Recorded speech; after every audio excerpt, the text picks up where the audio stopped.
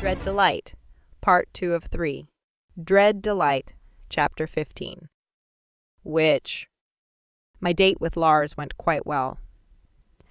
He drove me down the hill in his large silver sedan, letting me sit in the back seat twice as far from the windshield as Pete's had been. "Tell me a riddle," I said as soon as I got in the car, and he regaled me the entire trip. I was actually really bad at riddles, but he didn't mind explaining them to me. He didn't have that arrogant thing Drake and Zach had because they were so smart. Kill me now. It was nice. When we got to the circus, we stood in line, not talking, just watching the clowns juggling as we waited to buy popcorn, then made our way past the caged animals and their accompanying stench into the dim interior of the big top. We climbed up to a seat in the middle of the bleachers and sat, watching, waiting. Do you think the animals looked terribly abused? I glanced at him and shook my head. No more than the humans. Lars cleared his throat. I always wanted to join the circus when I was young. My uncle took me every year. I wanted to be the guy who swallows swords and spits fire. I laughed and shook my head. That's a little bit funny since you can produce actual mage fire, right? He smiled widely and shrugged. Yes, but I haven't figured out how to swallow swords. I patted his shoulder. Hang in there. I'm sure you'll figure it out eventually. I always wanted to be a maid. He raised his eyebrows. Really? I nodded. With one of those feather dusters who goes around eavesdropping on the owners and gossiping with the butler about it. I'm sure there would be all sorts of scandalous gossip. He said, in every single magic user's household, to be sure. My uncle ran away from Rosewood and joined a circus. He trained the elephants. Do you know that they have over 40,000 muscles in their trunks and can lift 700 pounds? I stared at him, then giggled. I did not. Do you want a lollipop? He nodded, slowly, and took the razzleberry I handed him. I unwrapped my own, but it was black cherry. My latest batch, and I could have sworn that I smelled Drake as the trapeze artist came out. I stared at the man, exquisitely muscled beneath his sequin shorts and suspenders with a large mustache. Was that Drake? I couldn't be sure. He had darker hair than Drake and such beautiful feet when he pointed his toes. Drake's feet did that. Maybe it was Drake. I sucked on my lollipop and smiled vaguely at Lars when he said something. Could Drake do that? Those flips and whirls catching onto that bar so high above the ground. It reminded me a little bit of the chemist tourney, only fewer special effects, lights, and excellent music. I clapped until my palms stung after he landed on the balcony and took a sweeping bow. After that were the clowns and their dogs. They had some serious skills. Could I make Seigneur Mort balance a cup and saucer on his nose? At the end of the performance, I sat there clapping and glanced over at Lars. He smiled at me, and for some completely irrational reason, my stomach twisted into a knot, like the knots in the pretzel the little girl in front of me had held onto the entire performance. Could I marry Lars? What would that look like? Could I leave him to wander around by himself while I holed up in my attic? What would my mother make of him? Revere! Whitley's laughter bloomed around me, and Lars went a little bit pale as he stared over my head at her. Could I ignore her and hope she went away? Penny Lane. The venom dripped from her voice. Nope. I couldn't. I turned around, beaming at her, while I unwrapped a lollipop. Lavender and dirt. Macaroons and bonbons. I wanted to tie her to a ring and light it on fire, also tigers. Whitley and Ian. What a pleasant surprise. I thought you guys were cooler than the circus. Ian's golden eyes burned with something I would call amusement, although I was pretty sure it was something more about undressing me with his imagination. I kind of leaned into Lars, who was stiff like a statue. He was paralyzed between fight and flight. Whitley threw back her amazingly lustrous locks and smiled back, her white teeth sharp-looking beneath her blood-red lips. Oh, we are, but there are only so many diversions within 100 miles of Rosewood. This seems exactly your cup of tea. Did you have fun watching the parade and hanging onto your sucker like a little bitty baby? Her smile never faded, never changed to anything other than bright and vicious. I'd never seen her outside of Rosewood before. There was something different about her, dangerous, like whatever rules held her back didn't apply here. I was vulnerable, and she was going to annihilate me. I really did. I expected the exploitation of animals to bother me, but I think the humans are more exploited and malnourished than the creatures. She sneered. Humans do it to themselves. Each other, Lars corrected, his voice low, slow, but firm. She looked at him, like she'd only seen him in that instant. It was not a good look. She was going to rip him to pieces. She took a step towards him, but Ian held out his arm, blocking her. Lars is a mage, and there are a lot of witnesses. She turned to glare at him. Then that glare became a catty smile. Ian, aren't you going to defend my honor? What honor? That was me. Oops! Whitley turned to me and smiled even more viciously, if possible. Her hands curved into claws, and my heart started pounding. Fight or flight. So many ways to crush her perfect face. I have to go. Lars turned and took off, moving faster than I'd ever thought possible. I stared after him while Whitley started laughing. Poor thing. Got overwhelmed at the idea of trying to protect someone as pathetic as you. I stood there, the smell of popcorn mixing with straw and animals, the growl of the crowd around us as people dispersed, bodies shoving against each other, laughing, completely oblivious to our little standoff. Whitley took my hand, spreading my fingers with hers, nails biting into my skin. I twisted my hand and stepped back so Ian was between us. She smiled beautifully at Ian. She thinks that you're going to protect her. Isn't she adorable? So stupidly passive. Are you going to spell me? Lose your little bubble of apathy? Fight back? I stared at her while my heart pounded. I could feel the blood leave the tips of my fingers and toes. Pitch whispered in my ear, her voice darkness and pain. She wanted me to call her to teach this bloodthirsty witch what bloodthirsty really meant.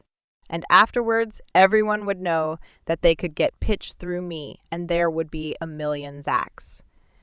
Yeah, that's what I needed. I would have to let Wit win. I lifted my chin and smiled at her brilliantly. If there's one thing I've learned at Rosewood, nothing is more offensive to insecure witches like you than turning the other cheek. Go ahead, Wit. Show me how much it bothers you that Drake would rather spend time with me than you. Impress me with your low self-esteem. I hate to interrupt a good catfight, but Lars texted me, said I needed to show up because it would be more irritating if I were the one taking Penny home. Does Lars understand the nuances of human psychology or what? I turned and stared at Drake where he'd come up behind me. He looked like a musician, like a fancy one doing a concerto or something, tuxedo, vest, the whole thing. His hair wasn't at all mussed, but carefully controlled. Where had he been before Lars summoned him? I had no idea what he did in his spare time. He glanced at me, his eyes sparking green as his mouth twisted into a cruel smile. Penny, isn't that skirt a little short for a first date? I looked down at the pink flirty skirt that was maybe 2 inches shorter than my usual school uniform. I smoothed it down and tried not to glare at him. It would irritate Whitley more if I flirted. I sucked on my lollipop and gave him a look that made my eyes super big while I swished my skirt, making it a little bit shorter before it swirled back down around my thighs. What are you doing looking at my legs? Drake Huntsman. He smirked. Skirt. I would never notice your legs. Whitley smiled at him sweetly. Drake, if I'd known that you were coming, I would have threatened her sooner. Are you her self-elected knight protector? He smiled at her, his eyes fierce. Lars elected me. Did I not make that clear? If you want to touch her, you go through me. She laughed, throwing back her head and showing her long throat. Oh, how I wanted to rip holes in that throat. I don't want to touch her. It's Ian. You know how he craves sweet little innocence like her. He's been craving her from the moment they first met. He's going to fight you for her, and the winner gets to. What shall the reward be? What shall the reward be? What do you think, Penny? A kiss. A night? A token of love? A kiss, Drake said, his voice a low growl as he shifted, placing himself slightly in front of me. He could beat up Ian. Whitley knew that. What was she doing this for? And what was she doing this for? And wait, what? Drake was going to kiss me if he beat Ian. Why would he want that? I barely heard the rest of the conversation. Something about whether the fight would be better in gravel or mud. And then I was left alone with Drake while Whitley and Ian turned and headed out of the big top, apparently towards the designated fight spot. What just happened? He raised his eyebrows. Were you not here? I shook my head and felt the blush rise on my cheeks. Hopefully the lights were dim enough he couldn't see it. Why would you fight Ian for a kiss from me? He cocked his head, eyes narrowing before he brushed my cheek with his fingers. Does the thought of kissing me make you blush, or is it something else? Would you like me to lose so you can be kissed by Ian? I blushed harder and stumbled away from him. I would have tumbled down the bleachers if he hadn't grabbed my arm to hold me steady. I don't like Ian. He smiled slightly, and his eyes sparked green. He's not wicked enough for you. You have such high expectations. Poor Ian. Now that we've gotten that cleared up, shall we? He held out his arm for me, the beautiful wool of his jacket smooth and lustrous under my fingers. I pulled away and shook my head before I pushed his jacket off his shoulders, walking around him, stepping up the bleachers to take it off. I couldn't let him ruin such a beautiful jacket. Not if it was a fight over me. It wasn't, though. It was a fight over Drake. Whitley wanted him, and Drake was fighting for me to irritate her. I was almost certain of it. You have the most beautiful jackets. I would like to meet your tailor someday. He cleared his throat while he held very still as I folded his jacket over my arm and started on the buttons of his shirt. It could be arranged. How odd, it's almost as though you're undressing me. Have you ever been a valet? Something like that. Do you mind? I glanced up at him as I hesitated on his third button. He stared at me, his face expressionless. Mind? Excellent question. You'll have to undo a few more so I can gauge my reaction more clearly. Suddenly, it seemed like standing on the bleachers in a circus tent wasn't exactly the right place to take off Drake's shirt, particularly if he had a chest underneath it, which seemed inevitable, and his chest would have my name inscribed in it. Was it healing? My fingers shook as I undid the next button and slid the shirt open so I could see his chest where I'd left such a charming memento from the dance. Smooth skin met my fingertips as I slid them over his chest. The taut skin over strong muscles until I realized what I was doing and went quickly back to his buttons. I fumbled over them, but soon enough had them all undone and the shirt off his shoulders, only catching on his wrists for a moment before I remembered to get his cufflinks. Then I folded it and draped it over my arm with the jacket. He scratched his ear, the movement pulling his pectorals and triceps, bulging but not massive, gracefully muscular.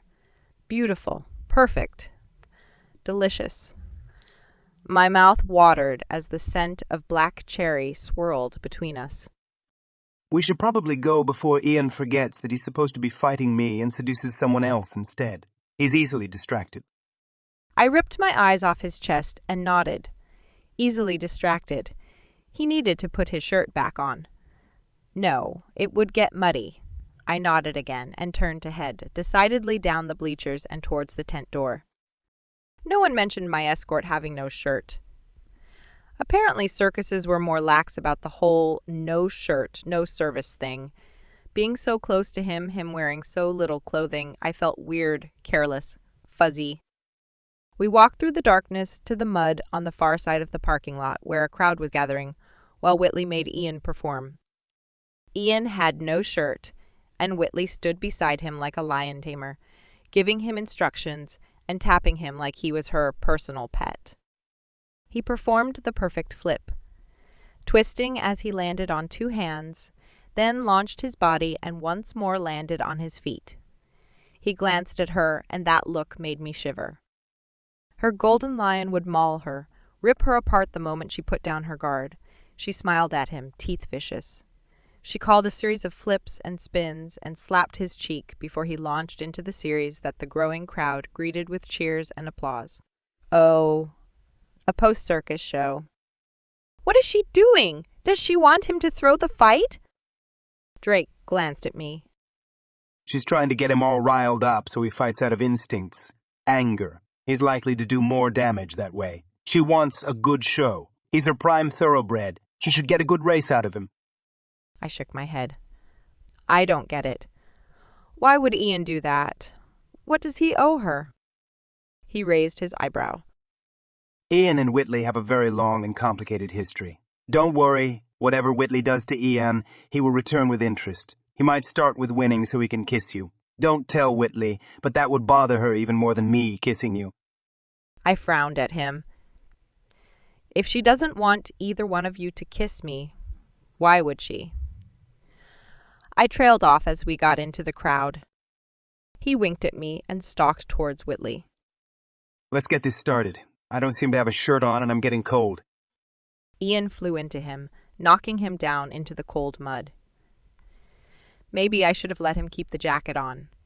It would provide some protection from the elements and Ian's hard fist. Such a hard fist. The sound of bone against flesh. The groan of pain. The smell of blood that welled through the air made my stomach tighten. I turned away and came up against Whitley. She was staring at me, not the fight. Now that they're busy, why don't we have a little chat?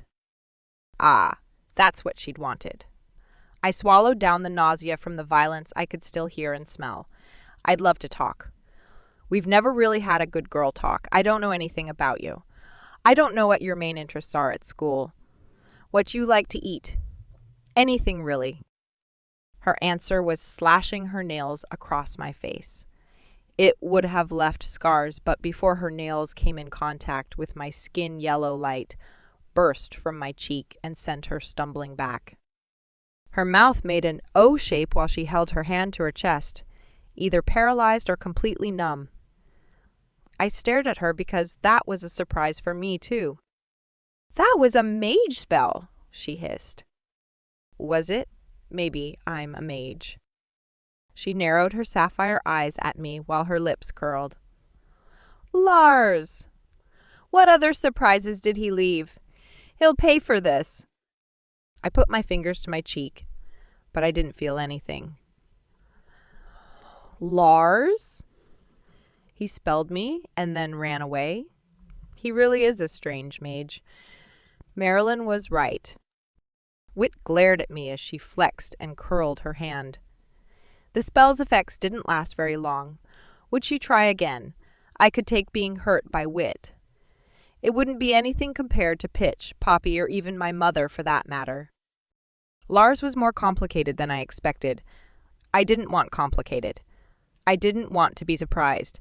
I didn't want to have to second-guess his motivations. I shook my head. He wouldn't work.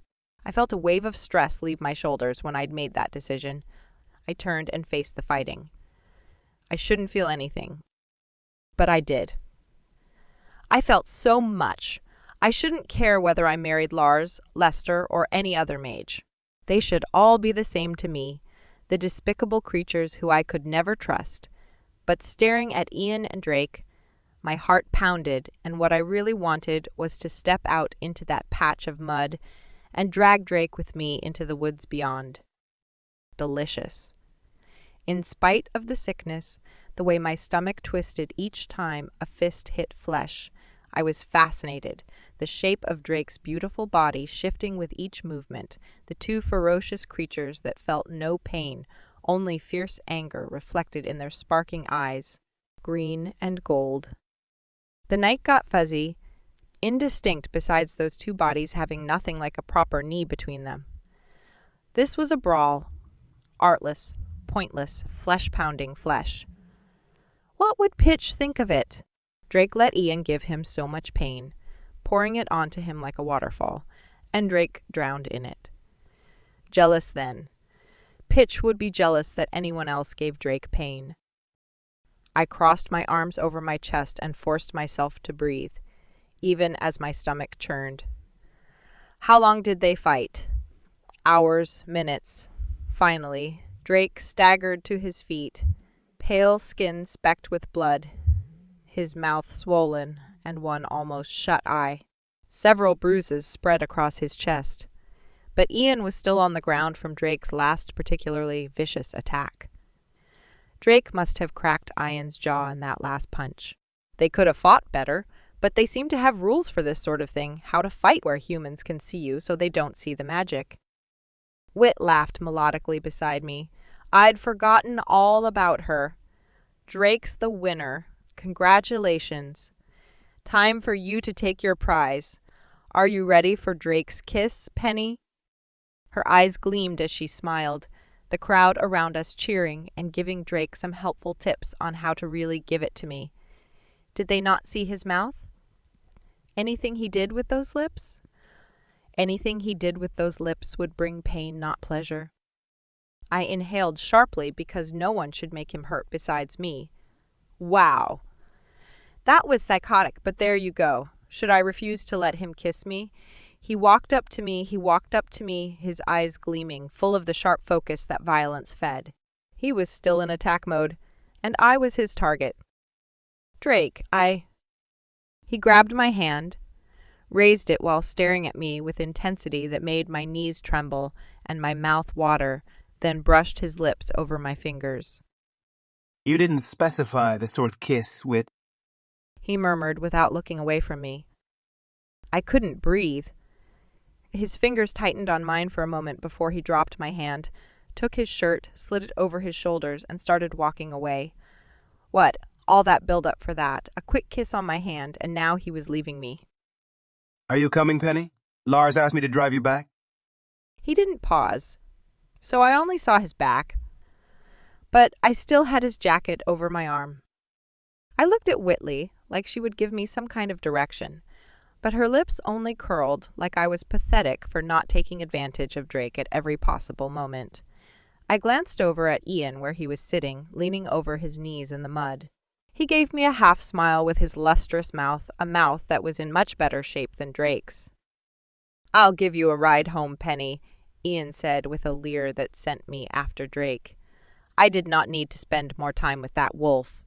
I hurried until I caught up with my personal bad wolf, then followed a step behind. A lovely night, don't you think? Why did he make you so ugly? He laughed. I prefer gently disheveled. You didn't gently dishevel him. He paused.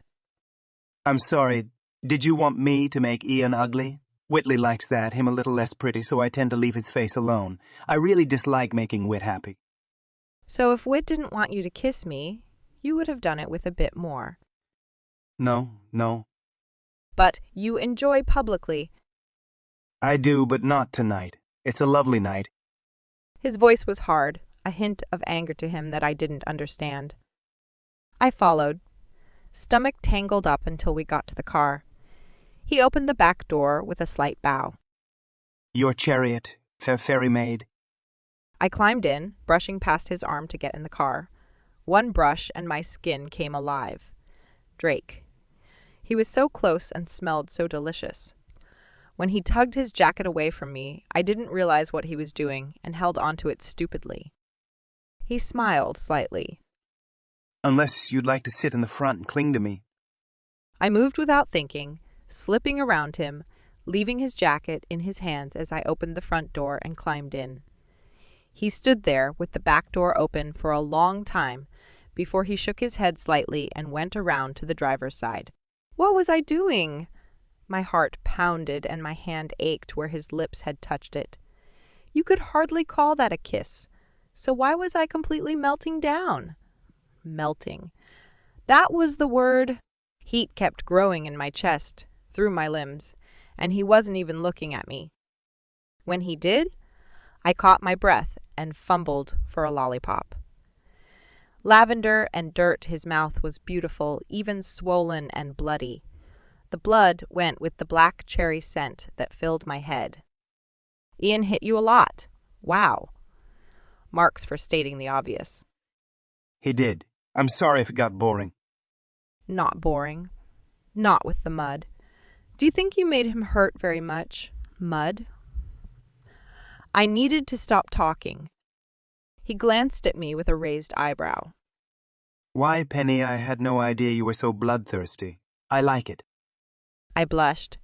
Why did that make me blush? No, that's not what I mean.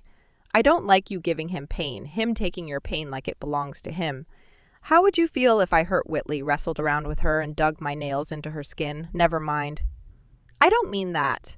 I mean it's awkward to see a guy without a shirt smeared with mud. What were we talking about? He glanced at me again, but that time he wore a wide grin that was trouble, his wolf grin. We certainly weren't talking about how much you want me, pain and all. Neither were we discussing how extremely distracting you find me wearing nothing but mud. Wit, such a dull topic. Ian doesn't register pain when I hit him. He can hardly feel anything besides the agony of being in love with a woman who hates him. He's in love with her? He would murder her like a lunatic if he got the chance. Ian in love, a mage? Drake, you must be concussed or something. Mages don't love. He started the car, his hand twisting violently. Don't be so silly, Penny. Mages love passionately. I had a hat once that I was utterly in love with. Also a pair of cufflinks. I don't know if you've seen them. Jade dragons with a little diamond for its eye, or my diamond cufflinks and matching tie pin that I wear on my favorite snowy cravat. There are so many beautiful things in the world to adore. How about you? Are you still falling in love with me? I inhaled sharply while I stared at him, and my heart pounded wildly. I never should have told him that. Giving him my vulnerability like that was a horrible error. At the same time, I'd already confessed. I haven't fainted around you for days. I think it's clearing up. He glanced over at me, his lips curled before he pulled out. Really? Like a bad case of the measles? Love is a disease. I shrugged. I love Signor Mort. You're right. There are some things worth loving. He laughed and focused on the road. Signor Mort isn't a thing. He would bite you if he heard you using such derogatory language. No one with manners like he has can be relegated to an object. I sighed. Wouldn't it be wonderful if Signor Mort was actually a prince under a horrible curse? How could I break the spell? Have you tried kissing him? I nodded. I kiss his head a lot.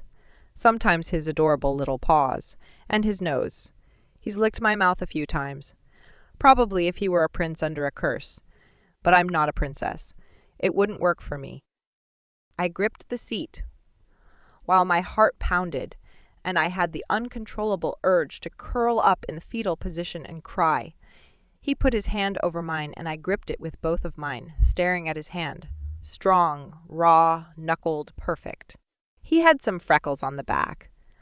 I pressed the freckles with my thumb, one at a time, like I was picking out constellations. Is it Orion? Sagittarius. My pounding heart settled to a regular throbbing as I gripped his hand, pulling a world of comfort from him. It was like hugging Signor Ludi, only better. The drive ended too quickly, and as he pulled into the parking spot on the second story of the parking garage, we could look out the windshield over the fields opposite the Polo Stadium. A burst of yellow came from far away. Someone was doing explosives in that field. Maybe herders. Maybe mage things. Who is your favorite poet? My voice seemed too loud. I shouldn't sit there holding his hand. I needed to go to bed and stay far, far from Drake. I don't have one. I like musicians more than poets. Sinatra for drinking, Rachmaninoff for fighting, Chopin for building bombs. He smiled, staring at the field and the stars beyond. You're a strange mage. I am. Strangely attractive, strangely brilliant, strangely talented. Strangely strange. He laughed, a low rumble that sent a shiver through me. His laughter was beautiful, musical. I think that would be ordinary, wouldn't it? I'll have to ask Zach. He's always keeping me on the straight and narrow where my usage is concerned. How are you doing with Zach? Are you still trying to get a new room? I forced myself to loosen my grip on his fingers. I punched him in the face and hurt my hand. You should have used a baseball bat. Or a hammer. What did he do? What did he do? I shook my head. He's just him. He wants me to forget about what he did. What he did that left me vulnerable and in need of the spell Drake gave me. We should talk about it. Get it over with. 50% is left to pay off your mage spell. What do you want? What do you value most? I glanced at him, then back over the hood and the night beyond. Senior Mort. My business. My independence. He nodded soberly. Let's start with Senior Mort. You have to let him bite me more often. Each time Senior Mort bites me, 10%, as for your business. I couldn't breathe. Was this it? Was this the horrible thing I'd been waiting for? What? I want to buy shares in it. I want you to open it up to investors, mostly me. Think about it. If you agreed to do that, I would consider our debt free and clear. I turned and stared at his wretchedly beautiful face. That's what you want. That's what all of this is, the mustache diversion. The humiliating confession, all the subtle build-up to you taking over my business. He ran his fingers over his lip, still swollen but not quite as bad, and it wasn't bleeding anymore. His mouth was so beautiful. Would I ever know what it felt like to have his lips on mine? I shouldn't think that. Shouldn't want that. He gave me his most seductive smile along with a wink. Who said anything about taking over? I simply want a discount. I've been noticing some uneven skin tone around my jawline. What do you think? Do you have a product that will save me from the perils of imperfection? I leaned closer, and the scent of black cherry welled between us. I couldn't help myself. I needed to touch him, his jaw, then down the skin of his throat. My fingers tingling as they trailed down to the collar of his shirt.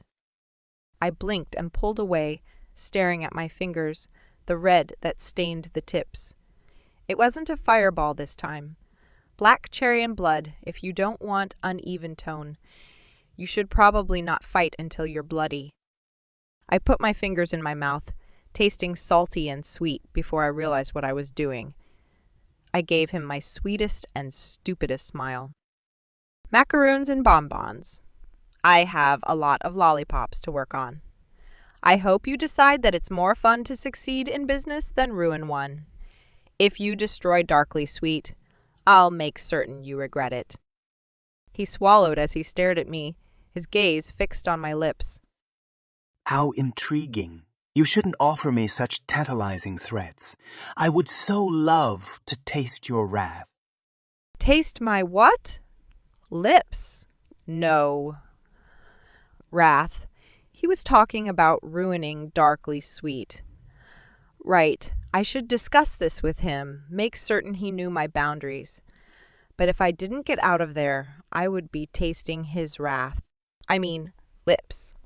Whatever. I threw open the door and got out, my heart pounding, but not from the nausea. The fear hardly bothered me at all. Who could be afraid of cars when they could be terrified of their own horribly misguided impulses?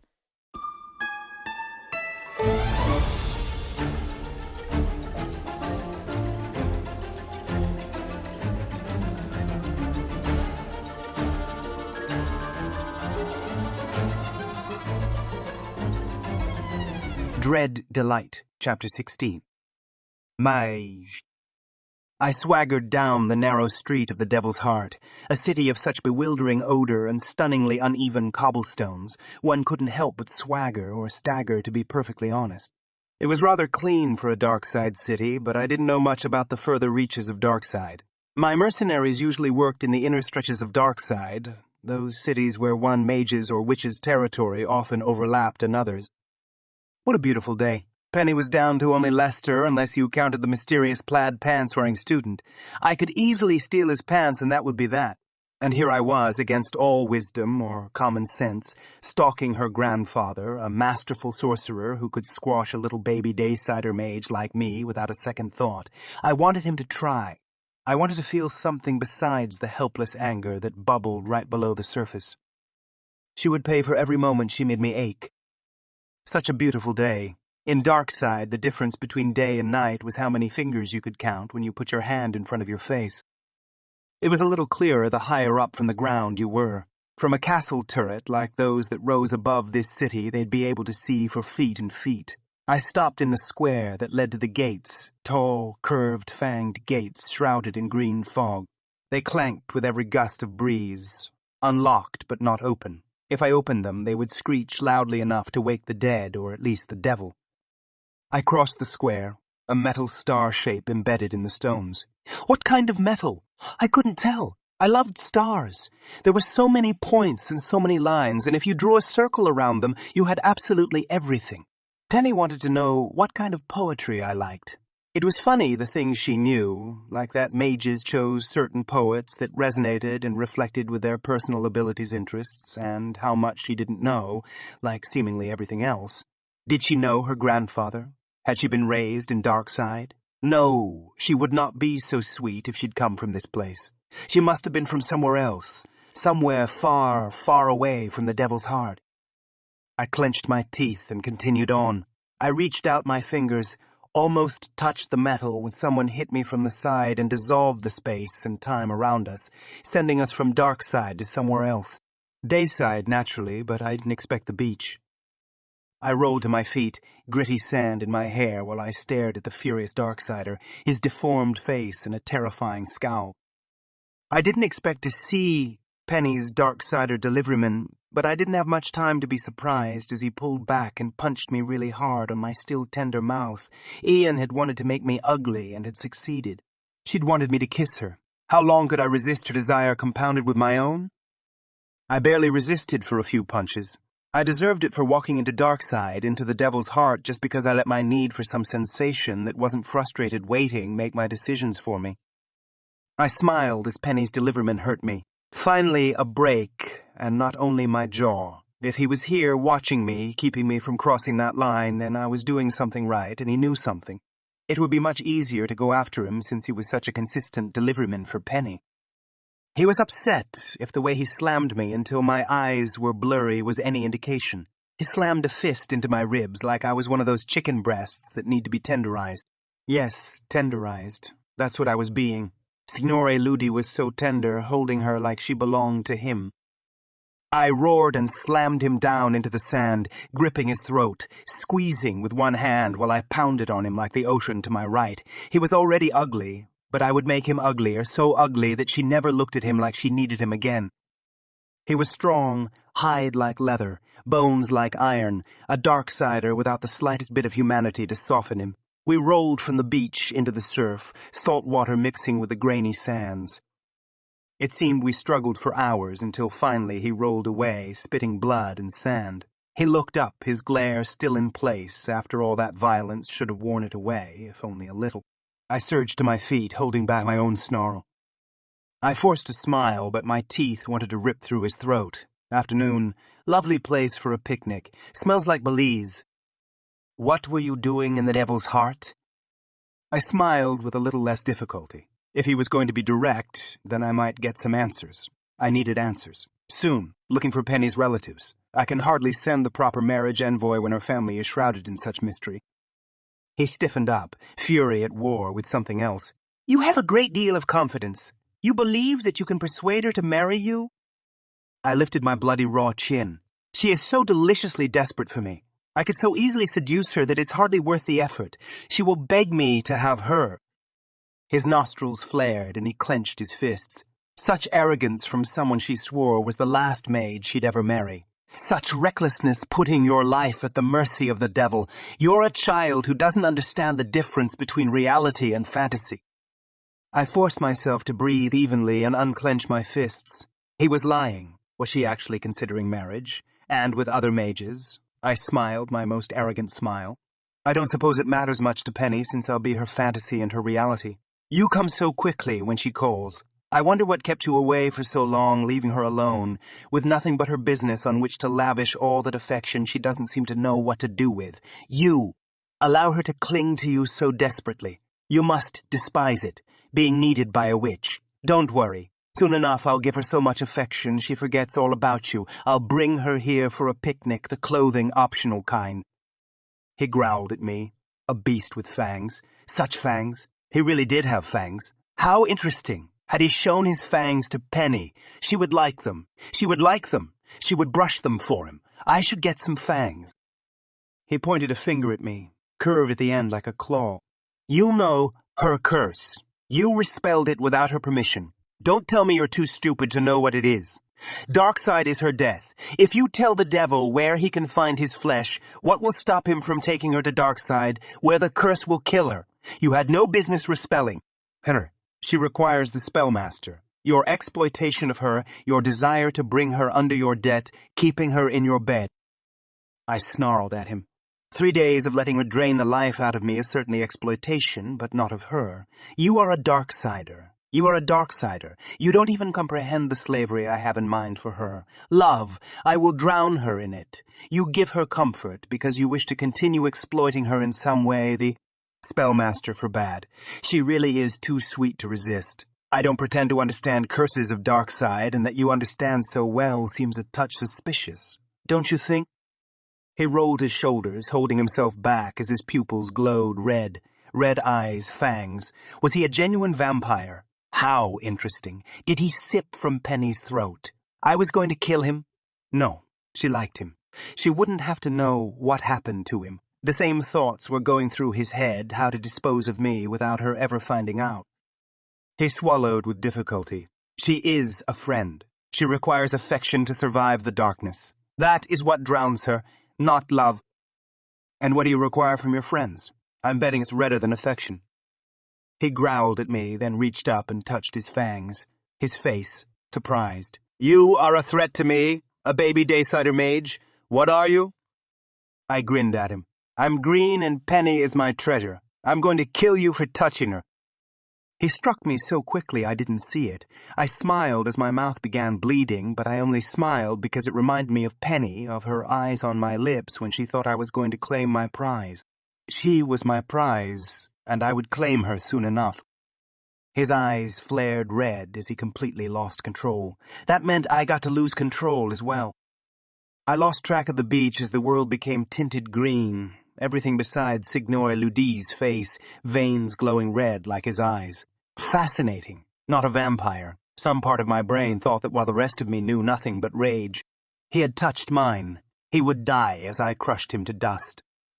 He wanted my blood, and I wanted his dignity, and his blood, and his agony. He had fangs. I had claws. He had claws. He had demon. I had dragon. Penny certainly attracted the most interesting creatures. We were at an impasse, his ugly face above mine, his mouth unhinged, the tips of his fangs brushing my cheek. I slashed across his face, cutting to the bone. Black bones. There was something about black bones, not demon. What was it? I couldn't remember through the rage and craving for his death. I needed his death. I needed his death. I needed his agonizing end. No, he was Penny's friend. Penny. He belonged to her. He wasn't mine to destroy. I would kill him if we went on this way. Somehow I managed to stop fighting and drew a small star in his throat instead. Green sparks exploded when I finished it. He flew away from me, into the gentle surf where he crouched, dark hair plastered across his face, eyes burning from my blood. I glanced down at the blood that streamed down my body. He'd completely ruined the jacket Penny liked so much she'd taken it off me to keep safe. Your hair is terrible, I wheezed, leaning my hands on my knees.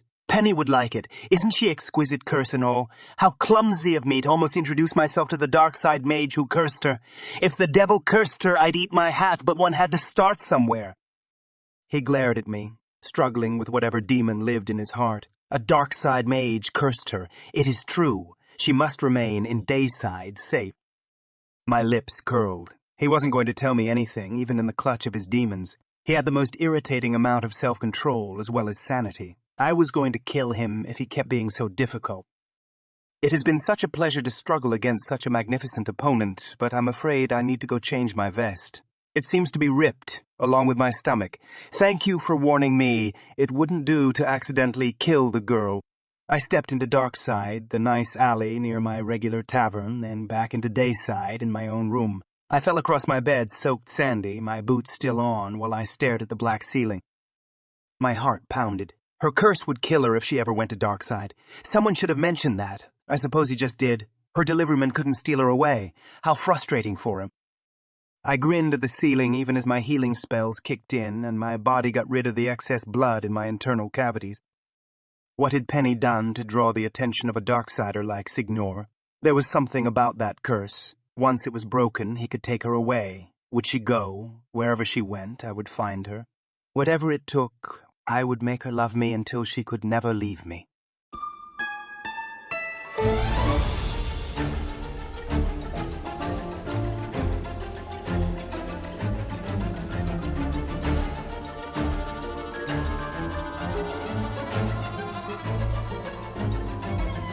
Dread Delight, Chapter 17.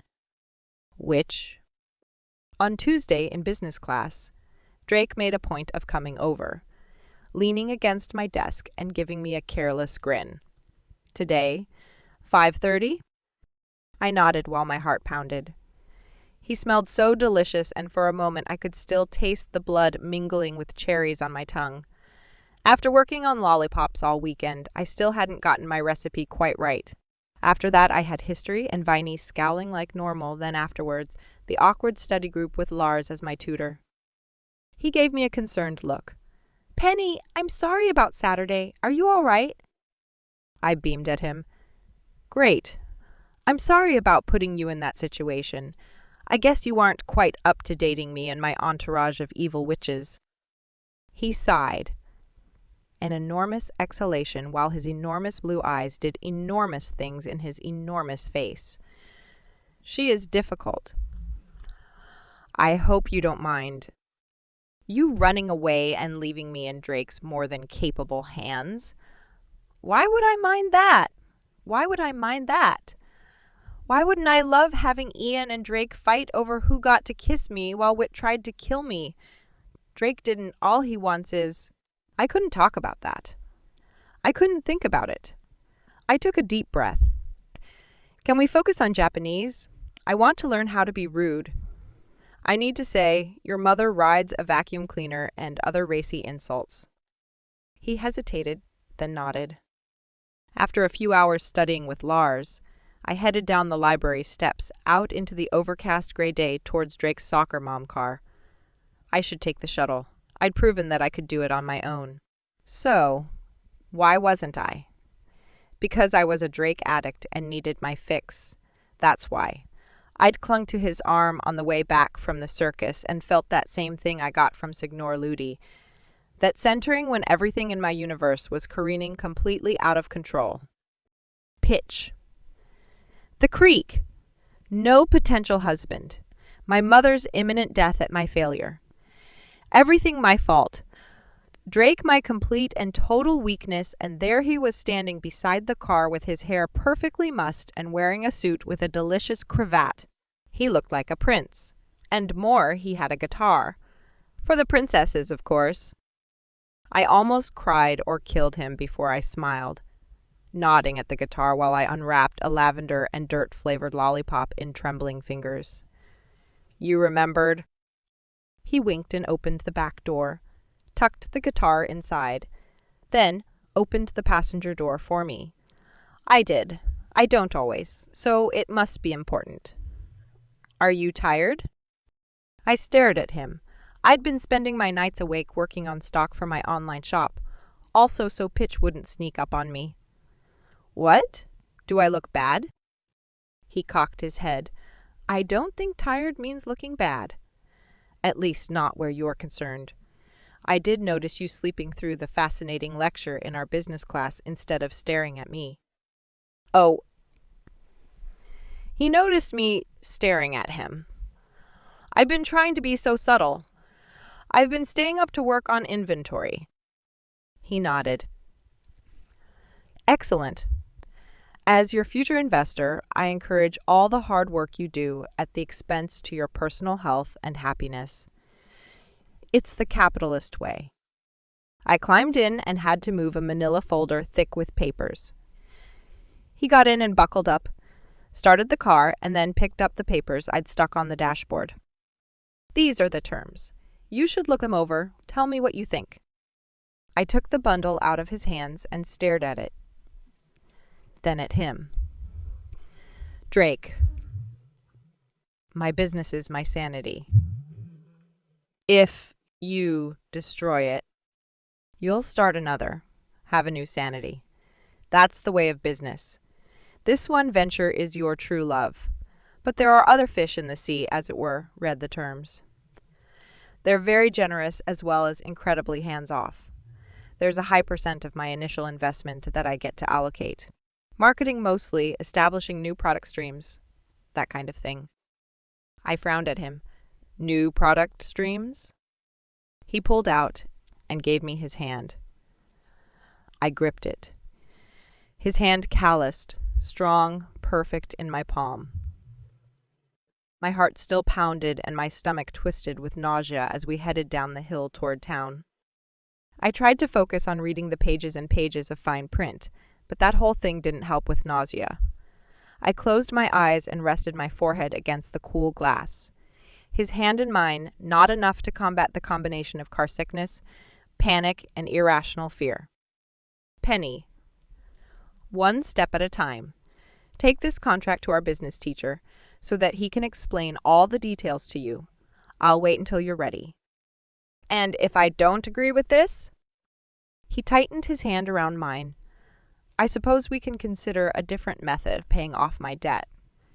I really, really love making girls jealous in public. I squeezed my eyes closed. I like it too. It wouldn't work, though. I'm dating Lester. Lester seems like an interesting choice. For you. Is he not as dull as he looks? I sighed. I don't mind dull. Really? I smiled at him brightly. The more boring, the less likely to put you in debt. Doing something you didn't ask for and having you pay back in incredibly creative, if irrational, ways. Your business isn't remotely irrational. You've done a very intelligent job with it. You seem to be a really good business guy. Why are you interested in my business? He glanced at me, dark eyes sparking green. How do I say this without sounding like a complete cock?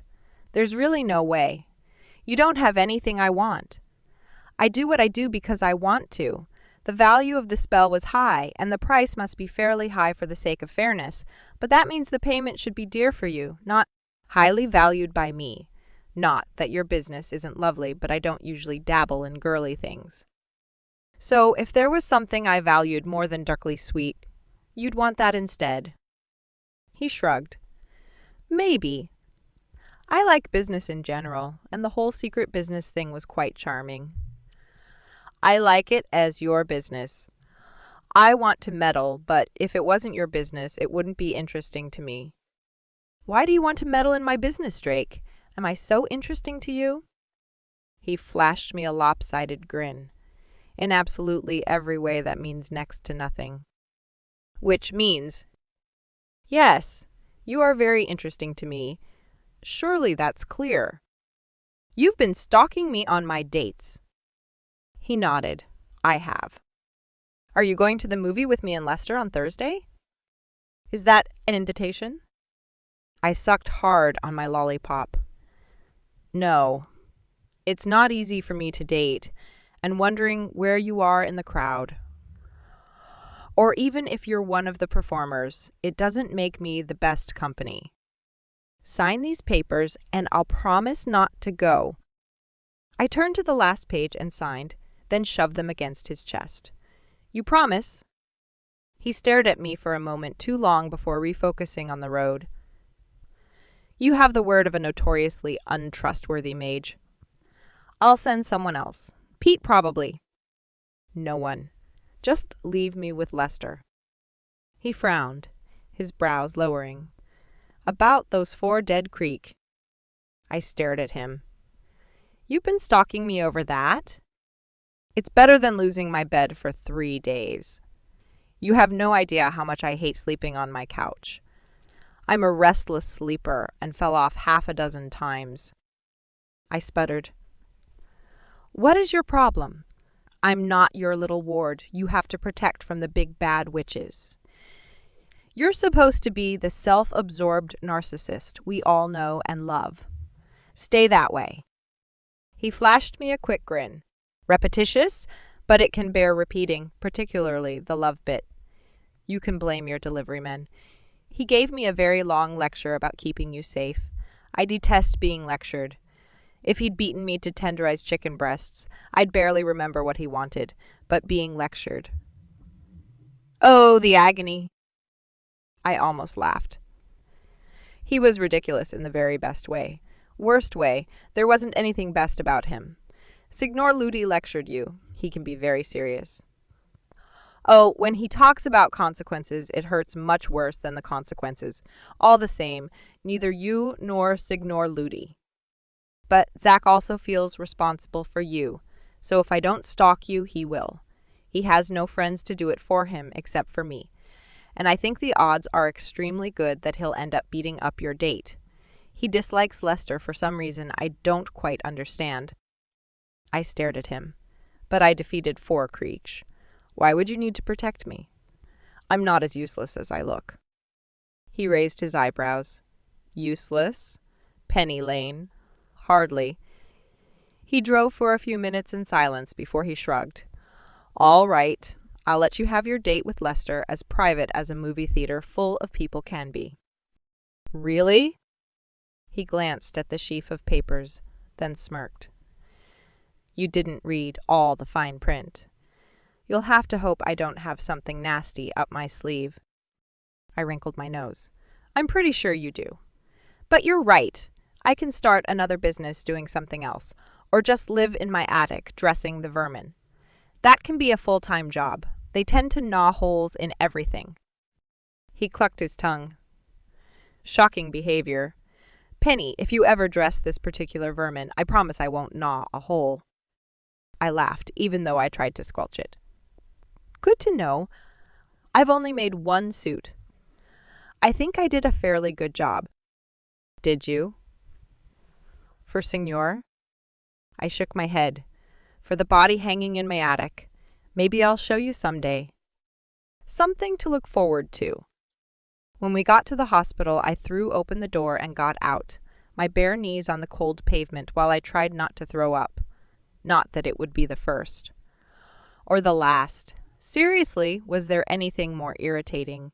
Maybe I was secretly fey, and all my nausea from cars was because I was allergic to them.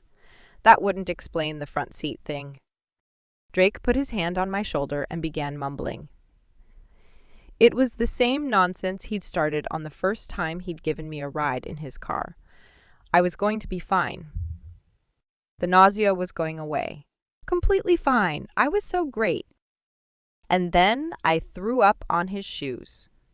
Did I mention how nice his shoes were? Leather, the good kinds of laces that don't unravel, covered in puke. I wiped the back of my hand across my forehead. Drake never broke his litany of spells, and either his efforts or mine made me finally able to stand and give him a weak smile. Do you want to make out? He raised his eyebrows and pursed his lips. Does throwing up make you feel amorous? How interesting you are. I personally like to play the guitar after such experiences. He snapped his fingers, and a wave of green light washed down his body, ending at his shoes and leaving the faint scent of burnt leather. I looked down, and nothing but ashes were on his shoes. Are ashes easier to clean than vomit? Zack turns it into compost. He laughed. Zack is so clever. Did you offer to make out with him as well? I wrinkled my nose. No. He doesn't find vomit sexy, not like you. He cocked his head and his eyes sparked green. It isn't that which I find attractive. Come on, Penny. Your princesses are waiting. I followed him for a few steps, then hurried up and caught hold of his left hand, the one that wasn't carrying his guitar. Do you mind? I'm sorry, but I'm still. Of course. Cling if you like. He didn't look at me, his focus on the hospital like it might hold a zombie army or something. What are you going to play? I think you should do 80s dance hits. What else is there? Is there something wrong? He glanced at me and smiled wryly. Penny, do you have any idea how complicated that question is? Of course there are things that are wrong. Let's start with this parking lot, situated off the 4 directional points. So if I wanted to draw a star on it, I'd have to leave some edges off. I stared at him. Stars? I like stars. I like so many things. You aren't disgusting just because you're afraid. At least not to me. You are a little disgusting for giving Lester a second date. What did he do to deserve that? We reached the hospital, and he handed me the guitar. I don't know how to play. No, but I have to go do my community service job before I can serenade the princesses. Give me 20 minutes. He walked off, leaving me in the lobby staring after him. I went down the hall to the cancer patient wing. When I walked in the doors, it was different, hushed, and the little girl's eyes were large and serious. I swallowed and walked over to Sally, the girl with the yellow tutu. It was draped over the bench beside her bed while she sat hunched over a puzzle. Is that a fairy? I asked, pointing at the puzzle piece she had in her hand. She looked up at me, and then she threw herself at me, pressing her face against my neck. Lulu's gone now. Do you believe in heaven? I froze while the small hands wrapped around my neck, hanging onto me like I could give her some answers in this convoluted world. It took me a long time before I patted her on the back, then smoothed her bald head and shoulders, pulling her against me. Heaven has angels. Lulu would make a beautiful angel. Heaven? I didn't know anything about heaven. I didn't have magic, so I wasn't much of a witch, but I still had darkness. Had Poppy gone to heaven? She would hate it there, flying around and playing harps. She would like to tease people, but still there was good in her. She'd held me when the pain got too much to bear. I squeezed Sally tight while tears fell down my face to land on her little shoulder. She was so small, the disease eating her away from the inside. Maybe if I had magic I could help her. Finally, she pulled away, ran her fingers lightly over my cheeks and smiled at me. Maybe she's an angel princess? Will you tell me a story? I nodded and told a story about a little mice family that tricked the cat so cleverly that finally the cat made a truce with them, and they worked together to teach the nasty dog a lesson. The other girls gathered as I told my story, sitting on the bed and around on the floor. When Drake came in, he smiled as the princesses ran over to him, pulling him in by his hand. He played his guitar, a complicated soundtrack to his story, a Beauty and the Beast tale. I didn't help him, so he got to do all the voices. I just sat on the bed, one of the princesses sitting on my lap. The nurses were watching Drake with the same looks of adoration as the princesses. He was very beautiful. The way his graceful fingers moved over the guitar strings and the way he performed was perfect in every way. Afterwards, he waited by the door for me, but I had a hard time leaving Sally. Would she die before I saw her again? She turned her head and stared at me with her enormous brown eyes. Your prince is waiting. I nodded and pressed a kiss to her forehead before I got up. I waved at all the princesses, then, after a flurry of hugs, went to the door, not looking at Drake. My hands trembled as I walked down the hall unseeing. Drake stopped, grabbing my elbow. I turned to look at him, but he wasn't looking at me. Instead, he was fixated at the end of the hall. I turned and stared at Lulu where she stood, eyes empty, skin stiff, small body walking towards us like a puppet. A man stood beside her, staring at Drake with hatred in his eyes. Mage business. A necromancer was messing with Lulu. I lost it. Feelings too many to name went through me, and even though I knew that this was just some mage thing, the fact that Lulu was dead and wasn't coming back hit me so hard. That spark of life cut short, so much potential, so much beauty and sweetness. Gone. She wasn't there, staggering towards me. She was gone. I ran towards her only a few steps before Drake wrapped his arms around me, holding me back. I twisted and yelled words that didn't make sense. I had to do something. Stop, Penny, Drake said in my ear, his voice breaking through. She's gone. That's not her. You know that. Isn't she a witch? The man who thought playing with dead bodies was fun said those words like they meant something. I turned to him, struggling against Drake. Stop. You have to stop. Lulu is going to heaven so she can be an angel princess with sparkly wings. You can't do this to her. You can't do this to her. You can't do this. Do you know how sick she was? But she smiled. You have no idea what courage is until you've seen these sweet children face agony with a smile. You mages have to stop treating everything like a game. He stared at me, surprised while Drake's hands held me even tighter, my back against his chest. I'm not a mage. He looked at Lulu and seemed confused, disoriented before he lifted his hands and began singing this horrible tune like impending doom. Lulu turned around, walked back the way she came. I'll put her to rest. Your friend's right. She's not here. You can stop screaming. Mage, make her stop screaming. The man wrapped his arms around his body and sank down the wall, trembling and rocking while Drake covered my mouth. Had I been screaming? I must have been? Drake turned, hauling me along with him, his arms wrapped around me, hand firmly over my mouth. He didn't take me out the front door past the nurse, but out a small side door that he had a key to. He kept carrying me across the dark parking lot to his car, then finally put me in the passenger side and closed the door on me like I might do something crazy or something. He got in, turned on the engine and the heater. You kicked me. I'm going to have a very nice bruise on my calf from your dainty little shoes. How is the search for a good pair of boots coming?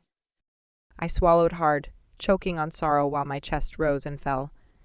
Is she? I almost said, okay, but how could she be okay dead, and whether she was walking around or lying down? She was gone and wouldn't ever come back. He said the words that would send her back to sleep. He's new, so he's not as acclimatized as most of them. I stared at him. Acclimatized? You know a lot of necromancers. What exactly do you do for your community service? He smirked at me. I can see you're imagining me leading a band of bloodthirsty undead, but I actually run a ward for humans trying to adapt back to Dayside. That guy wasn't a mage. He was kept as a necromancer's pet in Darkside, but she died and he developed her powers and caused all kinds of havoc. So they sent him back. It's complicated. His mind isn't really in Dayside. You know what it's like for humans in Darkside. I stared at him. Are you joking? He cocked his head. About what? You help humans? Why? He blinked at me and started the car. It's interesting. I grabbed his arm, holding on to the muscles, tense beneath the dark jacket sleeve. He was so taut like a bowstring. Maybe from me screaming. I'd probably hurt his ears. I'm sorry. I shouldn't have gotten in the middle of mage business. Can I hold your hand? He tapped his fingers on the steering wheel. Are you going to cry? Judging by the way my chest kept rising and falling, the way every breath was a half sob, and the memory of Lulu gone made me feel. Probably. He pulled his arm out of my grip, slid off his jacket, tossed it in the back, and then pulled me against him so my head was near his shoulder. I'm not used to removing tear stains. Go ahead.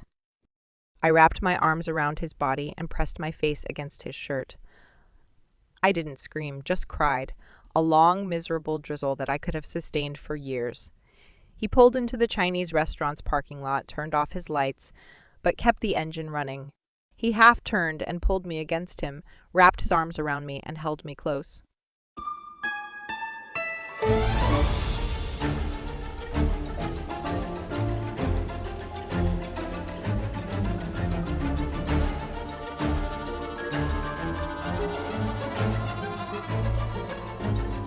Dread Delight, Chapter 18. Mage. Things were completely out of control. Usually I liked things being out of control, kept things interesting, but the necromancer's pet playing puppets with one of Penny's princesses was just not cool. If I'd had to destroy Lulu while Penny watched, she would never look at me the same again. She wouldn't turn to me for comfort like I was her deliverman. Maybe I should phase the humans out of the hospital and close it down. I would have to do something about it after graduation anyway. I'd have better things to do than manage some halfway house for insane humans. Boron. Salicites. I had to focus on the upcoming big tourney with Blackheart. Ian was going to classes somewhat, flirting with girls, but after all his time in Darkside, I'd expected more mastery in things like chemical compounds. He was next to useless at anything other than drinking, fighting, and seducing women. I stood in the lab beside him explaining for the 10th time the order of ingredients, the importance of the order of ingredients, and wanting to strangle the idiotic fop. Ian, if you put the bromide in before the potassium, it will neutralize instead of exploding. If you do it the opposite way, explosion. He leaned against the counter, golden skin glimmering in the sunshine that poured through the window. We hadn't had so much sun for a long time, right, if you say so? But who cares? I can simply make an explosion like so. He opened his palm and a puff of gold smoke like a miniature mushroom cloud puffed up, then dissolved when he pressed his hands together. We're not Blackheart. We have our talents. They have their talents. They have our talents. They have theirs. You shouldn't have to be better than everyone at everything. I glanced at him, then smiled as I adjusted my goggles and carefully measured a beaker of saline. When Teddy, the Blackheart Prince, makes you look like an incompetent fool, you'll be wishing that you paid a little more attention. Yes, Ian, we're mages. But if that's all we are, there are a million Darkside mages who are stronger, faster, deadlier, and with greater magical ability than a greater magical ability than a Dayside mage could ever have. He laughed, crossed his arms while his eyes sparked gold. If you say so, you don't think they're ready? I glanced at him. I'm not ready. And you, being tied to it, do you want her to know every little secret you have? He grinned charmingly as he leaned forward. It's not so little, but nothing about me is... How long are you going to draw out the seduction of the girl? I shrugged. She didn't like the mess you made of my face. Technically, I'm not seducing her. He cocked his head. You're not seducing her. How strange. You have such an admirable head for strategy. Is she such a battle? A war. Epic and multifaceted. When she realizes that there is a war, it's going to get really interesting. It seems boring, but what do I know about your peculiar tastes? I elbowed him back when I needed to reach in front of him to take 5 droppers of ionized sulfur. You've met her. There isn't anything peculiar about my tastes, just my methods of satisfying them. As long as she's satisfied as well. Why wouldn't she be? He laughed, his laugh as golden as his skin. We both know where your talents lie. Fighting, yes. Romancing, no. I inhaled and glanced at him. This is going to render you incapable of speech in 3-2. A cloud of purple smoke erupted from my test tube and lodged itself on Ian's head, so he was a flailing, golden-bodied, purple cloud-headed monster. I laughed as I cleaned up my mess and hung up my goggles. Ian wouldn't like my joke, but maybe it would inspire him to practice more and talk about my penny less. Mine? The way she'd clung to me, soaking up my energy, my comfort, like she was starved for it, left me exhausted but strangely satisfied. She hadn't talked on the way home, hiding in the back seat with her headphones on like she could wipe out the entire evening. Of course she did. She needed me and knew it. Even if she didn't throw up over it, she was scared senseless, quite literally, of falling in love with me. I hadn't made her faint in too long. Did that mean I was wearing down her defenses, or simply that she was getting used to the idea? I rolled down my sleeves and headed out of the lab, smiling until I saw Lester ahead of me. He was frowning at his hands like there was something stuck on them he couldn't see. He was such a strange mage. I'd liked that about him before Penny decided to date him. Lester, you're taking Penny to the movie tomorrow. Tell me what you have prepared for any exigencies. He studied me then back to his hands before he twisted his wrist and came up with a yellow rose. Well, that's nice. He nodded, frowning at it before he twisted his hand, and it vanished from sight. It should work to keep away all malevolent witches for the evening, but does it send the right message? It's a romantic excursion, so you would think a rose would communicate that, but yellow for friendship. I cleared my throat. I was fairly rusty on my own language of flowers. Zach would be the go-to source, but he would set Lester up for failure. Sounds perfect. Penny doesn't know much about that stuff either. I'm sure she'll just think it's a happy flower, and mages... He pursed his full lips. Did she like enormous lips like his? Would he try to kiss her? Of course not. It was only the second date, and Penny would faint at the first sign of attraction. Would Lester take an unconscious girl? I should follow him? I'd promise not to. I would, anyway. Even if I lost all power to influence her business, I had to protect her, and it would be fun. Do you think I'm likely to have trouble with mages? I have something in case Stoneborough interferes, as well as Ian or another chemist mage, but I'm not certain a sophist mage couldn't untangle my spells. And you, I put together something very special for you. I smiled at him and smacked his shoulder. I promised Penny I would let her date you without any help from me. He nodded. We'll be in the center, so you should probably be in the left rear section closest to the exit. Did you hear me say that I wouldn't be attending? He smiled and pushed his long hair out of his eyes. Of course. You are such an honorable gentleman. I gave him a slight bow and left him to stare at his hands and whatever spells he had that I couldn't see. She's just sitting there in the sun. I don't know. The hushed whisper cut off when I got closer to the two girls who stared at me with guilty expressions. I smiled. It's a lovely day, isn't it? They nodded in unison. Were you speaking about my favorite lollipop girl? They exchanged glances and shook their heads. No. On the green, just sitting in the sun. Remarkable. So much scintillating conversation. Afternoon, ladies. Penny was there. I could see her as I descended the broad marble steps, sitting with her legs outstretched, leaning back on her arms, face towards the sun like she was drinking it in. Her hair was like fiery sunshine, golden around her, getting dirty in the mostly dead grass. I stood there staring at her for too long. I should walk away, give her the space she pretended she needed, but she looked so vulnerable, so trusting and lovely, I couldn't help myself. I wandered over the grass until I stood beside her, careful to keep on her shadow side so I didn't block her sun. They were gossiping about you. She opened her eyes wide at the sound of my voice. For a moment she stared at me, her eyes brimming with emotion she didn't have time to hide, sad about Lulu, but also happy to see me. Hi. I dropped down on my heels. Hi, you're getting your hair dirty. She inhaled deeply, making her chest swell. Not that I noticed. She wore a jacket, but no tights, so her bare legs were exposed. So much leg, not that I noticed. I licked my lips and gave her a charming smile. I should have a reason to come over to her. I've been thinking about your business. Her eyes widened in panic, and she sat up, leaning over her knees. What about it? You have a homemade feel to your site. A lot of hand-drawn bottles and rough text. It's nice, but I think you could go in a different direction, a little more professional, modern photograph-based instead. She drew her eyebrows together, thoughtfully. That's what you've been thinking about? No, among other things. Not her legs or the coral pink blouse she wore that matched her lips. Her lips definitely hadn't spent any time at all considering those tempting bows. I had to be strong. I couldn't allow her sweetness to undo all my efforts. I don't know a lot about photography. Oscar is really gifted. We can. Mage's senses are peculiar. I was attuned to her and felt the shifting of energy as something came towards her. I could have done any number of things, blown up whatever it was, knocked her out of the way, turned it into a feather, but instead I lunged in front of her, the timing just right so it hit me in the back of my head and sent me sprawling on top of her. Silk. Her blouse was silk beneath my cheek was my last conscious thought. I woke up almost immediately.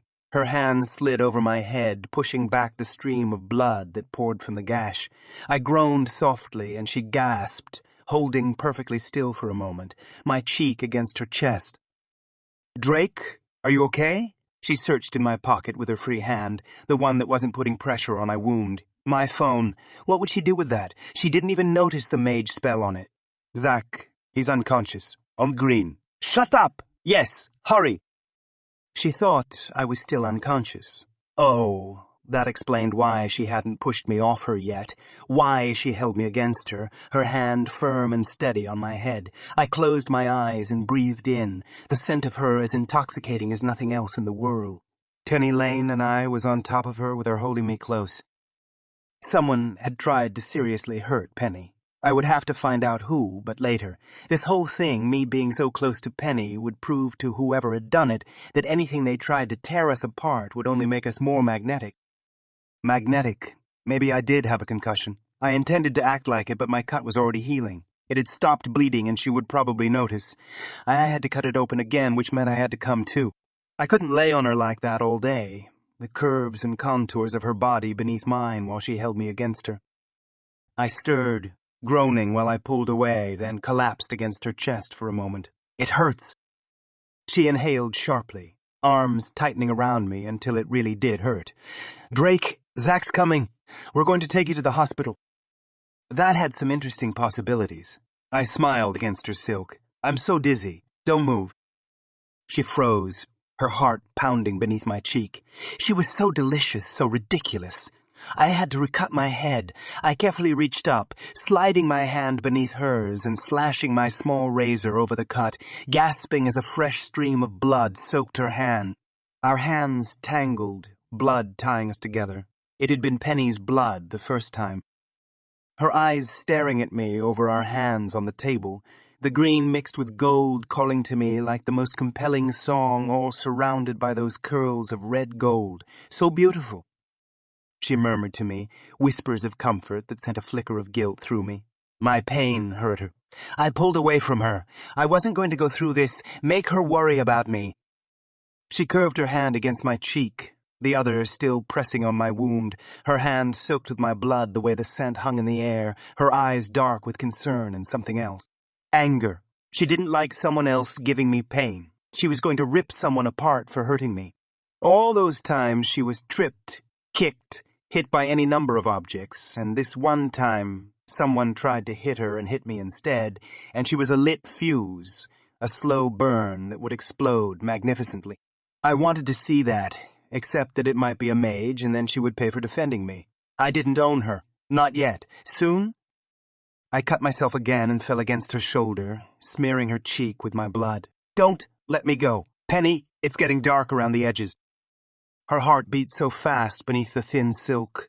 "Drake, it's going to be okay. Help is coming. Shish. It's all right. It's just fine. It's going to be so great. We'll wear mustaches and dance to 80s music and make popcorn and tea, and it's going to be so. Zach, what took you so long? Can you move slower?" Zach drawled irritatingly. "Why don't I go get his car? His back seats are bigger than mine. That is, if you still think that he needs to go to the hospital." Of course he does. He's practically coherent. Incoherent. Penny let go of me long enough to smack Zach's leg. "Move! Macaroons and fireballs! This isn't the time to prove how infuriating you can be!" He laughed, but took off, his footfalls fading into the distance, while her anger shimmered around me, the fury rising and rising while I groaned piteously against her. When Zach came back, she and him worked to lift me upright. There wasn't a group of students around me. Ian stood 15 feet away, arms crossed over his chest while he shook his head at me. Shameless. Yes, I was. A little bit of shame. I staggered and fell against her, her bare neck against my forehead. She wrapped one arm around my waist, the other holding my head tightly. Why was I healing so quickly? It should take me a few more minutes. Was it her? My reaction to her? Was I stealing her energy? Surely we didn't have enough contact for that. I needed more contact with her. I leaned more contact with her. I leaned more heavily against her as we walked over the green and to my car parked in the drive. Zach subtly kicked my ankle right on the joint, so I staggered over on her a little more realistically. He was so helpful, I grinned against her shoulder while her hands clutched to me. Could I cling back? Just a little. I put my hand on the small of her back and felt her shiver. Her knees buckled for a moment before she locked them and held me tighter. She had so much of my weight. She was stronger than she seemed. Zach, open the back door. I'll hold him up. You open the door, he said, hauling me off her so that I stood upright for a moment. I stared at him, the look in his eyes fiercely amused and something else, reckless. We would have an interesting conversation at some point. Drake, Penny said, the door open, her eyes enormous in her pale face. She was really worried about me. A witch shouldn't be able to feel that kind of emotion. She was so peculiar, so lovely. Zach ran his hand over my head, sending a fresh cut through my scalp to the bone. I winced and stumbled towards her. You're going to be fine.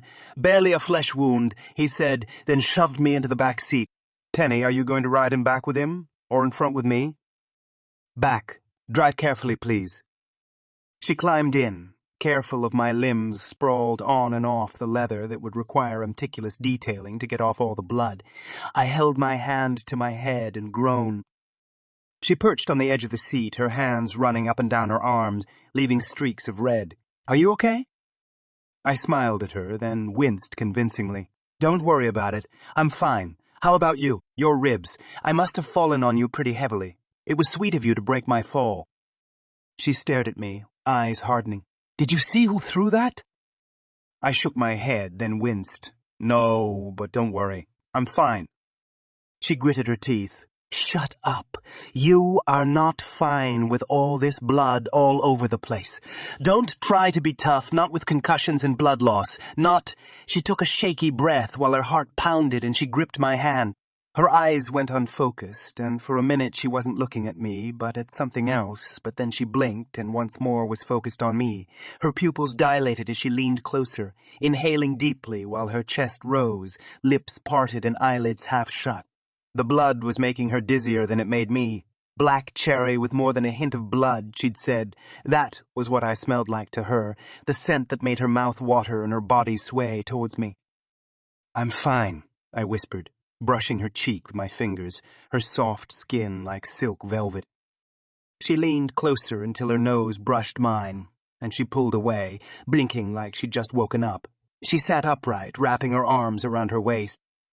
She licked her lips before she said, You have a head injury. That means a concussion, possibly a coma, and definitely amnesia. I laughed along with Zach, then winced. My head hurts. I stared at her for a long time, me sprawled on the seat, her perched on the edge in front of me, careful so her back didn't brush my stomach. Do you need me to put pressure on it? She asked, then chewed on her bottom lip. I need a pillow. Zach's driving isn't very good, is it? At my hint, Zach swerved to hit directly in the center of a pothole. She hesitated before she gently lifted my head and shoulders, then slid beneath me so my cheek rested on her thigh. She put her hand over mine where I was putting pressure on the supposed wound, and after a moment's hesitation, rested her other hand lightly on my shoulder. I whimpered, and she slid her hand over my chest while she pulled me closer to her, probably getting blood all over her delicious blouse. I would wash it out for her, later. Shh, it's okay. Drake, even if you have amnesia, I'll make you lunch boxes and fall into pools until you get your memories back. She stroked my hand, murmuring and every once in a while yelling at Zach to hurry. I closed my eyes and drifted, her voice, her touch, everything precisely what I'd been aching for. We should be sitting on the beach, sandy and sun-soaked, her touching me because she wanted to, because she wasn't afraid of me, because she wasn't afraid of loving me. By the time we arrived in the hospital parking lot, my cut had definitely stopped bleeding, and my hair was stiff with dried blood. She pulled me up, checking my pupils as she leaned close, her warm breath brushing my lips. I leaned my forehead against hers. I'm still dizzy. Let me stay here like this for just a few more. No way. You're probably about to fall asleep, which will definitely lead to a coma and amnesia. Do you remember my name? Lollipops? She stared at me. You don't remember? I couldn't help it. I grinned, a wild smile that reminded her who it was she had so close to her. Penny Lane, if I do have a concussion, you'll feed me lollips and eat in separate booths until I remember. Maybe you'll even let me lick malted off you. Amnesia sounds delicious. She pushed away from me, swallowing hard. Your memory seems okay. Let's get an x-ray and some stitches. We walked into the hospital, Zach on one side of me, her on the other. I definitely put more of my weight on her. You are too heavy, she mumbled. You need more muscle. Maybe you can come weight training with me instead of prancing around with Zach. She turned her head and stared at me, her face so close to mine before she turned away with an adorable blush. Now you're sounding like someone with a head injury. At the front desk, the woman started smiling before her eyes widened and she came rushing around the desk. What happened? Penny announced in proper telenovela style. He's probably going into shock. We need a gurney because he's really heavy. The nurse came over to me and pulled me away from Penny while she gave Zach a stern look. You boys shouldn't play with the girl. Honey, it's fine. Head injuries bleed a lot, but he's going to be just fine. The doctor is all ready to see him. Give him a few stitches if he needs it and send him on his way. You sit down right here, both of you, and I'll take Drake back to the doctor. I held back for a moment, disoriented and panicked. I wasn't finished being helpless and coddled by Penny. I stared back at her, meeting her worried eyes before I flashed her my cockiest grin. I bowed clumsily. Weep not for me, but smile, knowing that I lived well and died in the arms of a beautiful maiden. The nurse scowled at me and dragged me down the hall. She didn't stop until we were outside the ward where I kept my humans. The hall was crowded with Dr. Hayes, 4 burly security guards, and a nervous-looking Marge. I straightened and ran a hand through my hair, dissolving the blood into ashes as I walked closer. Hayes! Are we having a party?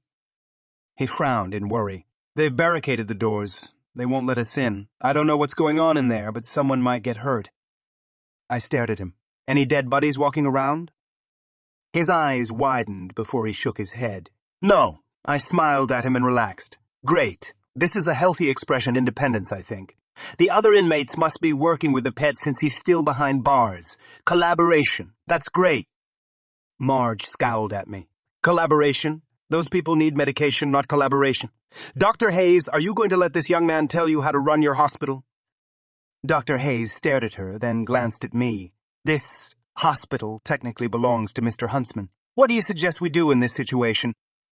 I shrugged. Nothing. If they don't want you in, don't go in. Give them their privacy. Eventually they'll get hungry or bored and unlock the door. Marge, just sit outside of those doors and pretend you're inside. But they'll hurt each other. What about Missy? Missy? Oh, you think she's in danger? All right, I'll check on her.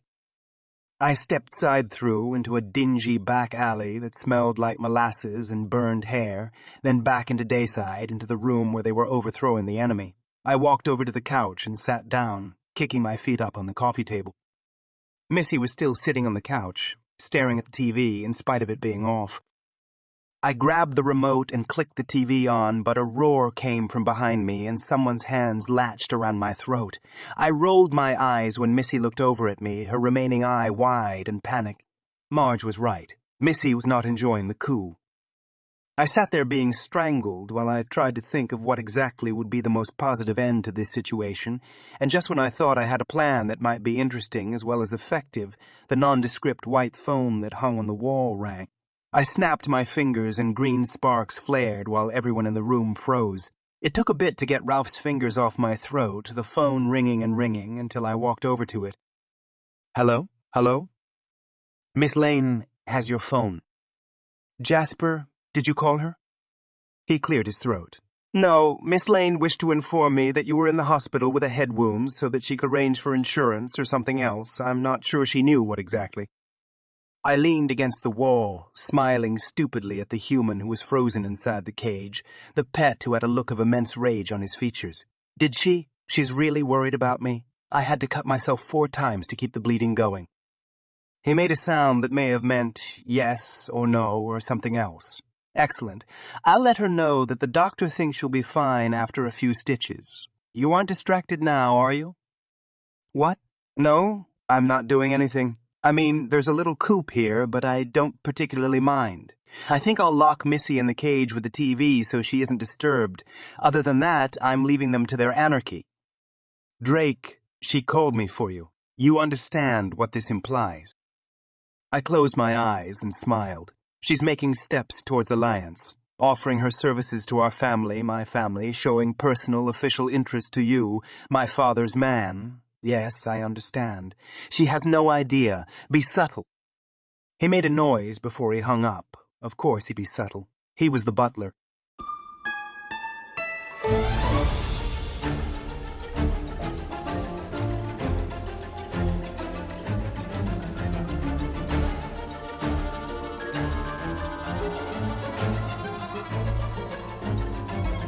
Dread Delight, Chapter 19. Which? I sat down in a hard plastic chair beside Zach. I grabbed his hand and squeezed it while I stared at the green and cream-checked floor tiles. His hand was stiff in mine. He's fine, Penny. He was hurt because of me. He shouldn't have tried to protect me, or at the very least, he should have just pushed me over, not taken it in my place. He squeezed my fingers back. Drake's a man of action. He's taken more polo balls to his face than anyone else I know, but he has a notoriously hard head. Francine, the woman at the desk. She knows us pretty well since we used Drake's bus to transport a lot of broken bones. I've seen a lot of head injuries, but no comms. I've no amnesia. Too bad. Think how much we could mess with Drake. We could tell him that Viney's his girlfriend. He got this evil glint in his eyes that made me nudge him. I should have pulled my fingers away, but something inside me was still so scared. Maybe I should have gone with Drake. No, I didn't want to watch a doctor sticking needles into him. I couldn't do that. I said, "There's that crazy streak. Seriously, you think he'll be okay?" He put an arm around my shoulder and pulled me close. "Of course. Relax, Penny."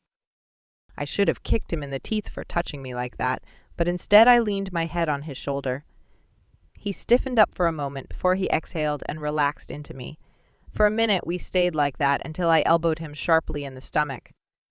He gasped, and I shrugged off his arm, bending down to pull Drake's phone out of my bag. I scrolled through contacts until I came to home. I hit send before I could change my mind. "What are you doing?"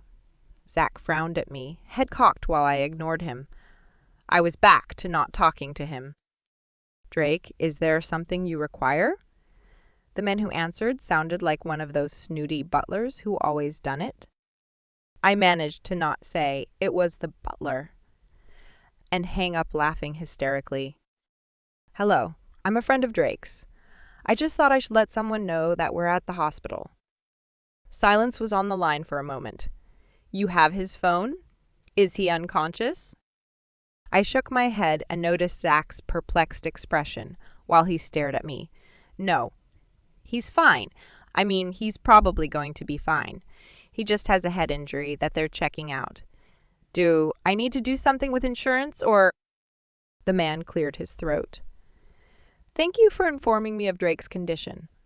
I assume he is at the usual hospital in Fairfield." "That's right. The hospital there is very familiar with Drake." "Your son?" Silence again for a long time. No. I am Jasper. Drake's father is not at home at the moment. I shall notify him once I've contacted the hospital. It's very kind of you to concern yourself." "Do you attend school with Drake?" "Jasper? Oh, I met you. I mean, I wasn't conscious at the time. He's my pas-de-deux partner." I winced because that was stupid and irrelevant. "Anyway, I just wanted to let you know." "Miss Lane, is it?" "Thank you very much. I have the hospital on the other line. Hold for a moment, would you?" "I'm not really." I heard a click and then sighed as I held on. It didn't take long before he was back. "Miss Lane, thank you so much for staying with Drake. I've been assured that the injury isn't serious, but please watch him and let me know if anything changes. If you need anything at all, I would be very happy to help you. Let me give you my information. Do you have your phone ready?" I got out my phone and put his number and name in before I said goodbye and finally hung up. Zach stared at me while I slumped in the chair. I should have made him call Drake's family. Macaroons and bonbons, I'd rather light myself on fire than do that again. "Are you all right?" I glared at him.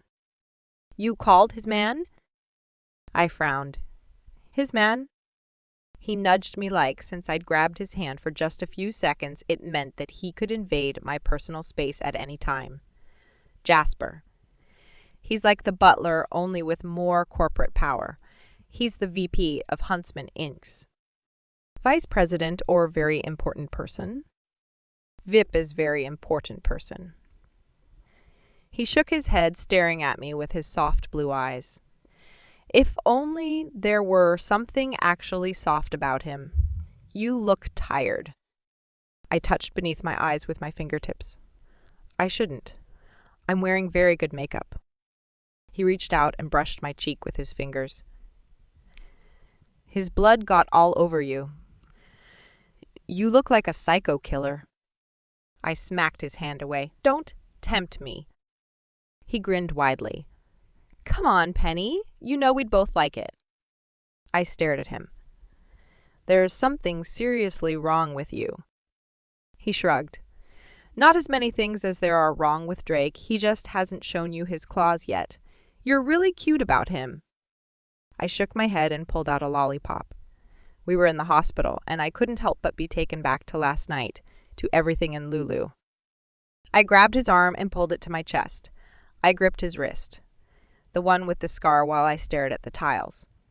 What was wrong with me? Why did I cling to people so stupidly? I'd only known Lulu for a few weeks, and there I was hardly able to breathe or swallow from the grief in my throat. I don't know how long I sat like that, frozen and aching. Excuse me, a quavering woman's voice said, a voice attached to the sensible loafers in front of me. I looked up and saw a woman who held her hands together so tightly they were white. It made me want to let go of Zach or hold on tighter, something. I cleared my throat. Can I help you? The nurse said that you're the girl who visits the children. Is that right? I nodded wordlessly while I dug my fingers into Zach's skin until I could feel the pulse thrumming there. Lulu's service is on Saturday at the Methodist Church at 1. We'd love to have you there. I stared at the woman, at her eyes. I knew those eyes. You're her mother. She nodded, and those eyes glistened brightly. She was going to cry. She couldn't cry. I couldn't watch her cry. Not right now, not when I was so close to exploding, drowning, something horribly messy. Zach stood up, slipping out of my grasp easily as he smiled at the woman. Penny would be honored. Right now, she's too worried to be good company. A friend of hers is here getting stitches. She'll be there. Thank you for thinking of her. He stood there, smiling, until the woman nodded at him uncertainly, then gave me one last tremulous smile, before she turned and walked away, the loafers barely making a sound over the tile. He stood there for a long time before he turned to stare at me, a weird expression on his face. I'll take you if you'd like. I swallowed and nodded. He walked over to the drinks machine and stared at the contents for a long time. I watched him stand there, his strong, lean body intent on the machine, like the fate of the world rested on the choice between cola and juice. He picked juice, 2 of them, dropped one can my lap, but stayed standing. The world saved, I muttered. Mages don't save the world, we profit from it. Are you so sad about a human death? Why? I don't like death. You take it so personally. I turned and glared at him. It is personal. A person dies. I still don't understand. If a certain person named after a certain color were to die, and you'd never see her again, how would you feel? His eyebrows lowered threateningly. That isn't the same thing. I shrugged.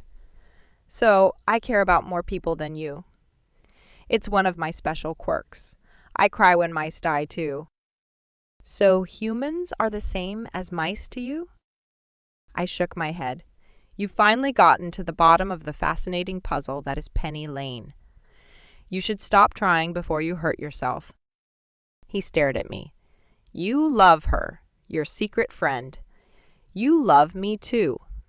And Viney, Drake goes without saying, even Professor Vale. You become attached to anyone you are close to for a long enough period of time. Stay away from Whit and Ian and Lester. I glared at him, then opened my drink, hesitating as I stared at the opening. He'd gotten it from the drinks machine, so the odds were that it wasn't poisoned. Zach laughed and snagged the juice from my hand, took a swig, and handed it back to me. There's got to be a story behind your paranoia. It's from the machine. How exactly would I poison that? I shrugged and took a sip. I didn't die, so I took another longer one. How long do you think he'll be? Are you talking about me? Drake's voice spilled around me like a warm blanket. I gasped and stood up, reaching out for his hands before I could stop myself. I gripped him while I stared into his eyes, sparkling green while one side of his lips curled up. I inhaled deeply before I smiled and stepped away from him. Are you feeling better? No coma? He shook his head, smiling seductively. Unfortunately, no. And I think I have all my memories intact. Did we actually go to the circus together, or was that a hallucination? We didn't go there together, but we left together. He nodded. And tea parties? I chewed on my lip. I wanted to touch him again, check his head, wrap my arms around him, and let him hold me while my heart pounded. I needed him. I stepped into him, brushing his cheek with my forehead, while I inhaled deeply the scent of him. Lulu's service is on Saturday. He stiffened up for a moment before his arms came around me and he pulled me against him, pouring his comfort over me. This Saturday, I'll take you. I shook my head, but slid my hands around his waist. What about your necromancer friend? Maybe you should stay away from funerals for a while. Necromancer? Zach sounded interested. Drake sighed and pulled away far enough that he could gaze down at me with his dark eyes as they sparked green. He's a human. I already told you. We're not friends. I'm his sponsor. Zach laughed and tried to cover it up with a cough. Sorry, man, but that's the worst lie I've ever heard. Drake rolled his eyes. Then you should listen to other mages more often. I knew that your antisocial behavior would result in something truly horrifying. It's not a lie. Carl is perfectly human, if a bit unusual. Are you hungry? I'm starving. We had Chinese last night, and Zach's here. Let's go to the pool hall and get sandwiches. I shook my head and stepped away from him. It's still early, so the dining room is open. I want to go home. If only that were possible. I wasn't sure what my home looked like. Drake stared at me before he gave me a slight smile. Perfect! I should get started on my laundry before the blood sets. I stared at him then, down at my red-streaked blouse. I'd really liked that blouse. I probably did look like a psycho killer. I sighed and ran my hand over the worst streak. Drake. I trailed off as I looked up at him. Would he want to make a deal with me if I asked him to do my laundry? His mouth twitched. Penny? Can you help me with my laundry? He shook his head as he took my arm and began walking towards the exit. I'm going to do it without you to distract me while you do something essential like, I don't know, sleep maybe. I'm not tired. He shot me a glance. Of course not. She's not tired, is she, Zach? Of course not. Witches don't need sleep. That's an old wives' tale. He slapped my shoulder with his hand, knocking me into Drake, who didn't seem remotely affected by his recent run-in with whatever it had been. Who did it? I asked, pulling Drake to a stop. He raised his eyebrows at me. What? I reached up and gingerly slid my fingers through his distinctly blood-free hair. There wasn't a bandage, no stitches, no scar, nothing but a slight line my fingers could barely trace. I stared into his eyes while they blazed with something. Amusement? Anger? I couldn't tell. Did you fake all this? He raised an eyebrow before he grinned wickedly. Not all. I stepped away from him and stalked towards the door while my heart pounded and my stomach clenched. What was wrong with me? I knew he was a mage. Mages were practically indestructible. A rock wouldn't stop him for long if that's what it was. At the same time, I knew what it felt like for an unconscious body to hit me. There was a certain fluidity to the body that conscious bodies didn't have. Maybe he'd pretended to be hurt worse than he'd actually been. But he'd still been hurt, and it was still been hurt. And it was still my fault. My responsibility. My debt. I stopped walking in the middle of the parking lot in the dusk of the chilly late autumn evening. Drake, I didn't ask you to do that for me. Now I owe you. Not at all, he said smoothly. I glared at him. You have to stop doing things for me without my permission. I only have one business for you to take over. I'm not giving up Senior Mort. Zach, tell her that she doesn't owe me. Apparently, she doesn't believe me. I folded my arms over my chest, staring at him. He was so beautiful. It was hard to be upset about something like a small debt when he looked so perfectly whole and well. I suppose I could catch and train a pet for you if you'd like. He stared at me, his smile growing into something even more magnificent. His voice was low, gentle. I would like that. Something small and cute. A mouse, maybe, or a snake. I inhaled shakily and nodded. And then we're even. No more debts. No more of you doing things I don't ask for. He cocked his head and stared at me. You only owed me for the spell because you did ask me in advance for assistance. This whole thing was purely for my pleasure. He gestured at his head and winked at me. Your pleasure to get knocked unconscious? You were unconscious, and that is, I added, glancing down at my blouse, real blood. That was a lot of blood. Are you sure you're okay? I took a step towards him and touched his shoulders, smoothing over the fabric of his shirt. He didn't have nearly as much red on his shirt as I did. He stared at me, leaning closer, his gaze drawn down to my lips. My heart pounded while he raised his hand and brushed my jaw, barely a caress, but it was like fire, warm and cozy, that I wanted to curl up into. I sighed and slid my hands around his neck, then jumped when a car started honking at us. Zach grabbed my hand and dragged me out of the middle of the lane where I'd been standing. Drake laughed as he caught my other hand, tugging me away from Zach, but still closer to the parked cars so traffic could pass. I walked for a few steps, holding hands with Zach and Drake before I twisted out of both their grips and crossed my arms. I walked woodenly towards Drake's car, ignoring both of them the rest of the way.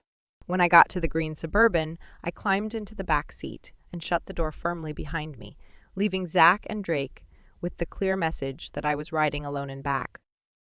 They sat in front and talked about the big tourney and who should start. Drake didn't drive, and I noticed him rubbing his head a few times like it still hurt. Who had done it? How could I possibly find out? We got to school, and as we drove up the drive, I stared at the green and the pole with someone tied to the top of it. People were yelling and throwing things at the person. What's going on? Drake glanced back at me and smirked. Looks like I'm so popular. The witch who knocked me out is getting their comeuppance. Stop, Zach. I'll get out here. You park the car and give me my keys at dinner. Drake got out, his movements flamboyantly bold and courageous, like he should have a cape flapping in the wind behind him or something. Not that there was much wind. He walked over the stiff grass to the group of students. I put my hand on Zach's shoulder. Wait. I watched Drake walk through the group, disarming people as he went until he reached the base of the pole where Ian stood, arms crossed. They had a conversation I couldn't hear. What are they saying? Ian's guarding the witch so no one actually kills her, as well as making certain none of the objects they're throwing are lethal. I can't read Drake's lips since I can only see the back of his head, but I'm betting he's asking for details. He has to decide if she's suffered enough or needs to continue her lesson. This was the witch who had hurt Drake. I didn't think. Just pulled a lollipop out of my bag, opened the door, stood on the running board, and threw the lollipop with the precise force that it would strike her forehead, knock her unconscious, and send a stream of blood into her eyes. Yes, lollipops can be dangerous. She should be glad I hadn't stabbed her with the stick end. Maybe I would. No! I shook my head and ducked back in the car. Drive! He did, driving quickly into the parking garage, bottom level. He put the car in park and turned to me. Penny, can we talk? I stared at him. Was he nervous? I shook my head and got out. No, I'm starving. If I don't eat something soon, I'll start on your face. He followed me, not pushing it, but I could feel the tension from him.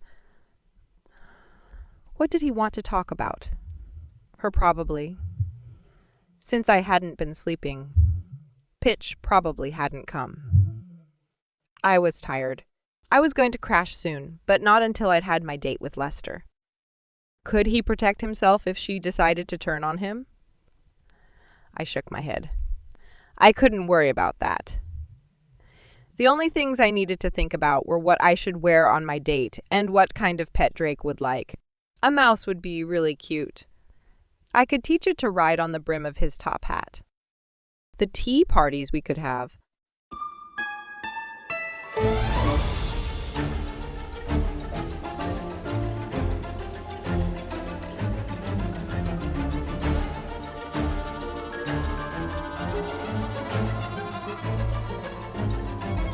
Dread Delight, Chapter 20. Witch. I sat in the dark movie theater beside Lester, my hands holding the yellow rose on the lap of my short pink eyelet skirt. He'd only gotten one bowl of popcorn this time. What if our hands accidentally touched? Is that what he wanted to happen? The movie wasn't a documentary either. It was a black and white detective movie. Was that romantic? The characters on the screen were pretty passionate. The beautifully tragic woman, the scarred, tough guy with a soft heart. I glanced at Lester and forced a smile when he looked back at me.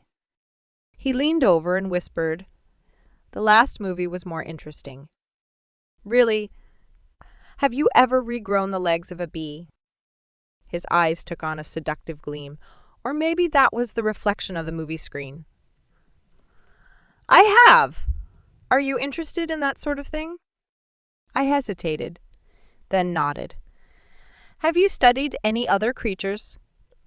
What about plants? Could you regrow the limb of a tree? How does the limb respond to stimulus? How many times? Shh! Someone hissed behind me. I winced and sank lower in my seat. Sorry, I whispered, barely a breath, and the person behind me huffed. Lester rolled his eyes at me for how stupid the guy behind us was, which made me feel better. I took a handful of popcorn, and our hands didn't touch.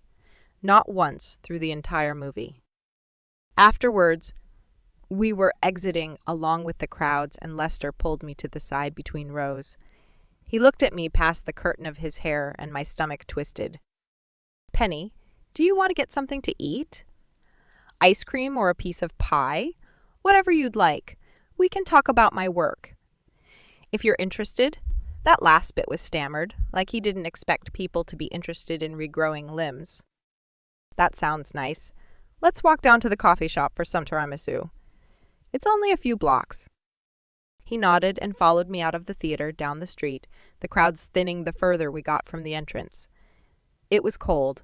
I had tights on, but I needed 3 pairs of the ugly thick kind, not the cute lace pattern I was wearing. I shivered and put my hands in my pockets. My coat wasn't particularly toasty either, but it was cute pink, with a hood complete with cat ears. It was fine, but for some reason, I felt kind of nervous with Lester, walking through the cold evening, even though the streets were far from deserted, sitting in the coffee house with hot chocolate and tiramisu, him spelling our tables so no one could hear the fascinating details of his experiments. It was fascinating, but my stomach twisted tighter the longer I spent with him. Finally, We finished that last bite of tiramisu and headed back outside, ignoring the looks of the other students at the coffee house who were way too interested in my life. As we were walking, maybe half a block from the coffee house, someone called my name. I turned and stared at Barry, who was jogging towards us. How interesting. The closer he got, the faster he moved until he was flat out running. Lester took my arm and pulled me behind him, like he was going to protect me from Barry. Did I prefer a mage who put me behind him to protect me, or one like Lars who took off and had another mage do it for him? Hey, Penny. Can I talk to you for a minute? No, she can't. Lester's voice was as dangerous and deadly as a voice could get, and he was still holding my arm like it was a baseball bat. Maybe he would pick me up and whack Barry with me. That would be interesting. I'm on a date. Can we talk later? Not that I wanted to talk. Not when he'd been all weirdly possessive with me at the crash rally thing. Was Lester being protective or possessive? And what was the difference exactly? So many questions. And he still held onto my arm. I tried to gently disengage while I gave Barry a saccharine sweet smile. He looked sad, kind of hangdog. It's just that I wasn't myself the last time. I didn't mean to come across as, Ian told me that what a woman wants is a man who shows her who's. I guess I shouldn't have listened to him. I mean, I haven't ever dated anyone before, so I thought he'd be a good source of advice. I mean, he's legendary. I stared at him. So, you want to play me like Ian would? Lester growled at him. Barry scowled back before shaking his head and strained to look at me past Lester, giving me a slight smile and a helpless shrug. Yeah, I guess that wasn't the best idea, but at least I didn't growl at anyone who tried to talk to you. Lester let me go so he could step threateningly towards Barry. Barry looked at Lester with this craziness that reminded me of Zach when he was about to do something stupid. Yep, they didn't bother talking about it. Barry and Lester attacked each other instantaneously, like a gun went off that only they could hear. Barry was faster than Lester, and Lester seemed distracted, unfocused. But that made sense when Barry kind of shimmered and then went a quarter slower than he'd been before. Wow, that was a cool spell. Lester was faster than Barry after that. Barry's spell at Lester didn't do anything other than make Lester's veins stand out on his face for a minute. Kind of creepy looking, but still a little bit attractive. The fight was completely different than Drake and Ian. Probably the magic, but all subtle stuff that no one would notice. Did Drake and Ian not know how to be subtle with magic? I shook my head. I was not thinking about Drake. I was watching Lester hold Barry in a headlock while Barry kicked Lester in the face. Nice flexibility. Also, nice boot. Lester fell back, losing his grip on Barry's throat. Barry crouched, right in front of me, facing a snarling Lester. He snarled beautifully, so animalistic. So caveman. Barry, I'm afraid that listening to Ian about women shows a huge lack of basic sense. We can still hang out sometimes, if you don't mind me breaking out in Spanish melodramas from time to time. He straightened slowly and turned to me. Betrayed. Why are you dating sophist mages? They're pathetic. I shrugged helplessly, twisting my yellow rose in my fingers. I think the biggest thing is style in fighting as in everything. You should look at this as a valuable learning experience. I patted his head. Now go away. I turned and started walking towards Lester's car. Either he followed me or not, but I was done being an audience.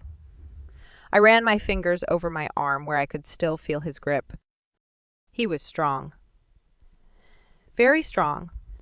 But he had his own work, so he wouldn't bother me very much if he was part of my world. He was protective, which was probably good, and intelligent, which was also mostly good. I liked the way he looked and smelled, and it hadn't bothered me too much when he'd touched me. Did that mean he was an evil, wicked mage? Probably, but what other kind of mage was there? I smiled even as my stomach twisted for some reason. He would work. It would be okay. His heavy footfalls grew louder until he caught up to me. He slid his hand in my arm like once he'd made that initial contact, he had permission for a repeat. Perhaps it was a mage thing. I didn't mind. His green parka was like wilderness gear, and we were trekking out into the deepest, darkest forests to go rappelling in the snow-covered Everglades, or maybe Alaska, Maine. We were running away from my aunt who wanted me to marry the evil Baron von something who wanted me for my dowry, but hated my cat and would poison it if I didn't escape. Lester was the son of the gardener. He loved me for my way with roses. That explained the yellow rose between my fingers. When we reached the car, Lester hesitated before opening the door. I turned to look at him and noticed the bright intelligence in his eyes. I hesitated, then brushed back his hair. His expression shifted to something unreadable. Was it regret? Maybe he would strangle me and put me in the trunk, dumping my body in the woods somewhere? The regret was about how it could have been different if he wasn't so desperate for extra limbs in his experiments. I cleared my throat while my heart pounded. I needed to find out exactly what he was thinking. I couldn't spend months flirting with someone who wouldn't work. Lester, how do you feel about marriage? I winced when the words were out. Not exactly the subtle icebreaker I'd hoped for. His eyes widened, and for a moment, shock warred with regret. He hesitated, then shrugged. Most mages minimize the importance of my kind of work, genetics, healing, growth. They're all about fancy spell work and war. There's a brotherhood where they celebrate life, explore the possibilities, and I've wanted to go there after Rosewood, been planning it for years. It's a monastic brotherhood. He cleared his throat and stepped away from me. I'm not getting married. The pretzel twisting in my stomach exploded. I curled my fingers inside my coat pockets and stared at his boots. They lacked the elegance of Drake's boots. They were practical, efficient, boring. He wasn't an option for marriage. My last option had just closed, and now I had exactly nothing in the way of prospects.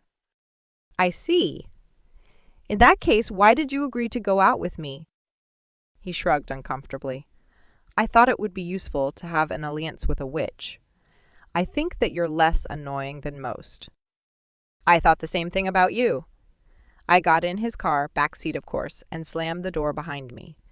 I was going to come apart at the seams at any moment. He took his time, pacing back and forth before he got in the driver's seat and drove back. He glanced at me exactly once, opened his mouth like he was going to say something, then shook his hairy head instead and focused back on the road. Just as well. My mouth was stuffed with screaming and killing and burning. All the mages in the world needed to die, and I knew the perfect person to kill them all. The ride was endless.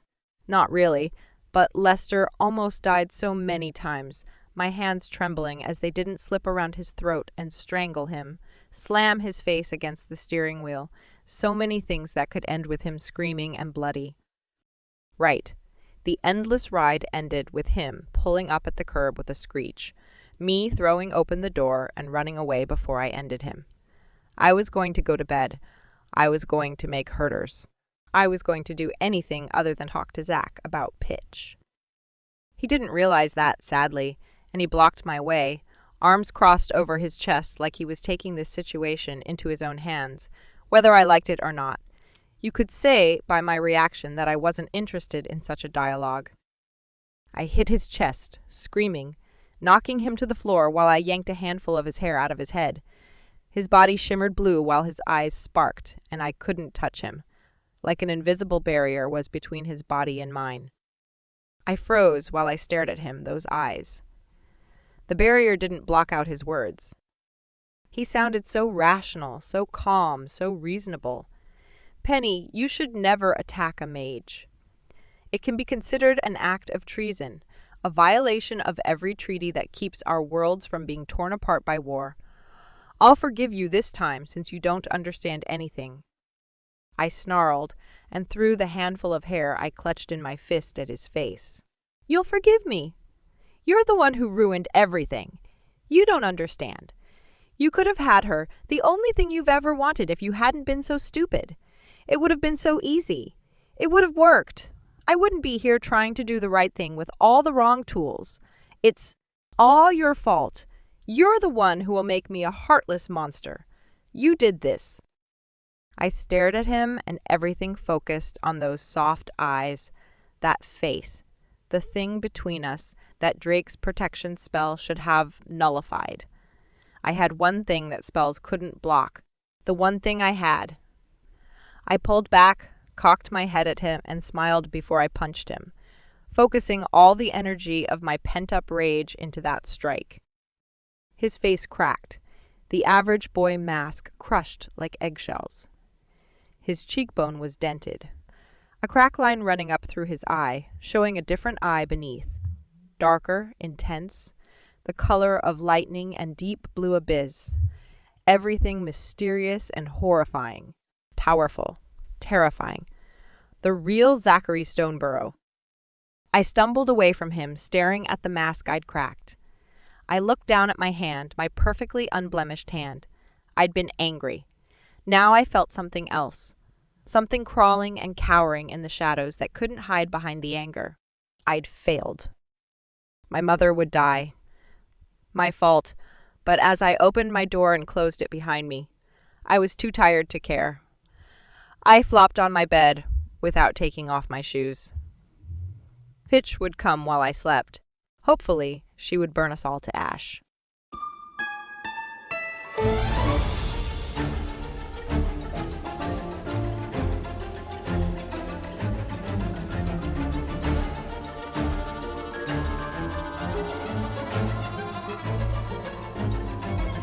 Dread Delight, Chapter 21.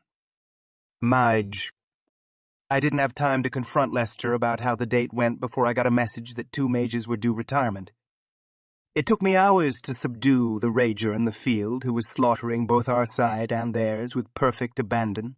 The other one had been captured and was held in a tent, so all I needed to do to him was to execute his retirement, end his place with Huntsman Inchy, and blow his ashes away.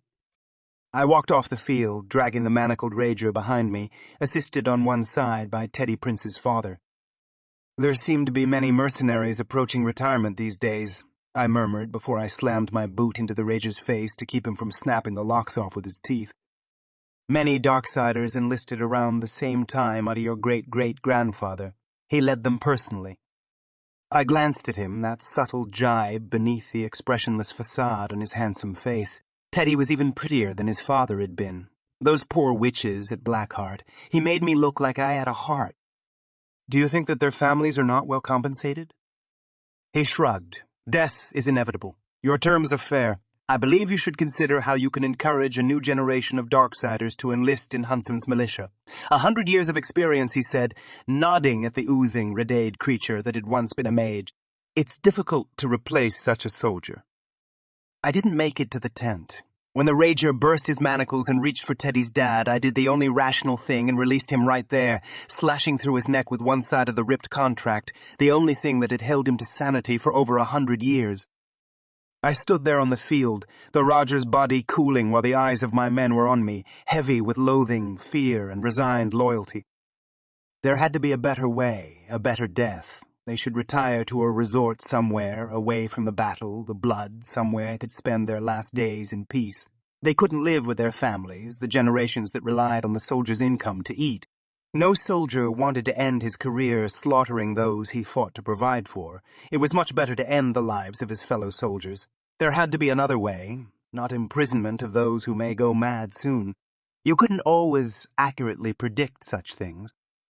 There had to be a way to give those soldiers a respectful, fitting end. I'm sure the Huntsman heir will continue to receive the unfailing loyalty of his soldiers, however deserving. Or undeserving. He wasn't even trying to be subtle. I turned to face him. 2 weeks leave. You're welcome. Try to have the appropriate sense of awe at, if not my position, my money. You're excused. I grabbed the body and slung it over my shoulder, sagging only a moment beneath the enormous mass of oozing flesh, while I spelled the head to follow me through the soldiers. The next morning, Zach pounded on my door. I knew it was him because he quoted nursery rhymes, replacing certain words with profanity that made the poems more interesting. I threw open the door, ready to bash his face in, when I saw that someone else had beaten me to it. He stalked past me without waiting for me to recover, and that meant that I had to entertain Zach in nothing but black silk pajama bottoms. She thinks it's my fault. Why would Lester and Barry fighting be my fault? I had nothing to do with it. You were there. You saw the whole thing. I shook my head slightly. You have no proof that I was there. Rats don't have green, glowing eyes. You were always far too good at transfiguration. My point is, I didn't ruin her date, Barry did. I frowned at him. It didn't look very ruined from what I saw of it. Zach glared at me. When she got back, she said, I talked to Lester. He's not going to date her again. He turned her down. He turned her down. I had nothing to do with it. He was completely unmoved by my threats. He said that he doesn't have time for witches. I grinned at him and slapped his shoulder. If you had nothing to do with it, why did he shatter your glamour, and how did he do it? Zach shook his head. Can you fix it? I sighed deeply. That's why you're here, so I fix your face. What have I been doing lately to give people the idea that I care? What will you give me in return? He cocked his head, that one deep blue eye unnerving in its intensity. I will tell you that Penny Lane did this to me. I know you completely lose all your rational thoughts at the mention of her name.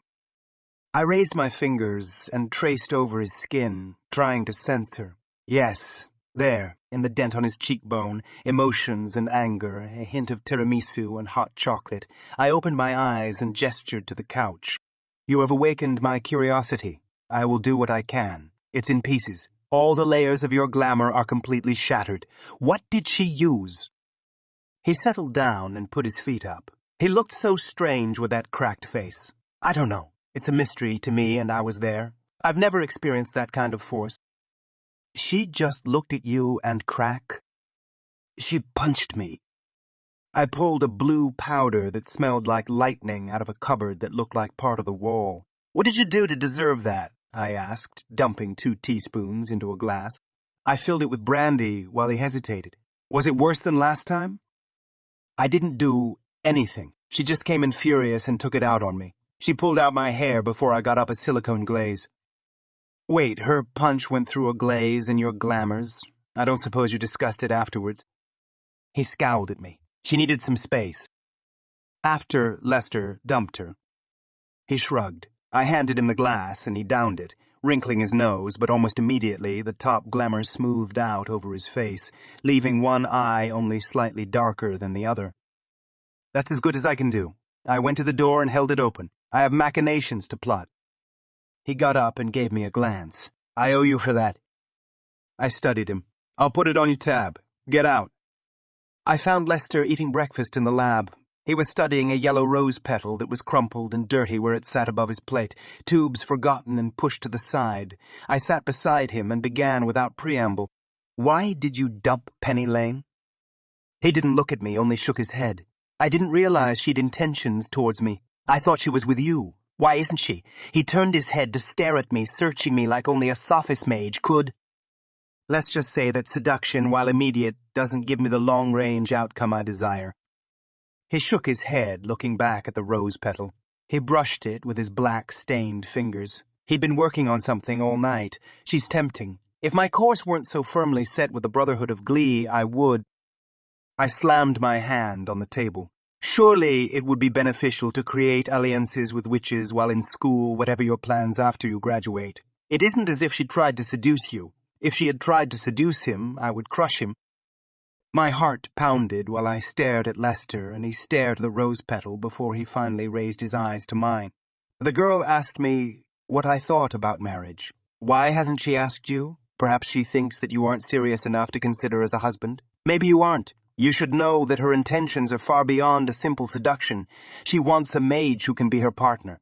I saw that in her eyes, the measurement, and deciding that I would be acceptable. It was like applying for an internship last summer with the Brotherhood. I unclenched my fist and forced myself to take a breath. I take it your internship went well. He nodded, and I unclenched my other fist. Excellent. In my business, healing is of great importance. If you're ever in need of funding, feel free to apply to me directly. I turned and left the lab, my heart throbbing in my chest with every step. It made sense for a witch to marry young if she wanted to have children before she went mad and murdered them all. Tenny would adore children. I stopped walking and leaned against the nearest wall, opening and closing my hand. Beneath the glamour was a scar that throbbed sometimes before a storm. Lester had given me information he could have kept. I was a businessman. I did not punish those who worked with me, but she'd found him acceptable when she didn't even consider me an option. A crackle of fury spun through my veins. I smiled charmingly at the next group of witches I passed. If she didn't think I was good enough, I would show her how right she was, but only after it was far too late. In business class, she sat, chin propped on her hand, while she stared into space. I almost grabbed her and shook her, dragged her somewhere dark and dangerous, and made her look at me until she saw how truly despicable I was. Of course, that wouldn't work. I gave her my most charming smile when she finally noticed me. She just stared emotionlessly instead of the usual blush when I caught her looking at me. Tenny, any big plans for the weekend? She cocked her head at me. What do you think about marriage? I froze. Marriage? She inhaled sharply. She hadn't meant to say that out loud. Had she slept at all last night, she looked as smooth and flawless as usual, but a little vacant, missing her charming sweetness. I assume you've heard of it. I sat in the desk at her side. Anger and madness swirled with disappointed expectation. Maybe she wasn't thinking about marriage the way Lester assumed. Just because he was a sophist mage didn't mean that he knew everything. I have heard rumors that marriage happens, sometimes even between witches and mages, but I'm sure it's grossly exaggerated. How did your date with Lester go? I hope you noticed that I wasn't there. She nodded, her lips pressed tightly together. Thank you. It's not your fault that it was a disaster. I smiled charmingly. How strange. Ah, well, I'm sure I'll ruin the next one for you. She sighed and slumped back down, staring at an empty notebook. She was vulnerable, her defenses low, while her emotions were so overwhelming. I would take full advantage of her weakness. What do you think of marriage, Penny Lane? I spoke soft and gentle, like I might startle her. She curled her lips. 1 out of 2 isn't terrible, I suppose. I don't follow. She looked up at me. My father was her first husband. Revere was her second. What do you think about marriage? My heart beat rapidly while she gazed at me beseechingly. Did she want me to reassure her? Tell her that marriage was fabulous? Or did she want someone to commiserate with? Someone who knew marriage for the pain-filled pit it was? Drake, you said something about not wanting children, not ever marrying, didn't you? Why not? Haven't you ever seen a good marriage? I nodded while my head spun. We were in the middle of business class. Not exactly the atmosphere for a serious discussion, particularly when my temper was still extremely high, and I wanted to smash everything until she stopped talking about marriage and dating other mages. My aunt is very happy, but her husband is a human, a banker, actually. She cocked her head. Oh, I've never thought of that, marrying a human. Doesn't he bore her? Was she going to date humans now? Mikkel? He's actually an outstanding human. My father can't stand him, so that says something. Your father doesn't like humans? He doesn't like Mikkel. He doesn't like being lectured about how he should raise his son instead of wasting his life on inconsequential pleasure. I thought he was dead. I'm sorry. I shouldn't say that. She shifted, her nails picking on the corner of her notebook. I raised my eyebrow. Why? Oh, because of Jasper. No. He hired Jasper when he realized he wouldn't be a good father. It was the last responsible thing he ever did. I winced like the memory was painful, like I needed comfort and coddling, like I were a wounded animal. After a moment, she slid her hand over mine. I don't remember my father. She rubbed her thumb over my skin while she stared at me, her eyes large and dark. Are you going to the McKiss tourney tonight? I swallowed while my heart pounded. She touched me so rarely. I cleared my throat. No. I have a lot of work to do. Are you? She glanced around again. No. When I think of my father, I think of tourneys. I used to think that maybe if I were a famous tourney star like Pitch, he'd want me. Only an idiot wouldn't want you. I turned my hand and gripped hers hard, but she didn't flinch, just squeezed back, staring at me with those enormous eyes, green and gold, while I tried not to think or move. Our teacher cleared his throat behind us. Apparently, he'd decided to walk down the aisle between us. I closed my eyes and didn't cut off his legs. He wouldn't like that, but Lester could grow them back for him. Tenny pulled her hand away and glared at the desk. Maybe she would smash his face like she'd done to Zach. After class, I put my things together while she hovered like she wanted to talk. I gave her a charming smile and gestured her to go first. I followed her out of the room, then, when she turned to me, waited patiently. Drake, are you still okay with the thing tomorrow? The Kenneth tourney? She bit her bottom lip and shook her head while her eyes shone with tears. She still felt so much from Lulu's death. At 1, so we should leave here at 12:30. I'll meet you by the car. She gave me a trembling smile before she backed away. Thanks, I might cry. I'll take that into consideration when I dress. I stared at her, then gave her a gentle smile and took her hand, tucking it into my arm and walking towards her history class. If she was looking for a gentleman, I could certainly pretend. Maybe. My blood still boiled. My hand was too tight, my arm stiff as I smiled, my teeth cracking from the effort not to snarl at the mage who looked at Penny's legs for a little too long. I dropped her hand and smiled at her. Until tomorrow, then turned and stalked the other mage. We'd turned the corner before I grabbed him and took him to Darkside. The alley was dark, and the mage attacked with a bright explosion that singed my suit. Good. It wouldn't be any fun to hurt him without some resistance. After a few minutes beating my fists against the mage, I knocked him out of the alley and into a group of Darksiders. They growled and cracked their fists. I glanced at the mage, Terrell, and he grinned at me through bloody lips. I grinned back, and then in unison we screamed our battle cries and attacked the filthy Darksiders. I had such a nice time that after we staggered back into Dayside, I promised him a position starting in the next night's tourney. After I cleaned up in my room, I stepped out and Ian fell in beside me. I glanced at him and he gave me a polite nod like this was a coincidence. I sighed. I still wanted to smash things. What? We would like a conversation. Promise me that you'll attack me if I look like I'm about to lose control. That good? I shook my head. Worse. But you smell like Darkside. Haven't gotten it out of your system? I turned to stare at him. It's never out of my system any more than seduction is out of yours. Lead me to your mistress. Quickly before I change my mind. He walked briskly, leading me into the sacred grove. Everything was curved, white, organic-looking, which made Wit and her extremely calculated sex appeal even more obtrusive and stark. Not that she wasn't lovely in her way. I shook those thoughts out of my head because any thoughts about Whitley's person would lead to thoughts about how she used that person to destroy mages, which would only make me want to hurt her person in one way or another, and I didn't have time for that sort of distraction. She lounged on a white, tufted couch with a curved back, her black waves falling like a curtain over her bare shoulders. The strapless top and extremely short skirt were not her typical loungewear, but maybe she thought I liked legs. I did. Just not hers. I looked at them anyway. There was absolutely nothing wrong with them. Nothing right, either. Nothing of any distinction at all. Penny would have a bruise somewhere if you caught it in the light just right, even under her extremely good makeup. And her knees were ever so slightly bowed, kind of knobby, particularly after the last time she forgot to eat for a week. Whitley's legs were too kept, like the rest of her, pampered with a thoughtless expectation of perfection. Her legs didn't get kicked and tripped as she walked down the hall. Whitley, your legs look exceptionally dull today. Are you going to give them some character in the McKiss tourney tonight? She raised an eyebrow over her exquisite blue eyes. I am. Will you be watching me and my legs? She flirted while I scratched my throat and felt like my collar was strangling me. Not tonight. I have business. She smiled sharply. So devoted to your family fortune. I've heard that you won't be fighting in tomorrow's tourney. No. Not if you've given starting positions to Pete and Terrell. I suppose you could be someone's second. Ian snorted, then coughed and straightened up. He was supposed to be invisible.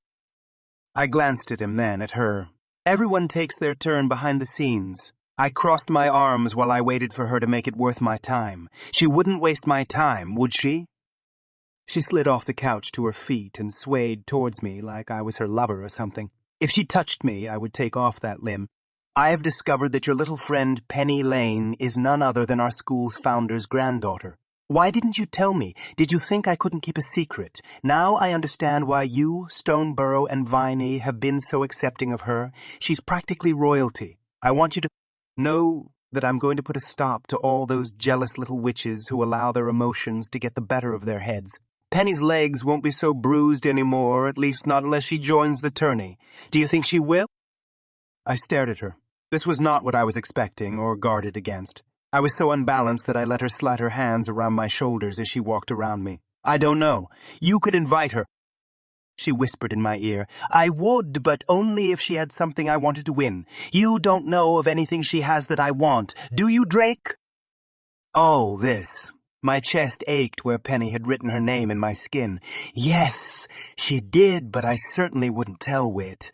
I don't think that she'd risk anything she possesses for the sake of her pride. She has a stunning lack of pride, don't you think? She laughed breathily, the warmth of her exhalation on the back of my neck making my hair stand on end. I trembled, aching to turn and destroy her. Stunning! She stepped away and I finally turned to face her. I loathed having her behind my back where I couldn't see every diabolical move she made. She smiled at me brilliantly before looking up at Ian. Let's go into dinner, shall we? I love to watch you choke. And then I was left in the sacred grove, empty besides the 4 fountains, one facing each direction. Wit would do her best to use Penny against me or use me against her. Either way, any weakness we had for each other would be easy for her to exploit. I shrugged and tossed a penny in the east fountain. It would be very pleasant to watch Penny break Whitley's face, as she'd done to Zack. I would take care of whatever mages Whitley brought against me. In battle, I did not lose.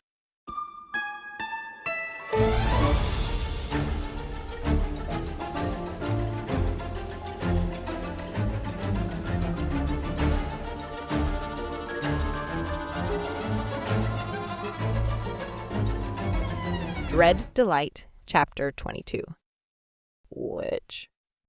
I moved through life like it was in slow motion, everything buzzing distantly except for Drake, whose green eyes pierced through the darkness. When I woke up Friday morning, Pitch had a message for me on my mirror in my almost black lipstick. It's more fun to break things together. I left it there and headed to class. I shouldn't have hurt Zack. Usually I funneled that energy into my herders, but he'd stood between me and that. It didn't matter. It wasn't his fault that I'd picked someone without doing a little more investigation than a 5-minute internet search. I had a migraine from channeling all that energy. It was worse than screaming for 5 hours, which I knew from experience. That day drifted into the next until it was time to get ready for the funeral. In my state of mind, I probably shouldn't have gone. Maybe I'd hurt someone, but I wanted to say goodbye when she wasn't walking around like a broken puppet. I stared at the black clothing I owned, a silk gown, a black skirt Viney had loaned me. And that was it. Lulu wouldn't like black. She'd want something pink or yellow. Something happy like her. I found the ruffliest, pinkest, prettiest thing I could find and tied a ribbon around my hair with a huge bow on top. I wore pink shoes with ruffles. They were tea party shoes with ruffles. They were tea party shoes. My whole outfit was a tea party outfit. I hadn't felt like doing that for a long time, not since the dance and my plans had slid completely out of control. Slippery mages. I left my room and stopped when I saw Zack on the couch, playing a video game.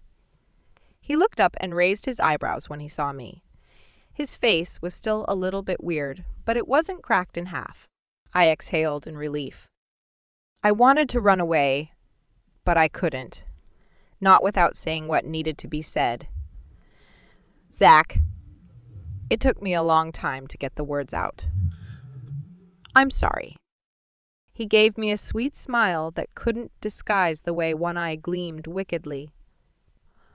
What for? I pressed my lips together before I sighed and slumped down. I shouldn't have hurt you. I should have channeled it into my herders. That's what you put into your herders. I shrugged. How can I make it up to you? He stood up and looked neat and crisp in his suit. You can ride in the front seat on the way to the funeral. The blood drained from my face as I stared at him. Drake was going to take me. You'll have to tell him that you have other plans. Now I owe him for fixing my face. I chewed on my lower lip. Zach had a debt to Drake. Would he be wearing mustaches in the near future?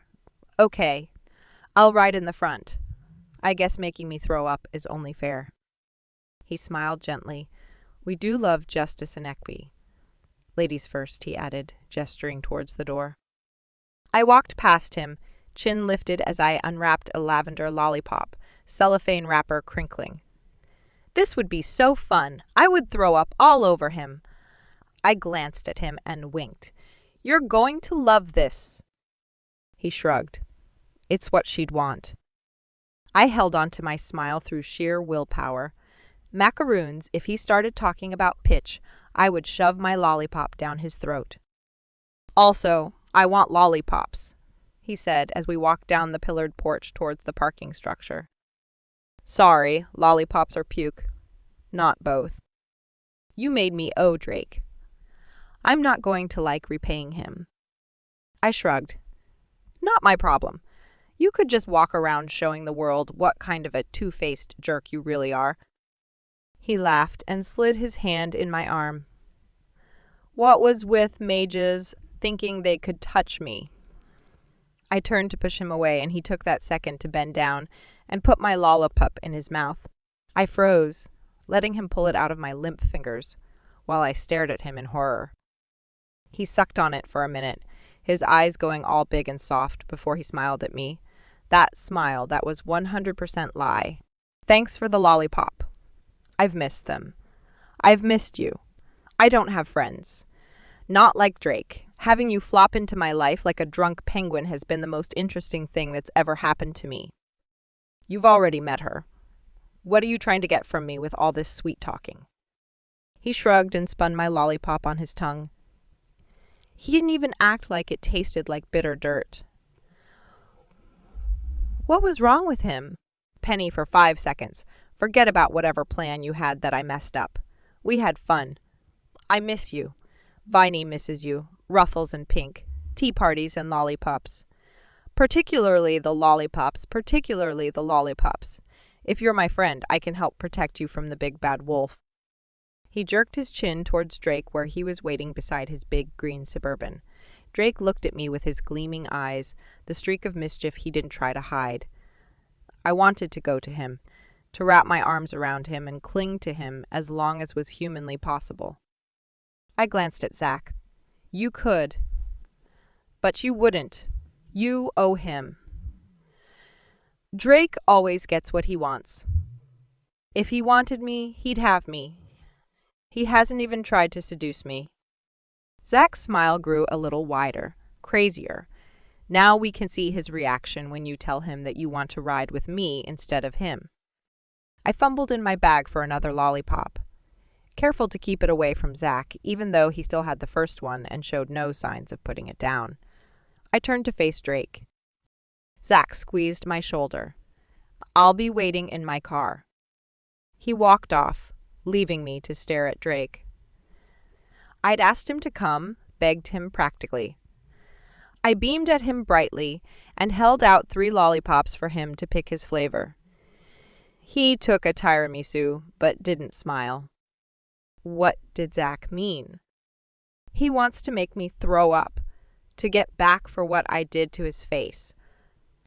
I get to sit in the front of his little car. I guess I should thank you for fixing him, but I liked him better the other way. He raised his eyebrows, but that was his only expression. You don't owe him anything. Either he chooses to press charges, or he drops them. He can't make you pay for harm. That's not how it works. I stared at him. I wanted to lean into him, to close my eyes and get drunk on black cherry. Instead, I shrugged and stepped away. I shouldn't have done it.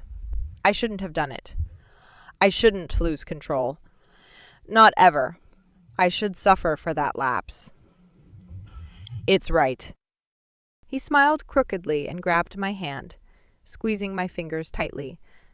You're a witch talking about what's right. So charming. All right, but promise not to offer to make out with him afterwards. I clung to his fingers and felt a tiny bit better. I smiled at him sweetly. Why, do you think he'd take me up on it? He laughed and shook his head. With Zach, I really couldn't say. I'll see you there. You're still coming?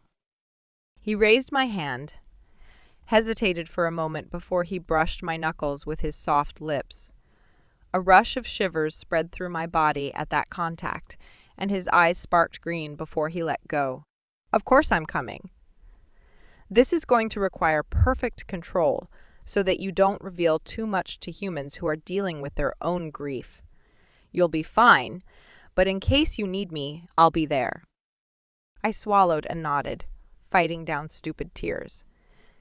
He'd picked a tear-resistant suit just so I could cry on him. Maybe I'd do that at the funeral. The drive with Zach was silent. I clung to the handle until my fingers were white and trembling, then threw up before we even parked. I scrambled out of his car. My knees pressed into the pavement, glad for the icy cement and bits of gravel that dug into my skin. I needed to feel solid earth and none of that horrifying movement. Drake's hand rested on my shoulder, and the sound of his voice, words weaving a protection around me, easing the nausea, the fear bit by bit until I could stand and give him a shaky smile. Do you want to make out? He laughed, and the sound wrapped around me like a sweet and tender octopus, squeezing the misery out of me. Drake gave me his hand, and I took it, clinging to him while Zach walked silently at my side, his face in deep concentration. He was trying to understand what I was made of. Sugar and spice, vomit and vice. That's what little girls are made of. Drake leaned over and whispered in my ear, Are you okay? Probably not. I didn't usually play with words in my head when I was okay. What was okay? Pitch wanted to come and play with me. I smiled at him brightly.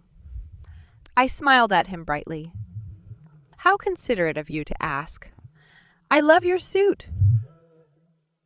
Is it really water resistant? He pursed his beautiful mouth. It's resistant to everything other than beautiful women. Penny, you are exquisite. Are you going to a tea party later? I stared at him and brushed his lips with my fingers. They didn't ask my permission, just touched him like his lips belonged to me. One party at a time. My dress is not waterproof. Please don't cry on me. You'll have to use Zach, okay? I grabbed his hand and clung to it as we walked into the church, my skin prickling once we were over the threshold. It was so different from what I thought of as a church. It wasn't big and fancy with Gothic spires and stained glass, but simple and spare. The meeting room was basically a gym with folding chairs. The small coffin set up on the side so you could pass it as you walked in. Tables covered in bright cards and letters from people who were saying goodbye to little Lulu were behind and around the coffin. Friends from school, neighbors, and, of course, my princesses, who were stuck in the hospital so they couldn't come to the party. I swallowed as I read Sally's awkward scrawl. Who had helped her write? I should have helped her. I paused in front of the casket, at the body that had nothing of Lulu in it. I stared at the face, plastic-looking. She didn't look human. Her body was abandoned, like her soul had flown away. I looked over at Drake, and he gave me a sad smile. No, we didn't have to be sad, her spirit, her soul was somewhere better. Somewhere she could run and play and never hurt again, where she would be surrounded by angels who laughed and sang, read her stories, and loved her. I walked away from the casket, Drake's hand in mine. The meeting was sweet, full of laughter and tears, stories of Lulu and songs she'd loved. I sang under my breath while Drake stayed silent beside me. Zack sat on my other side until he darted out, his face pale. I glanced at Drake, but he only squeezed my fingers and tugged me slightly closer, so his arm was pressed against mine. Somehow, between the songs and the tears, I had this unmistakable impression that everything was going to be okay. I leaned my head on Drake's shoulder, and for the first time in a long time, the knots in my stomach untangled. I breathed in and out the scent of black cherry, mixed with ashes. When we stepped out of the church, I still held onto his arm, smiling at all the other people who felt like friends. If they loved Lulu, then they were. In the parking lot, Zack was slouched against his little red car, his hands pushed into his pockets, breath steaming the air. Would it snow soon? "How did you do it?" Zack asked Drake. "Do what?" I looked up at Drake, and he shot Zack a smile, the kind that had nothing nice in it. "I like torture, particularly when doled out by someone as sweet as Penny Lane." He kissed my hand, staring at me over my knuckles while his soft lips brushed my skin. My lips parted and I found myself sighing towards him as my knees went weak, a different kind of knot tied in my stomach. Zack opened the door and tugged me away from Drake. "What are you doing?" I protested. "Macaroons and bonbons." What was his problem? Apparently something, because he still looked a little pale. "Unless you'd rather ride with Drake." Of course I'd rather ride with Drake. Was he stupid? I glanced at Drake, the way his lips curled so deliciously. My hand buzzed from the soft pressure of his lips. I weaved on my feet, and in my moment of weakness, Zack swept me into the car, closing the door firmly behind me. I put my hand on the glass, and with a smile, Drake covered my fingers with his. For a moment, my heart stopped beating while I stared into his dark eyes, fathomless depths that ached and burned, before Zack pulled out with a jerk that left my stomach behind. Or maybe it was my heart. I stared out of the window, unseeing, even as the fear grew and spread through me. It wasn't so bad. "Penny, he's dangerous. You do realize that, don't you?" I turned to look at Zack. He looked so strange. I lightly rested my fingers on his wrist, the one with the thick scar. "What do you think he's going to do to me?" He shrugged, his hands tightening on the steering wheel. "Don't be like Viney, like all the other girls. Don't get lost in Drake." I frowned at him. "Why not? You didn't want me to get lost in you, and I'm the kind of girl who likes being lost." He took a shaky breath. "I'm sorry, Penny, but I belong to Pitch." "And Viney? You could have belonged to me, too." "No, that wouldn't work. I want to be lost, and you want to be owned. I can't own someone and be lost in them at the same time. We'd never get anything done. 5 more minutes passed in relative silence before I gave in. "You are so loud when you aren't talking about her. You're giving me a headache." He grinned at me and drove a little bit faster. "There's nothing to talk about. She hasn't come since that last time. I told you about it." I frowned at him. She'd written on my mirror without visiting her new friend. How strange. Had she seen Drake? What would he do with her? How could I protect him? Zack didn't understand who was the most dangerous person in that school. Odd, since he followed Pitch so passionately. "Zack, what exactly do you think that Drake will do to hurt me?" He shrugged. "I can't predict what he does. No one can." "I don't mind unpredictable. He will destroy you if you let him." I smiled and sucked on my lollipop. "Yes, but he's a mage. Maybe it's time to simply accept my fate." "Did he destroy Viney or all those other girls?" "You're not like them. You care. Your vulnerability, your innocence. It's all irresistible to him because he wants to crush it out of you. I know because I feel that way too." "He won't. I can't be destroyed. I've tried and tried not to be so soft and stupid and weak, so needy. It's frustrating to be weak when the world wants to crush you, but it's who I am. I'm actually quite resilient. I took a big breath before I grabbed his left wrist, both of my hands, and focused on his strength. I needed to cling to someone, and he was there. Instead of him pushing me away, he covered my hands with his, holding on tight for the rest of the ride. I didn't throw up on him, but I still dropped his hand and scrambled out of the car the second he pulled up in the parking garage. I didn't wait for him before I started walking towards Lilac Stories. I didn't have a perfect plan, but things would be okay. I still had that feeling, and it made my footsteps light as I headed into our dorm. I plopped down on the couch beside Viney, where she was playing a video game. She glanced at me, but her glare was a little softer, more puzzled. "Do you want to play?" I beamed at her. "I'd love to. Tell me all about Drake's favorite things." Her eyes narrowed. "Why?" I leaned forward. "I'm making a list of everything Drake. I've joined the ranks of shamelessly obsessed Drake groupies." "Why not?" Either he'd very quickly get sick of me if I did obnoxious Drake groupie things, or he'd continue to be so sweet that I would be as hopelessly lost as Zach thought I'd be. Whatever. I wanted to indulge in my obsession instead of fighting it. Besides, it was something to do with Viney. I hadn't really hung out with her for ages.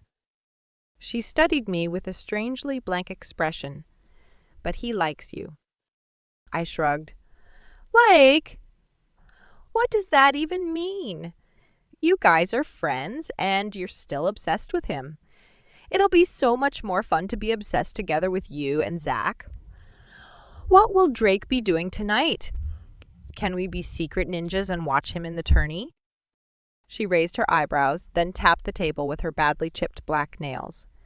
"He won't be performing tonight, but he'll probably be support, working behind the scenes, so he'll be in the men's changing room, and maybe we can check him out there." I swallowed. "Wait, the men's changing room? Like where men take off their clothes? Really? Cool?" My heart pounded while I felt kind of sick. What kind of madness was this? It was one of my stupid ideas. The ones I got from time to time that had no logical reason. I couldn't see Drake naked. I could barely see him bare-chested without going completely stupid. She cocked her head and handed me a controller. "Are you sure this is what you want to do? It might make him think you're a pathetic loser." Her words were tight, clipped, like that's what he thought of her. I hesitated before I smiled brightly. Pathetic losers rock. Solidarity. Down with marshmallows. Seriously, you think he'll be naked? I've never seen a naked guy before. Isn't it scary? A tiny smile flickered over her mouth before she scowled darkly. "What are you wearing? I thought you were going to a funeral." She thought someone should look like cake in case they were short on desserts. I turned and looked at Zach, where he stood near the door, like he wasn't certain where he should go. I stared at him for a long time before I gave up with all self-protection against the psychotic mages of Rosewood. The more the merrier. I patted the cushion beside me. 3-player game? When he settled down beside me, he was kind of like the old Zach, and kind of not. Maybe it was the dark blue eye that I could still see. "Are you fighting in tonight's chemist thing? Are you always blue lights, or do you like other colors? What do you do against a blue opponent if you're still blue? Are you going to a bar fight afterwards? If so, I am coming with you." He put down his controller and frowned at me.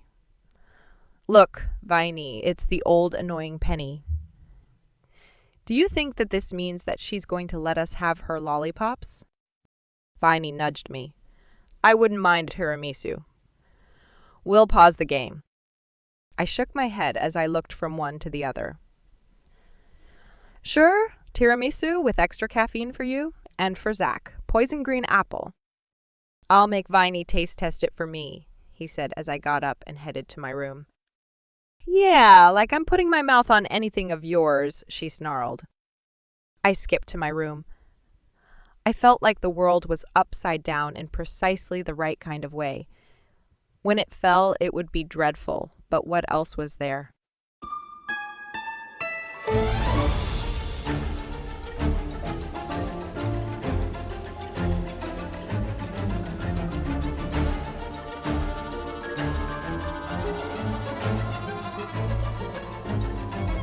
Dread Delight, Chapter 23. Which Viney and I were crammed intimately into a closet.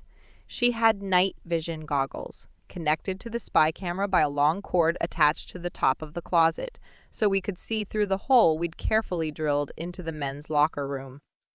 "Your turn," she whispered in my ear, her breath hot and damp against my neck. I took the goggles. The sight of all the mostly naked men made breathing tricky. So much muscle, so much muscle, so much masculinity, although I focused specifically on the upper halves. A particularly lovely bare chest came into view, tan, muscular, before he pulled on a black, long-sleeved shirt. They shouldn't all look so beautiful. Arms, chests, shoulders, hair, all of it so colorful and alive-looking. "What did you see?" she hissed as she grabbed the goggles. I let her take them, standing in the dark of the closet, a bucket pressed against my calf and a broom resting on my shoulder. It had been really intense getting into the closet before the guys came, and we were stuck here until it was over. I felt a little bit dizzy from claustrophobia or something else. I still wore my funeral outfit because I wanted to feel like cake for a little while longer. It didn't matter if I was dressed strangely, not when I was with Vine inside a pitch-black closet. Viney inhaled sharply and I nudged her, demanding the goggles. She handed them over, but I'd no sooner put them to my eyes, seen Drake stroll into the room and peel off his jacket, hanging it up in a locker than Vine ripped them out of my hands. I scowled at her. Not like she could see, but after a few minutes of her little squeals, I'd had enough and wrestled the goggles back. She clung to them and would not let go while I tugged and tugged until finally my hand slipped and I fell back, hit the smelly mop, and landed in the mop bucket, my knees sticking up. That hadn't been too loud. Maybe no one would notice. Then 2 other mops fell down, cracking against my head and clattering against the wall. For a second, Viney and I held perfectly still, unbreathing. But then Viney swore and I started laughing and laughing and laughing and laughing, getting even more tightly wedged in the bucket. The door swung open and I looked up at Oscar's terrifying scowl.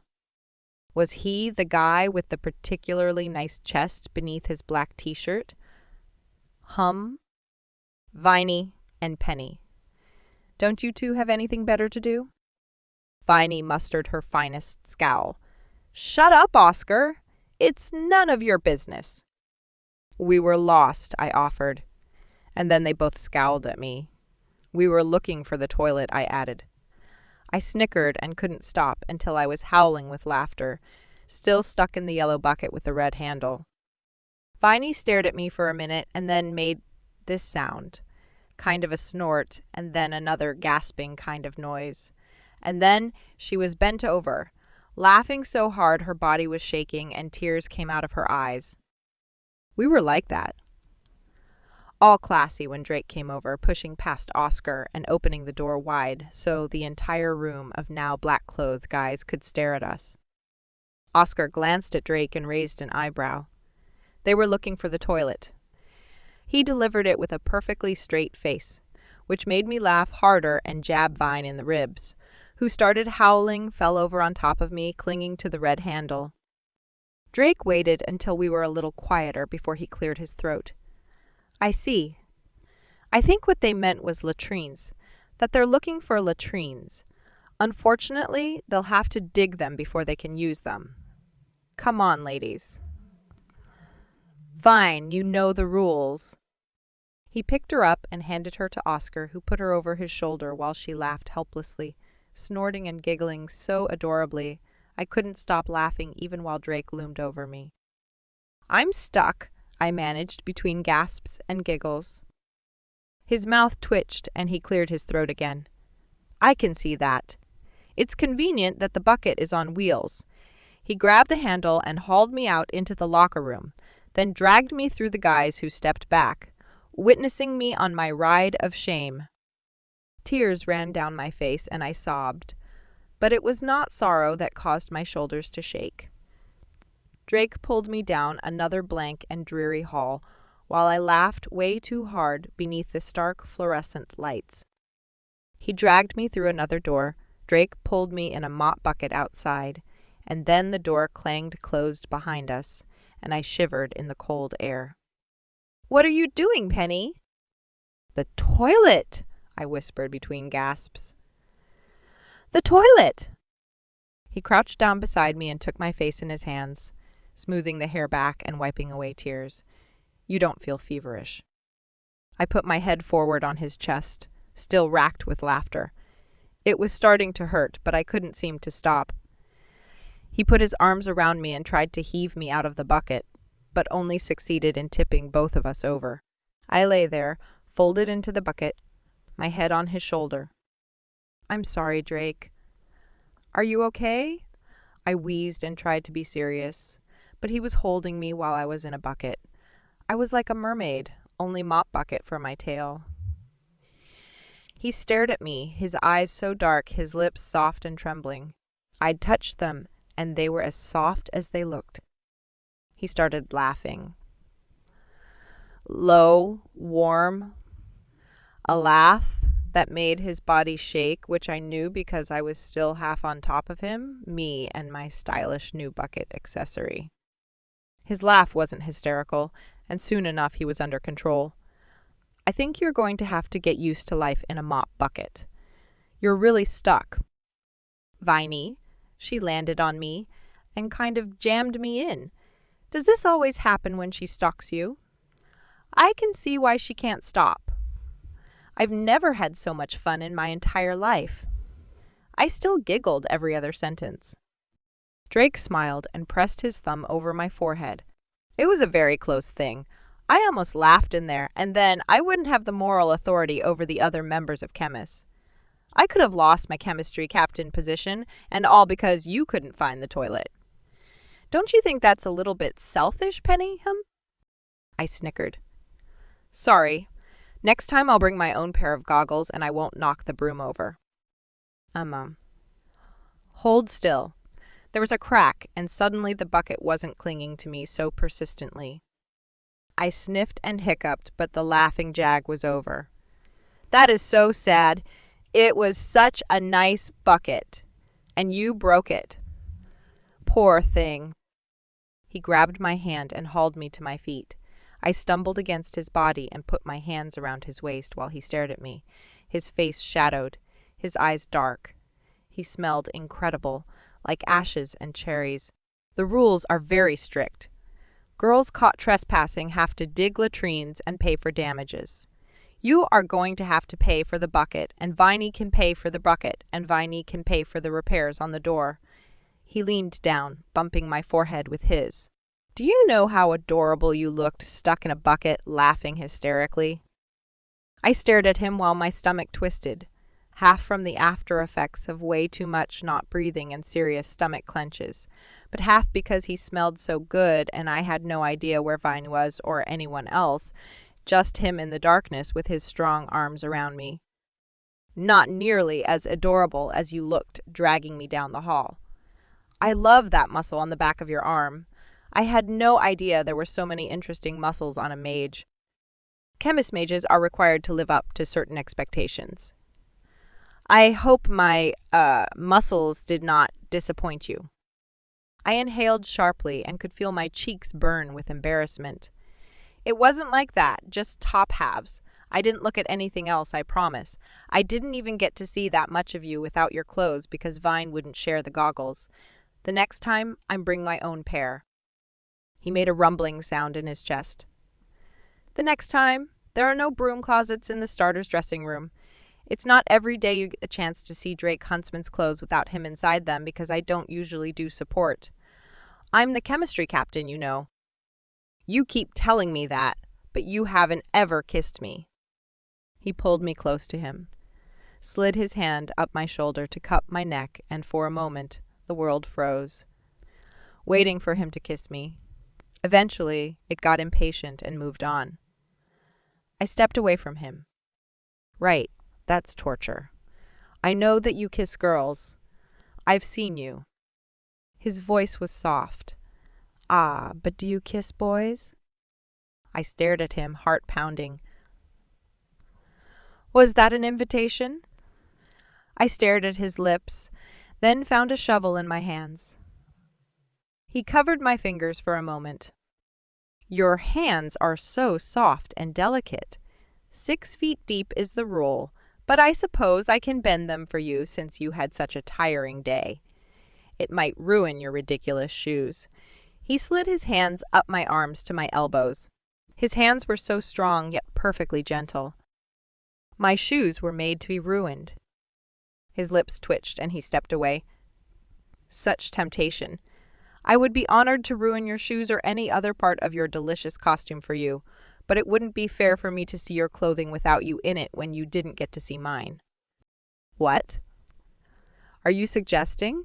I gripped my shovel and stepped away from the dangerous wolf who had been so perfectly behaved for far too long. He would nip me eventually, and I wouldn't even mind. Senior did it all the time. That's what you got for playing with wild animals. I saluted him sharply. We needed a distraction. Lead on, Captain. Even if it was only a glimpse, I'm happy to pay the price for my crime.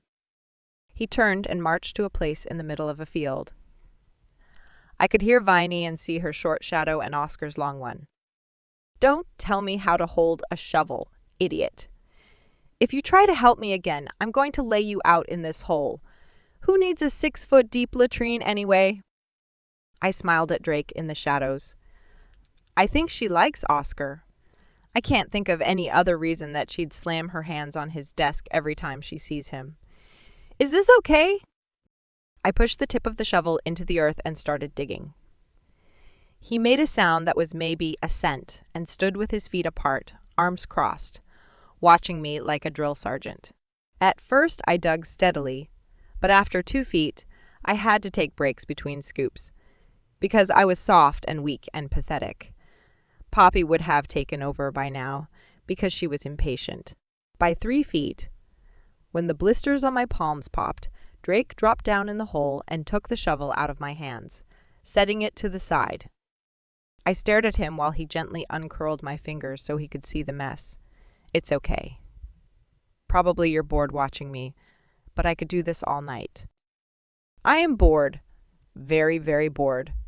I happen to love being bored. I could watch you dig all night. Unfortunately, I'm also very, very attached to the palms of your hands. More attached than you seem to be. You've given your entire top layer to the shovel. Greedy thing. He took his handkerchief out of his pocket and gently wrapped my right hand. I'll have to clean it. You don't have to. I have to. Desperately. It's boring, you see, and you know how I am about being bored. Can't live without it. Standing in that hole with Drake, the moon up above and the broken bucket by the metal door, I couldn't help myself. He'd practically invited me, hadn't he? Drake, can I kiss you? I don't know, can you? I frowned and poked his chest. Is this a grammar thing because I don't expect you to be so tedious about the difference between can and may? Revere is. He smiled slightly. I was referring to the possibility of you fainting from desire. I don't know anyone who can kiss and faint at the same time, but you might surprise me. I gripped his lapels. So, you're saying that I may kiss you if I don't faint? He shrugged. You can kiss me whether you faint or not. I can't imagine you kissing me now when other circumstances were far more romantic, but I pulled his face down and sealed my lips to his. His lips were so soft, like silk, only alive. Real warm. He tasted like ashes and smelled like black cherries. Instead of sweeping me into a deeper kiss, he froze until I pulled back, pressing my lips together before I stared at him, heart pounding madly in my chest. I didn't faint. He blinked at me. How boring. I nodded and turned to scramble out of the hole. Do you need help getting out? I've got to go. I have to rest. My doctor said that I should definitely sleep as much as I hide in closets. I edged away, my hands gesturing stupidly before I turned and ran. leaving him standing there, staring after me with this beautiful smile on his sweet mouth.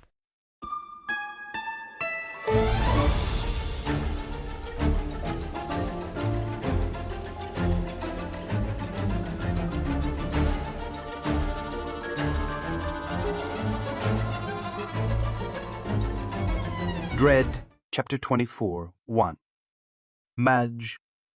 Distracted. I was combining 5 elements to form a new compound, and I couldn't focus on anything other than the taste of witch and tiramisu. Lars stared at me, watchful, nozzle at the ready in case I accidentally tried to melt the lab again.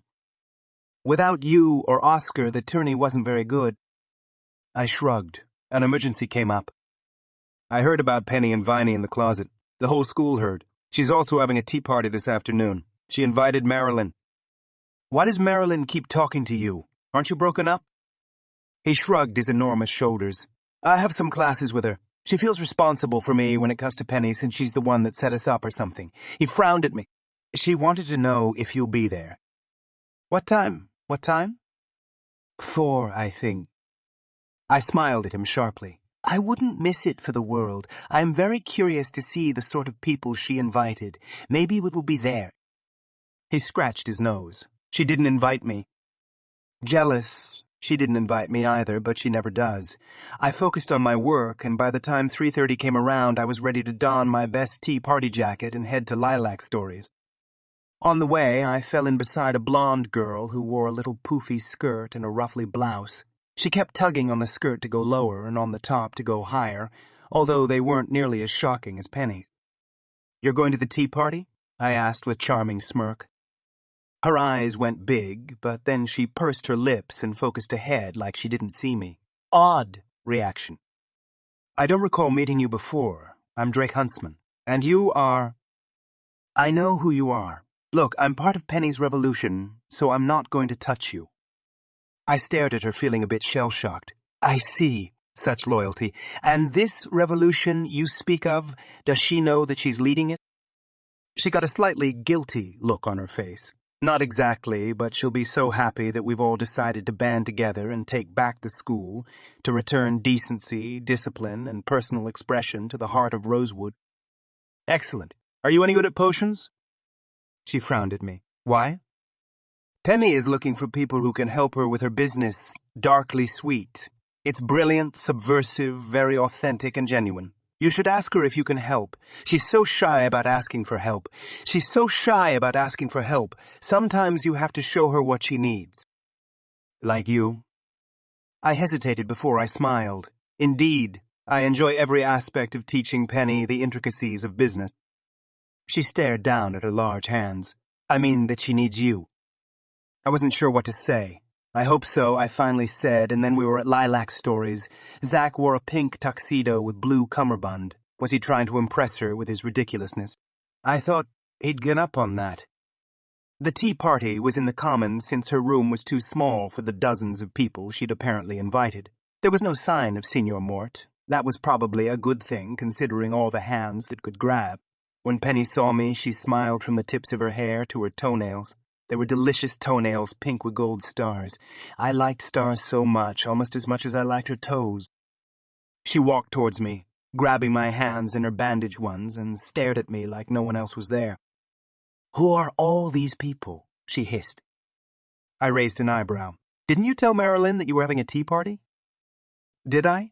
Oh, on Friday she kept talking to me in linguistics about tea parties when I had them, that sort of thing, but I wasn't paying attention. It was a weird day for me.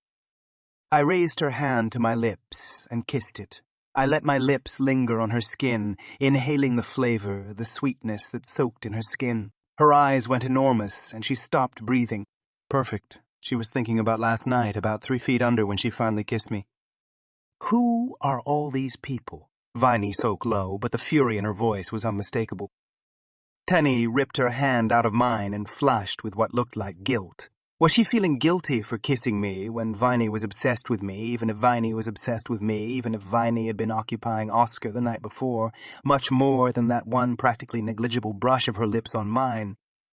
Viney, apparently, were having a tea party. I didn't know. All this food, no idea where it came from. These people, I recognize them from classes and stuff, like that ballerina girl with the excellent arabesque and the super gorgeous blue dress. The dress really is amazing. I wonder who her tailor is. Anyway, I know her, but I don't know why she's here. Viney made a rude sound. Why are you here, Drake? Lars invited me. Lars, Penny wrinkled her forehead in confusion. Marilyn invited everyone else. Viney rolled her eyes. Marilyn Schroeder is getting a little bit cocky. Just then, Roxy, of the blonde, spiky hair, came in with Ian.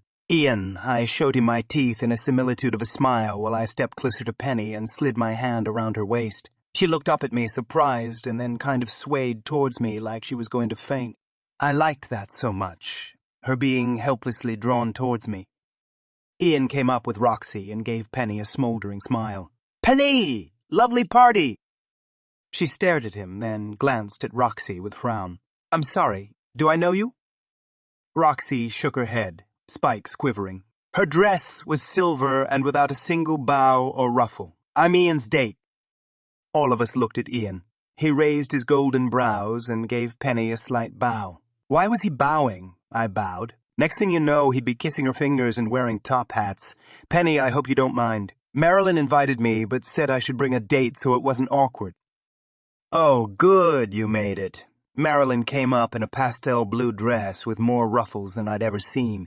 She looked like little Bo Peep or something else. She immediately shepherded Ian and Roxy to their table, and she didn't even need a crook. Penny smiled at me, kind of shy. You look very nice. I cleared my throat and barely kept from smoothing my suit. I always look nice. Why would her saying it make me feel self-conscious? How are your hands? She smiled, and a pink blush crept from her low, ruffled bodice up her neck to her creamy cheeks. She was thinking about how she'd gotten blisters, how she'd kissed me. Fine. Thanks. She pressed her lips together to keep a flow of ridiculously adorable things inside. I wanted to see all the things inside her she kept bottled up. The sweetness had been covered in angry frustration ever since the dance. Now the sweetness was unfurling beautifully. All right, you two. Why don't you take your seat so that we can begin? We turned to stare at Marilyn, who beamed at us both. We followed her to the 2 seats in front of the amethyst-studded mantel. It was a tiny table, and our knees bumped as I sat down. She blushed at that slight contact. I'd had enough. I was finished with tea tables between us, or anything else, really. She was going to be mine. Now, slow, steady. This was a siege. I couldn't overturn the tea table and drag her to her room. I could, but no. Marilyn stood in the small area cleared between tables in front of our position of honor. Viney leaned against her door, scowling at everyone who looked at her, which no one did. Zack sat at a table by himself with a dozen plates with samples of every kind of possible cake. Was he taste-testing for Penny? Thanks so much for coming to Penny's tea party, Marilyn said. The other witches and a few mages burst into polite applause. I exchanged glances with Ian, who shrugged. This was weird, but he'd seen witches do stranger things. We're here to celebrate all that Penny Lane represents, a long heritage of Rosewood witches who believe in honor, truth, respectability, and nobility, to the long-lost granddaughter of our founder, Penelope L. Rose. To Penny Lane, she raised her teacup, and everyone in there followed suit except for Viney and Penny. Penny stood up. Excuse me, I love tea parties, and I don't think there's really a bad reason to have one, but what are you talking about? My mother went to Blackheart. I have no idea where my grandmama went, but she certainly didn't found Rosewood. Oh, I was named after an old friend of hers. Is that what this is about? Marilyn stared at her, fury struggling to take over her features. You look too much like Madame Rose. You have to be related to her. Penny frowned and put her hands on her hips. I'm sorry, are you telling me that I don't know who my grandmama was? I'm sorry for the mistake, but it seems like all of you are here for no reason. I'm not from some elite family. I'm not from some elite family. I despise elite families. I'm only here at Rosewood to... She pressed her lips together. Marilyn pressed forward. Why are you here, Penny Lane, if you're not related to Madame Rose? We all listened while Penny got an odd expression on her face. Zack, can you be really disagreeable and scare all the witches away, please? I have a headache.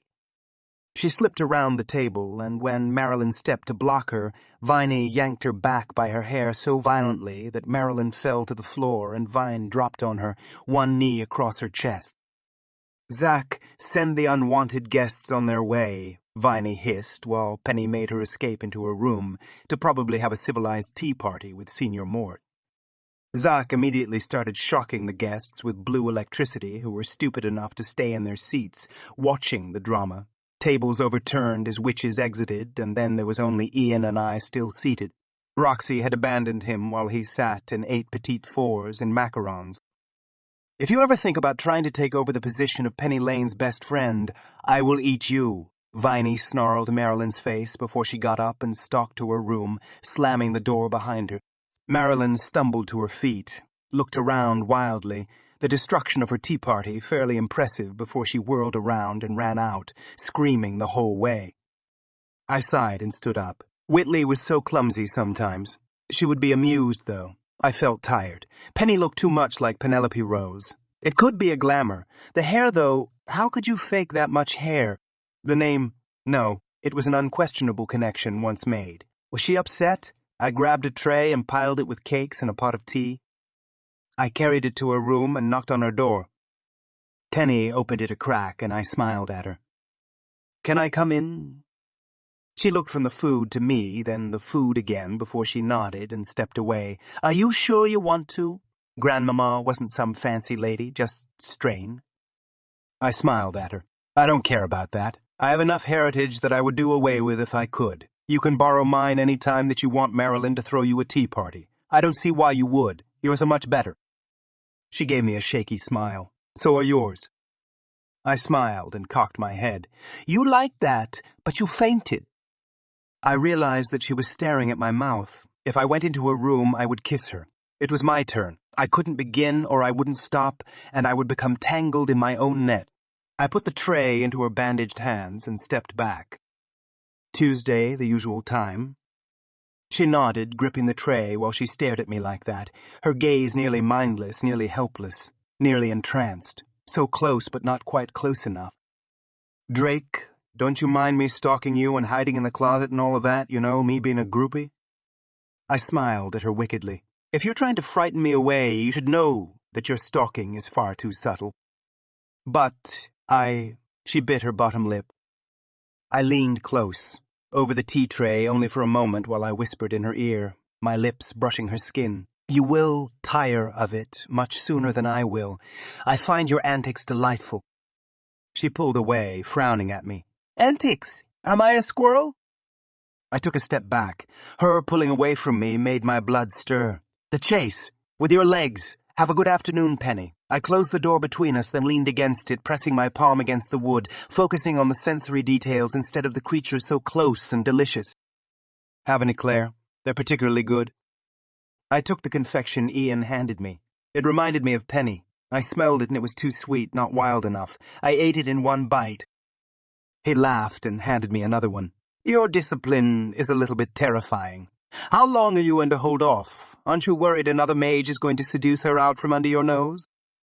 I looked at him, studying the gleam in his golden eyes. He wasn't joking. He was tempted. "Drake, either help me with these dishes or arrange some of your people to deal with it." Zack sounded irritated. I opened my phone and had arrangements in a few moments. Ian didn't seem in any hurry to leave.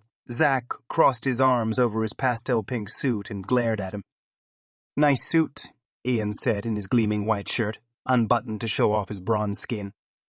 "What are you still doing here?" The person throwing the party left. "This is Viney's domain, and you're not exactly her favorite person." Ian raised an eyebrow. "Are you saying that I should make amends? From what I understand, Viney already has an alternate to Drake." I put a hand on Ian's shoulder. "Did you want something?" He got a hurt look on his face. He shrugged, hands in his pockets. It reminded me of who he used to be so long ago. "I thought we'd do something, hang out, go sidewalking or fighting, something like that." I glanced at Zack. He did not want to hang out with Ian. They'd never been very congenial. "Ian, why don't we meet at the usual place in an hour? I have a few things to talk over with Zack." He nodded and stepped through to Darkside immediately. "He still follows your orders?" I shrugged and picked up a small blue cake. This one matches your cummerbund. Mum, probably tastes like it too. That's terrible. I ate another one while Zach watched me, shaking his head. What's your plan with her? When will you be finished? I took my time swallowing so I could speak without snarling at him. Instincts were so tiresome. Haven't we had this conversation? Why are you in such a rush? He scowled. I don't like it. Don't like her being with me or don't like her not being with me. We're not technically together yet, so we haven't started. You can't finish something before you start. He gritted his teeth and growled at me. I don't like you playing with her. Why not? I'm an excellent player and she deserves excellence. She deserves love. I stared at him. And you love her? He shook his head. Of course not. But you know someone who does. How can she think about anyone else with you acting like that, being like that? She's given up trying to date other people. She's given up trying to find someone else. She needs to be loved, and you can't love her. I studied him for a long time. She doesn't have to know that. She'll know. She'll know. I cocked my head. I don't think so. We tend to believe what we want to believe. I intend to give her no reason to doubt me. I can be very persuasive. He made a disgusted sound. You're going to pretend to love her? I shrugged. It's not really your concern. She's a friend of mine. Why? She broke your face. He hesitated. She's special. There are things about her that are so much more remarkable than her being descended from some dead witch. She carried off a mustache remarkably well. She cares about children. That, too. She trusts mages on a cellular level. Her energy is attuned to mages. Do you think she's actually a mage? That would be interesting. She's not. I raised an eyebrow. How could you possibly know that? I danced with her. I ripped apart her spell. I know her very well. I stared at him. Those words were a challenge. He knew her better than me, and therefore she belonged to him.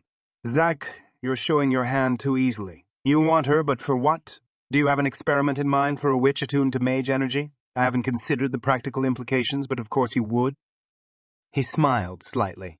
You're right, I have thought about it. There's something so interesting about her. The energy she used to break my face, remarkable, but that's not what I want her for.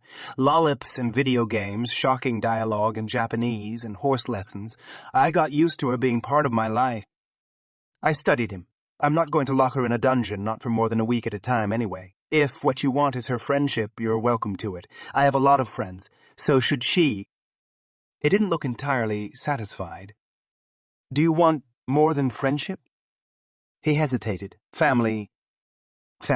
You are a strange mage. You see yourself as her brother? That explains the protective instincts. That's a relief. I thought maybe you were falling for her. Friends or not, I wouldn't allow that. He studied me. Why not? I patted his cheek. Because every piece of her will be mine one way or another. You should probably know I don't give things up once I become attached to them. He studied me thoughtfully. And you fall in love with her? It's not possible. If it were. I sighed. So much theory while dealing with a sugar rush. I don't intend to do anything differently. I intend to act as in love as possible. I intend to restrain the jealousy, the possessiveness, the cruel domination, all of that as well. Why bother? A different witch would want all of those things. A different witch wouldn't be as interesting. This conversation is not interesting. You're her brother figure. Fine. Threaten to unman me if I hurt your sister and leave it at that. You will hurt her. Of course. I will unman you and more. I'll make your business suffer. I finally smiled at him. Zachary, now I'm intrigued. Is that an actual threat I heard? You would be such an excellent brother. If you'll excuse me, I have things to do. I stepped into Darkside and found Ian leaning over the table in the corner of the dingy tavern, staring into the enormous mug at the disgusting swill they called ale. I dropped in beside him, threw back his drink, and grinned at him while fighting the expression of disgust the flavor of such revolting elixirs naturally brought. Ian, you're awfully quiet today. He growled at me. Not quiet. It's Penny, Whitley, Viney. It's all so dramatic and intense. Why is high school so intense? I spent 6 months with the Creech and all those females. None of them were remotely interested in drama. Maybe I should marry a Darkside or witch. Wouldn't that be fascinating? No, it would be boring. I think I can help you, but you need patience. He stared at me, frowned, and then nodded. She's a good witch, your Penny. Not mine yet, but yes, she is. I stood up and staggered as the drink hit my system. I need to get working on the science. Those tourneys don't win themselves. And next week we'll begin the sign-ups, the tryouts, the study binges, the stress that nothing in the world besides life at Rosewood does. You won't have time to hang out? I shrugged. You can work with me. That's as much hanging as I do these days. Seriously, Ian, you need to apply yourself more rigorously to your courses. If you don't, you'll find yourself footloose and fancy-free and completely useless. That's not you. Not one iota of you. Don't destroy yourself just to spite wit. He raised an eyebrow. How remarkably intuitive of you. Next thing, you'll be telling my fortune. That was me telling your fortune. Do I need to crush a crystal ball into your skull for the message to penetrate? It will work out. I'm not going to leave you in any dungeon in this world or the other. I have your back. He stared at me, his eyes sparking gold. I think you actually believe that. I put my hand on his shoulder. I do.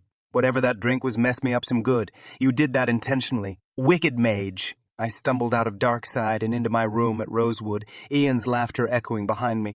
That would teach me to steal another mage's drink. Also, he was getting back at me for the last time, the time I'd sobered him up.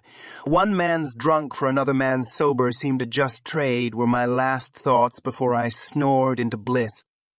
I woke up Monday morning irritated. Ian putting me to sleep when I had things to do showed a lack of respect. Not that I expected respect from Ian. It would be rather boring if he gave it to me. I walked to class and heard the whispering witches all about Penny Lane, and was she or wasn't she the descendant of Penelope Rose, and if she was, did that mean that they couldn't torment her any longer, or the unthinkable, that they'd have to apologize for the tormenting that they'd already done? To her. What a question. Poor witches.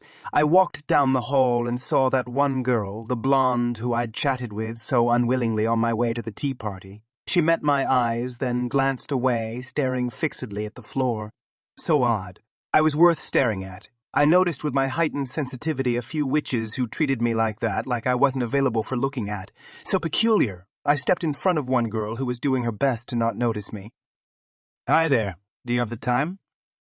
She looked up at me, her blue eyes widened in panic, and she closed her eyes. No. I stared at her while she stood there, waiting for me to disappear while she squinched her eyes tightly closed. Well, if you find it, let me know. I walked away from her, whistling, so she could know when I was a safe distance and continue on her way. How odd. I didn't have time to worry much about it. Ian was right. All during classes, I had emails from various school groups who wanted to know about the performances at the end of quarter student show. It would be a representation of our school to all the parents of all the students, and of course all the alumni who showed deep interest in the futures of students at Rosewood. It had to be perfect. It would be perfect. That's why I was in charge. Whitley cornered me as I was eating, my computer open, one hand holding a roll while I emailed a group who wanted to do interpretive chess playing as performance art. How to be tactful yet firm. With Whitley, tact and firmness didn't seem to matter. She gave me her most "I'm beautiful and you are so lucky that I'm leaning over this table so you can see my cleavage" look. I want to do a musical number with you. Only if it ends with you spontaneously combusting and burning to a painful and hideous death. I'm busy. Drake, she said, putting a hand on my arm. I had her wrist between my fingers and inserted a lightning bolt of pain between that joint. She fell back, blinking at me in shock and quickly rising fury. You dare touch me? You touched me. The entire cafeteria can witness to your subtle claim on my arm. I said no. I turned back to my email and replied perhaps a little more cruelly than necessary. Before I knew it, I was headed to business class where I'd see Penny Lane and she'd stare at me from a distance. Would that be better to stay away from her or close in early? She had to think about me today, tonight, tomorrow, and then tomorrow night when I had her alone in my car, I'd finally kiss her. I smiled at her wickedly as I slid into the seat beside her. I brushed her hair away from her shoulder, feeling the delicate bones beneath the creamy blazer she wore over the round collared blouse. She was so adorable, turning towards me with a flush on her cheeks, eyes bright with delight as she stared at me. "Did you rest well?" She nodded, pressed her teeth against her bottom lip. "Did you?" I shrugged. I had no choice. Ian drugged me. Mages are so untrustworthy, particularly the golden ones. Are the green ones any better? The green ones are much worse, but at least when they drug you, they won't use nasty-tasting bilge water. Bilge water? I smiled at her. Don't ask. Some things are too vile for words. Like green mages. Exactly. You better stay far away from the mages and the wolves. I slid my fingers over the back of hers where I'd kissed them too long ago, then I winked at her, opened my laptop, and focused on the business merger that Jasper had been pestering me about for months. It was going well. What did he want me to do about it? He thought I had some kind of magic business ability that would make all the lions and tax laws disappear. What would be the fun of that? Business was fun for me. Her business would be delicious. I was going to do some wonderful things with it. She would be furious. But only when she found out about it. It was for her own good. Mostly. That day was a flurry of meetings. Polo practice on the frozen field, and then more meetings after dinner and more emails after that. The chess club wouldn't give up. To be perfectly fair, the club did consist of some incredible dancers. Would an interpretive chess dance be too bizarre? Penny might like it. Late that night, I rolled my eyes, emailed that I would look at a rehearsal and see if it had any potential. So much happiness in the hearts of those mages. Tuesday was our day, Penny and mine. I'd specifically moved everything around so that I wouldn't have any meetings before or after class, before or after class, before or after our community service. No constraints for this one day. In ballet, she was already waiting by the bar, her eyes meeting mine before she blushed and glanced away when I came into class. She focused on warming up while I stood behind her. I brushed a wayward curl up and fastened it into the rest of her hair, accidentally brushing my fingers over the pale column of her neck in the process. Penny Lane, a real ballerina, never lets a lock of hair escape. She made a slight sound of irritation. Be polite, or I'll let my savage hair have its way with you. Suffocation is a real danger. Really? Death by hair? That does sound promising. I put my hand on her hips, subtly pulling them to help with her turnout. I couldn't possibly have had any other motive. I would never let my hands linger on the contours of her body, sliding up her waist and over where her ribs should have been. I narrowed my eyes and forced myself to focus. This was class. Class was serious. Except when I turned her to face me, she was so close and her eyes went to my lips. No good. I turned her away from me and led her into the first position, her leg extended, her delicate wrist in my fingers. She did have the body of a dancer, and when she forgot herself, she moved with exceptional grace. I was going to make her forget herself completely.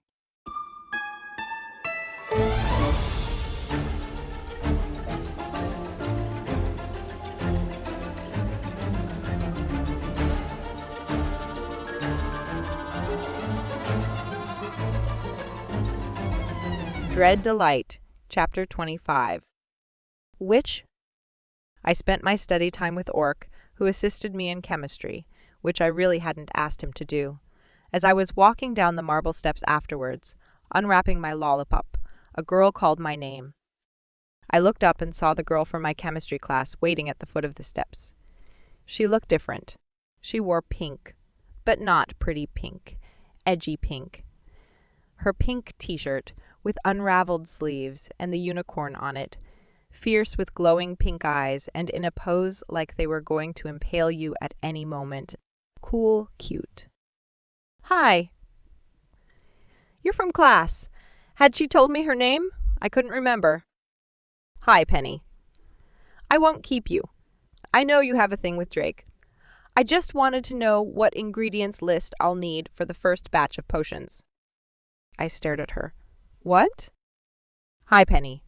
I won't keep you. I know you have a thing with Drake. I just wanted to know what ingredients list I'll need for the first batch of potions. I stared at her. What? She shrugged. I noticed that you're out of stock of Dream Wishes lotion and your sunbite healer. If you give me a list, we'll whip up a batch for you to check later. I stared at her. I hadn't told anyone other than Drake about Darkly Sweet, had I? An ingredient list. That's not going to be enough. There's a whole process. Not that you aren't fine at chemistry or whatever, but these lotions have to be perfect. She nodded seriously. Of course. I'm sorry. How about tomorrow afternoon in the witch's lab, you can demonstrate dream wishes and sunbite. 3:45. I won't keep you any longer. See you then. She waved and took off, her pink shirt at odds with the other students. What in the world? I walked to Drake's car, feeling quite weird, and he stood there leaning against the door, hands in his pockets like it was cold, and he didn't bring a warm enough jacket. I inhaled deeply of the cold air. It did smell like snow. I should have worn tights. My knees were already cold. You're late, he said with a smile as he tugged a curl. I was starting to think you were getting cold feet.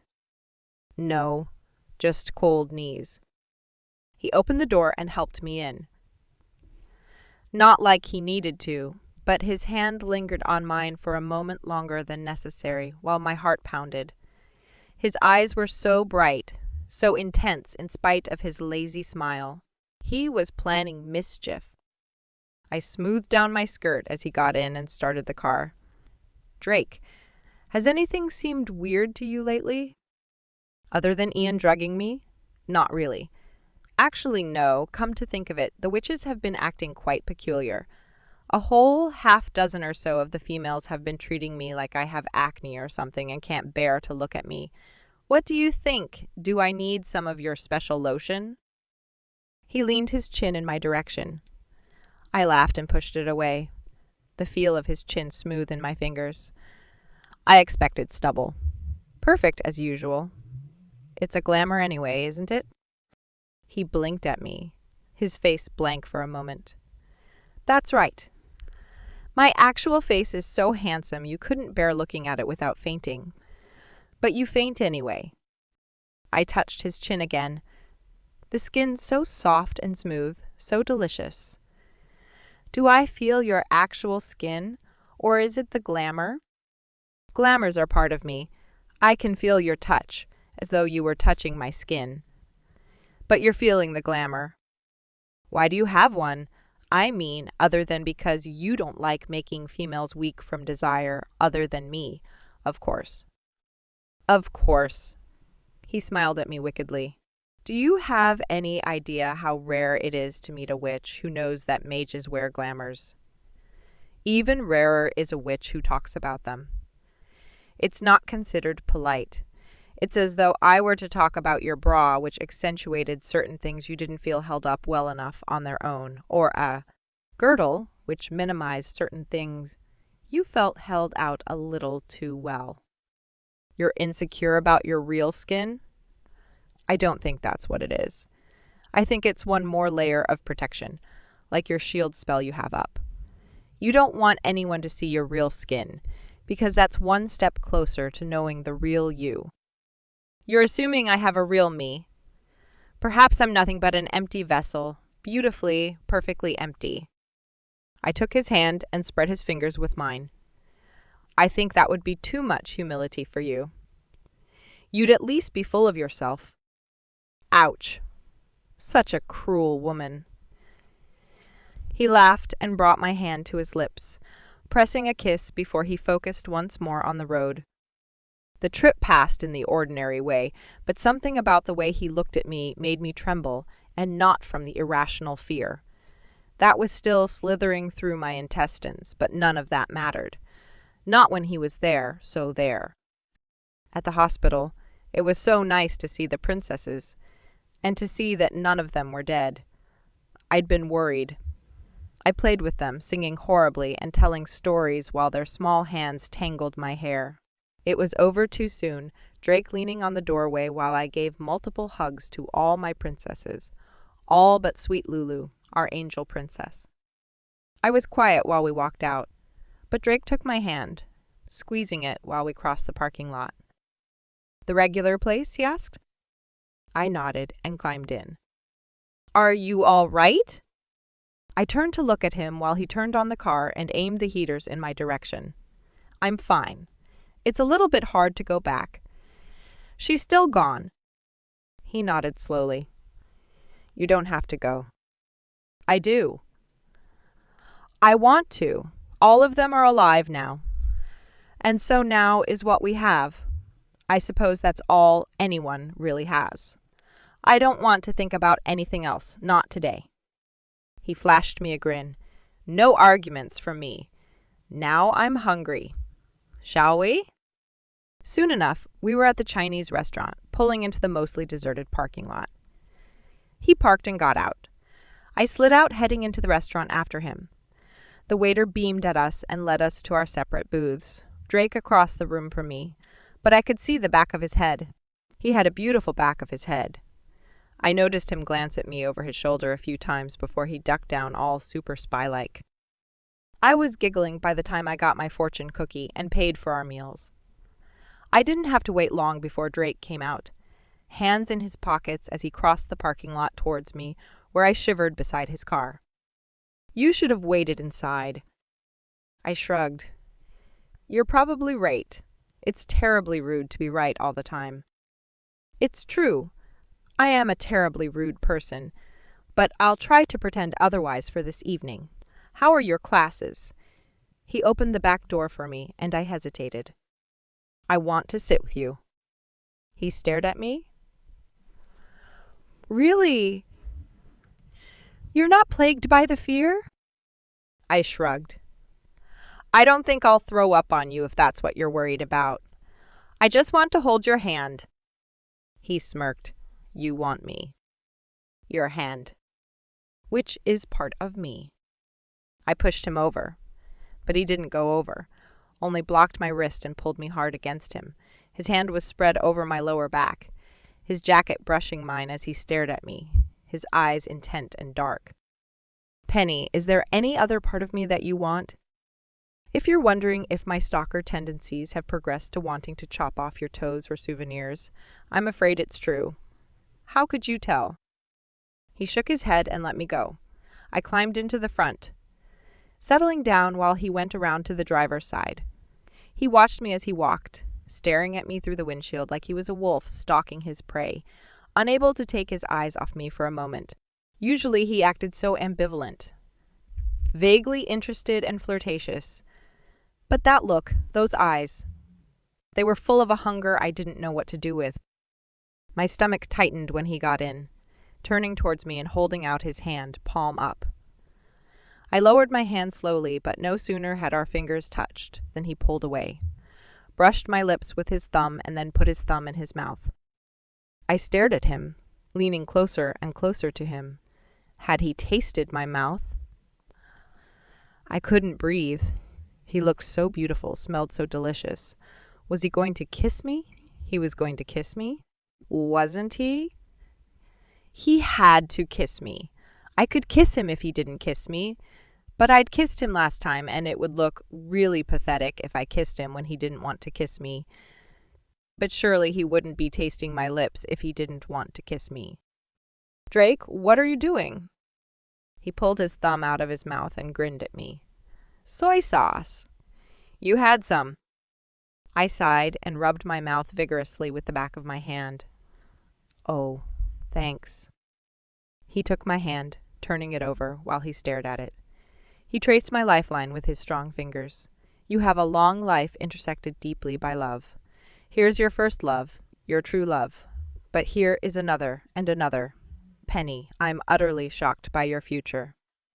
I pulled my hand out of his so I could wipe the sweat off on my skirt. It was cold in his car. He hadn't turned it on, so no heater. Why was my hand sweaty? Sorry. He cocked his head to the side. I think the only possible payment is for you to be shocked by your future as well. Are you ready? For what? To be shocked. I frowned at him, and then he leaned forward, brushed my nose with his, while his eyelids closed and his hand brushed my neck, sliding up to tangle in my hair. Tangle was the wrong word. His fingers massaged the base of my scalp, making me limp and relaxed while the scent of black cherry filled every one of my senses.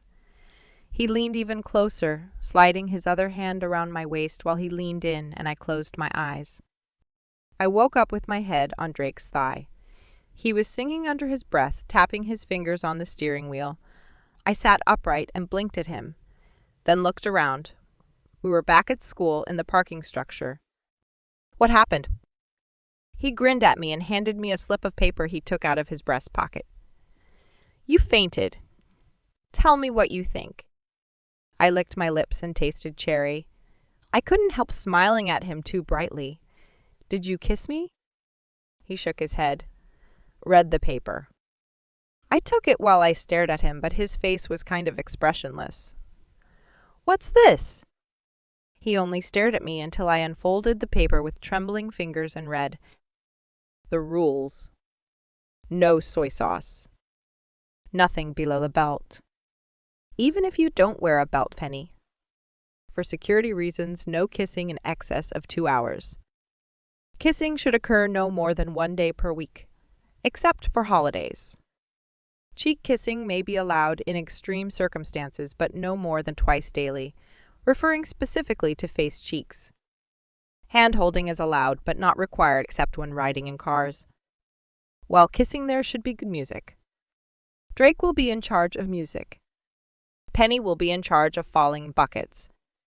More rules as required. I read the list twice before I looked up at Drake. His red hair glowed in the orange security light, his eyes dark and fathomless while he studied me. These are kissing rules?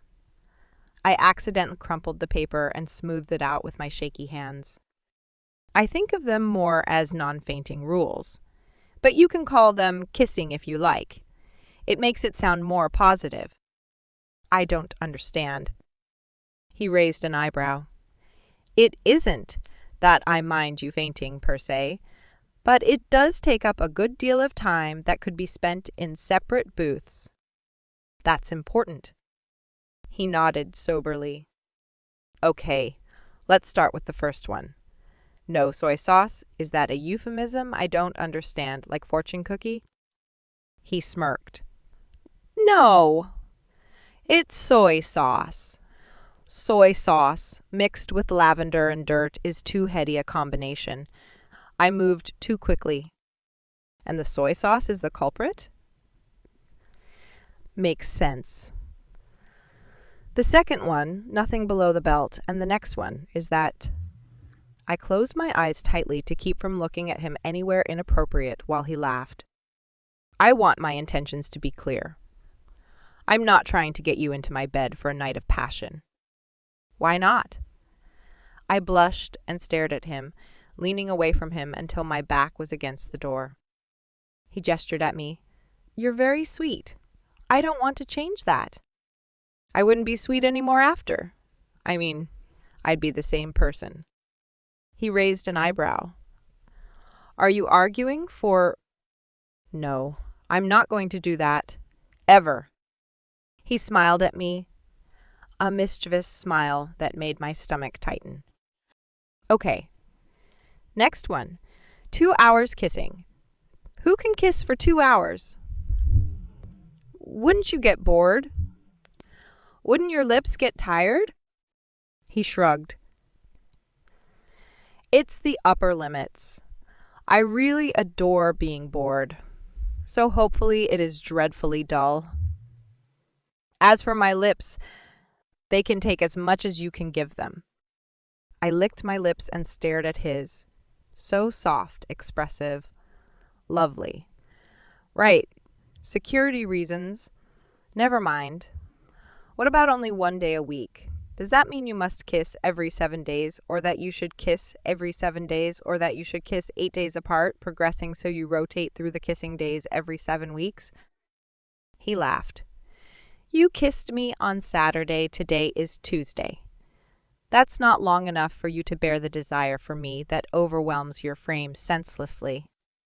So we'll kiss next Saturday for 2 hours? He shook his head. Tuesday at the earliest. Also, this isn't a requirement, but a limit. No more than 2 hours at a time.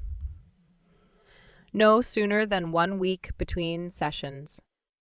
You make it sound like polo practice. He shrugged. I actually like schedules. Otherwise, I don't function very well. The coming weeks are going to be extremely busy for me. I have so many meetings, so many rehearsals, so many people to deal with. For some peculiar reason, I'm good with people. I get it from my father. He's one of those people who can get whatever he wants from whoever he likes. He never even tried to get me to do anything.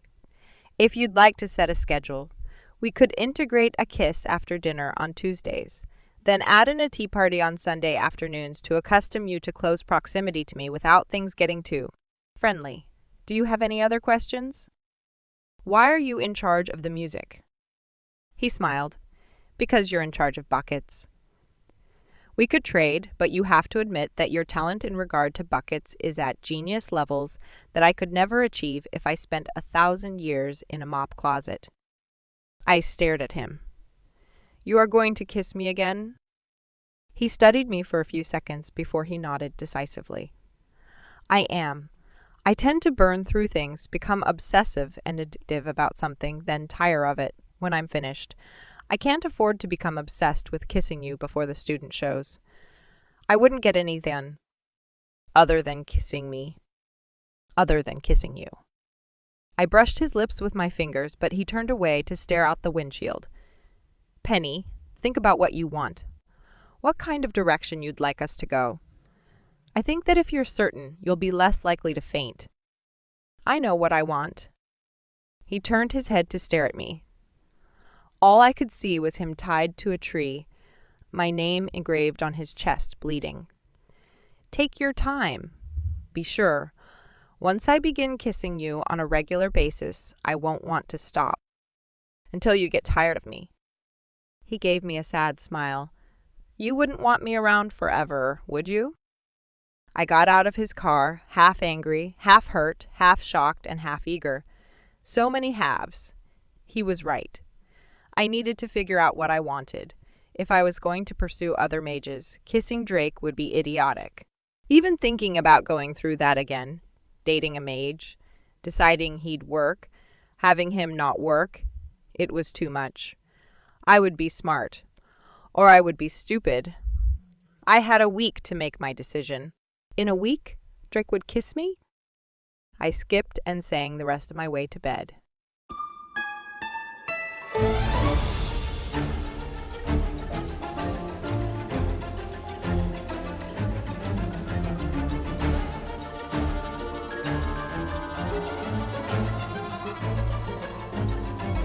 Dread Delight, Chapter 26.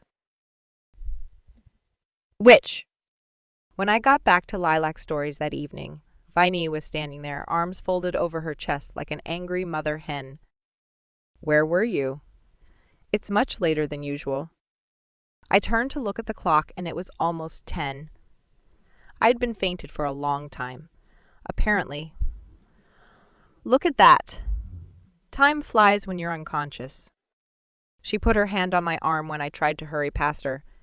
Did someone hurt you? I stared at her. I didn't want to hurt her. Would it hurt her to know that Drake had almost kissed me? It would hurt worse to lie about it. I spoke quickly, like ripping off a bandage. I think that Drake is going to kiss me. I winced and waited for how badly she took the news, but she only cocked her head and stared at me. Is going to kiss you? He hasn't yet? I shook my head. No, then admitted. I think he would have if I hadn't fainted. She snorted. You fainted? Again? What's your problem? You're one of those ditzy females who can't be around a hot guy without passing out? Wow, so you haven't kissed because every time you get close, you faint. Too bad he doesn't like kissing unconscious girls. Yeah, too bad. She studied me, hands on her hips, scowl firmly in place. But it wasn't that terrible. Viney, do you mind? What? That you're that stupid. Not really. I rolled my eyes. No, the idea that I might kiss Drake. I don't want to hurt you. If you don't want me to, then I won't.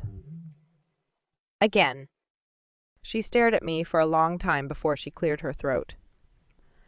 I don't mind. He's not mine. He's probably a bad idea for you, but it's fine. Thanks for asking. What was that you said again? I inhaled shakily. Yeah, the mop bucket thing. I kissed him.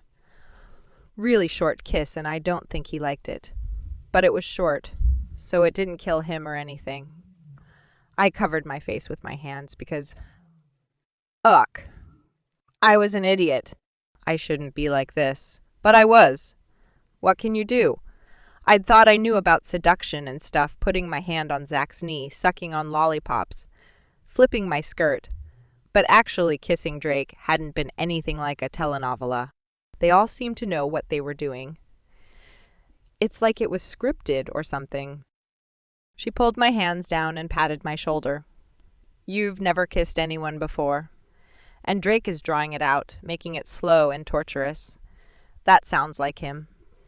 Usually slow means serious. Not serious, just slow. Slow and not serious, she sighed. So we'll probably never have that make-out party then. I wrinkled my nose. I still didn't entirely understand the whole concept of make-out. I don't think that would work. Zach and Drake would rather wrestle. So what is it like to, make out? Is that like kissing for 2 hours? Is that like kissing for 2 hours? Is that even possible? She cocked her head at me and leaned forward, staring at me while this strange, mostly evil smile grew on her face. You're asking me for kissing tips. Awesome. Zach, get in here. I flinched from her loud voice, and then Zach came in after a few minutes, giving Viney a flat expression.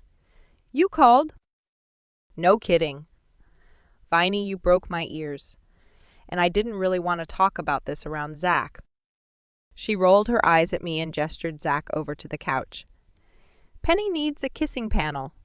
I could tell her as an extremely experienced female what to do and what not to do, but from your male perspective, you can be useful. Geez? Viney? Are you kidding me? You interrupted Warcraft 5th boot up for this? I put a hand on Viney's shoulder. I don't think that Zach is the right person to ask. I think he's only kissed posters. Zach's eyebrows went up at the same time he sat down and leaned forward. It just so happens that I kissed Sarah Marketry in 4th grade. It's Viney you shouldn't ask. You don't know if she's even a good kisser. She smacked his arm. You can run along, Zach. You have no interest in this conversation, discussing how to kiss a real girl. So irrelevant for you. I giggled and bit my lip. Reading about stuff online or researching through telenovelas only takes you so far. Okay, fine. I have some questions about tongue. It's supposed to be a sexy thing, the French kissing, but it just seems so gross. I've eaten tongue, and the texture is nasty, slimy and squishy. I think if someone put their tongue in my mouth, I'd bite it instinctively. Then there would be blood. And while tongues are the fastest healing part of your body, that could be really messy. Also, what about food? Is there a time limit between when you eat and when you eat and when you kiss, so you aren't swapping partially chewed bits of food? And what are you supposed to do with your hands? Is it just all octopus, wrapping around and wriggling? I blushed and tried not to fiddle. I should know all of this stuff. I'd watched Marionetta make out 1,000,000 times. So why was it such a mystery? Maybe because I fainted before I could figure anything out. Maybe because Marionetta was a fictional character. Zach leaned back and grinned at Viney. Go ahead. I can't wait to hear the answer to all these fascinating questions. Viney snorted. Psychotic. Maybe kissing is a little too complicated for you, Penny. Let's stick with spying on naked men. It's less convoluted. Zach raised his eyebrows. I heard about that. Was it you or Penny who was stuck in the bucket? I shrugged. Viney landed on me, or I wouldn't have gotten jammed in so good. Zach gave Viney a strict look. No more evasions. This is the kissing panel. You have to answer her questions. She rolled her eyes. We should do a demonstration.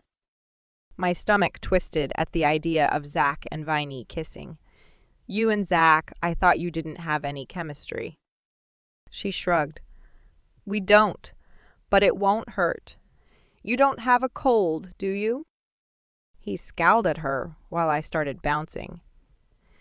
If Pitch were playing with Zach, she would not be okay with him kissing another girl, even for scientific purposes. Pitch could break Vinny so easily. Oh no, Viney! If you're going to do a demo, it would be with someone you have good chemistry with. Zach. Do you have Oscar's number? Zach nodded and pulled out his phone. Viney squealed and attacked him, but he held it over his head. I snagged it and scrolled through the names while she yelled and Zach laughed, holding her back, holding her back. Hurry, Penny! She's getting away! I scrolled through his contacts and found Oscar's name and quickly texted him. I sent it the second before Viney hit me, knocking me to the floor. Too late, Viney. I already invited him. She rolled off of me and tucked her knees under her chin, scowling at me dangerously. I put a hand tentatively on her shoulder and she didn't shrug it off. I didn't tell him what we wanted, just asked if he'd like to come watch a horror movie. She glanced at me, her gaze hopeful for a second before she scowled again. He won't come. He thinks I'm crazy. I am because of the whole Drake thing. I mean, after the last closet thing, there's no way. Who says you were in the closet scoping out Drake? Maybe you were there to check out someone else. I nudged her. She wrinkled her nose. Right, because that's so much better. Stalking him will not make him like me. Zach's phone buzzed, and I stared at her while she stared back. Well, she leaned forward, eyes enormous and vulnerable. If Oscar didn't say yes, I would track him down and kill him in any way necessary until yes was his answer after all. I swallowed and checked the message, holding my breath until I read, I'll be there. I started screaming and bouncing, and then Viney was screaming and bouncing, and then Zach's phone went flying, we were so bouncy and screaming. Zach snagged it easily, checked the message, nodded like he wasn't surprised, and headed back to his room. Hanging out with Oscar was so fun. Oscar sat on one end of the couch. Viney sat on the other end, and Zach sat between them, while I sat on the floor.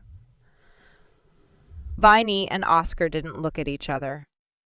Eat as much popcorn as you like.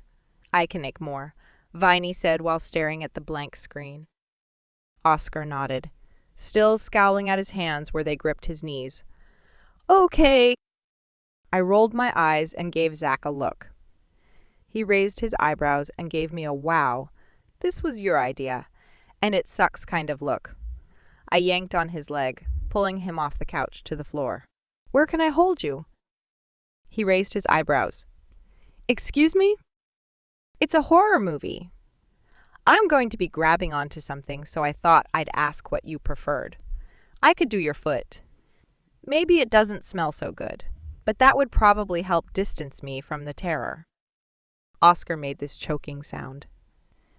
You really are a strange girl. I smiled brightly, then glanced at Viney. Her face was kind of stiff. She'd dated Ian. She was totally experienced, so why was she freezing up with Oscar? She was not going to bring up the making out thing.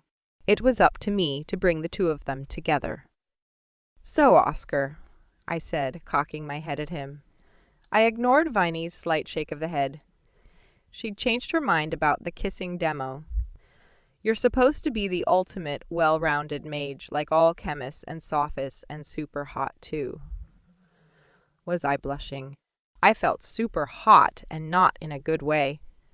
Maybe this wasn't the best idea, but Viney really liked Oscar. I could wade through humiliation for her. Viney winced like I'd stuck her with a pin. Oscar's scowl got a little bit confused, and his face went pale. I'm not interested in you. Zach shot me a look of pure amusement. He was holding back laughter. I didn't break something over his head. I closed my eyes and took a deep, steadying breath before I beamed at our guest. Thanks, Oscar. I appreciate your honesty. What the crap was I doing? No idea, but the runaway train was still going, headed towards the cliff at full speed. For Viney. The thing is, I noticed that people know how to do more than fighting stuff at this school, like ballet and horse riding and making out, but they don't have classes for making out. So how do people learn this stuff? Wouldn't it be great if people who were more experienced could do a demonstration for people like me and Zach? I smacked him for his shaking shoulders, who are pretty ignorant about the whole process. Viney stared at me, kind of blank, and Oscar leaned over his knees to frown at me. You want to have a kissing demo? Right. So much. Because I just have these things that I don't know. So many things, right, Zach? I smacked him again, and he coughed and nodded. Right. You and Viney should make out while stopping to take breaks and explain exactly what you're doing so Penny and I can be illuminated. Yeah, it's not weird at all, Oscar. He frowned at Zach before glancing at Viney, where she sat very still, looking kind of mortified. Not kind of. Oh, with Viney. He said that to her, and she shifted uncomfortably before she met his eyes, and scowled darkly. It's purely for educational purposes. Don't get the idea that I want to make out with you. He nodded slowly. I'm a big believer in education and research and pooling resources. I can see how this would be a rational approach to an unfortunate lapse in our school's courses. I blinked at him and then looked at Zach. He grinned at me, then said loudly, Great. We can do that before the movie. Not weird at all. So weird. Bonbons and ho-hos. I was never going to watch someone make out again. I'd thought the first part was strange, but the whole Viney and Oscar going at it, then breaking to explain technique or something, was just mortifying. I spent the demonstration with my eyes closed, except when Zach nudged me so I could open them and pretend I was paying attention when Oscar went into lecture mode. Finally, when Viney's lips were pink and Oscar's pupils were kind of dilated, Zach stood up. That was so illuminating. Let's watch horror. A lot of horror. I nodded rapidly. Yes. So much horror, now. He started the film and sat back down on the floor by me. Viney was sitting next to Oscar, and he was staring at the screen with unfocused eyes. You guys can sit on the couch, Viney said with a hard smile that said, Sit on the couch with me and Oscar and die. I grabbed Zach when he started to get up. Nope. We're so comfortable right here. Right, Zach. Yeah, we are so comfortable, so you guys can just stay there. After that, I turned around and did not look back, no matter what I heard or how many times Viney kicked the back of my head. Soon enough, I got sucked into the horror movie and held Zach's arm to my chest. It wasn't quite right, wasn't quite Drake, but when I put my hands around his wrist, it felt better. Safe. Zach was stiff at first, but after 20 minutes of me clinging to him and flinching away from knives and blood spatters, he relaxed, decompressing and letting me hold on to him for the rest of the show. By the time it ended, Zach was asleep, his head resting on my shoulder. Viney got up and turned on the light while Oscar stood and nodded at her. I'll see you. She nodded back and then caught his hand for a second. Do you want to do something sometime? He swallowed. Okay. She scowled at him, and he scowled back. They were so cute. I almost cried.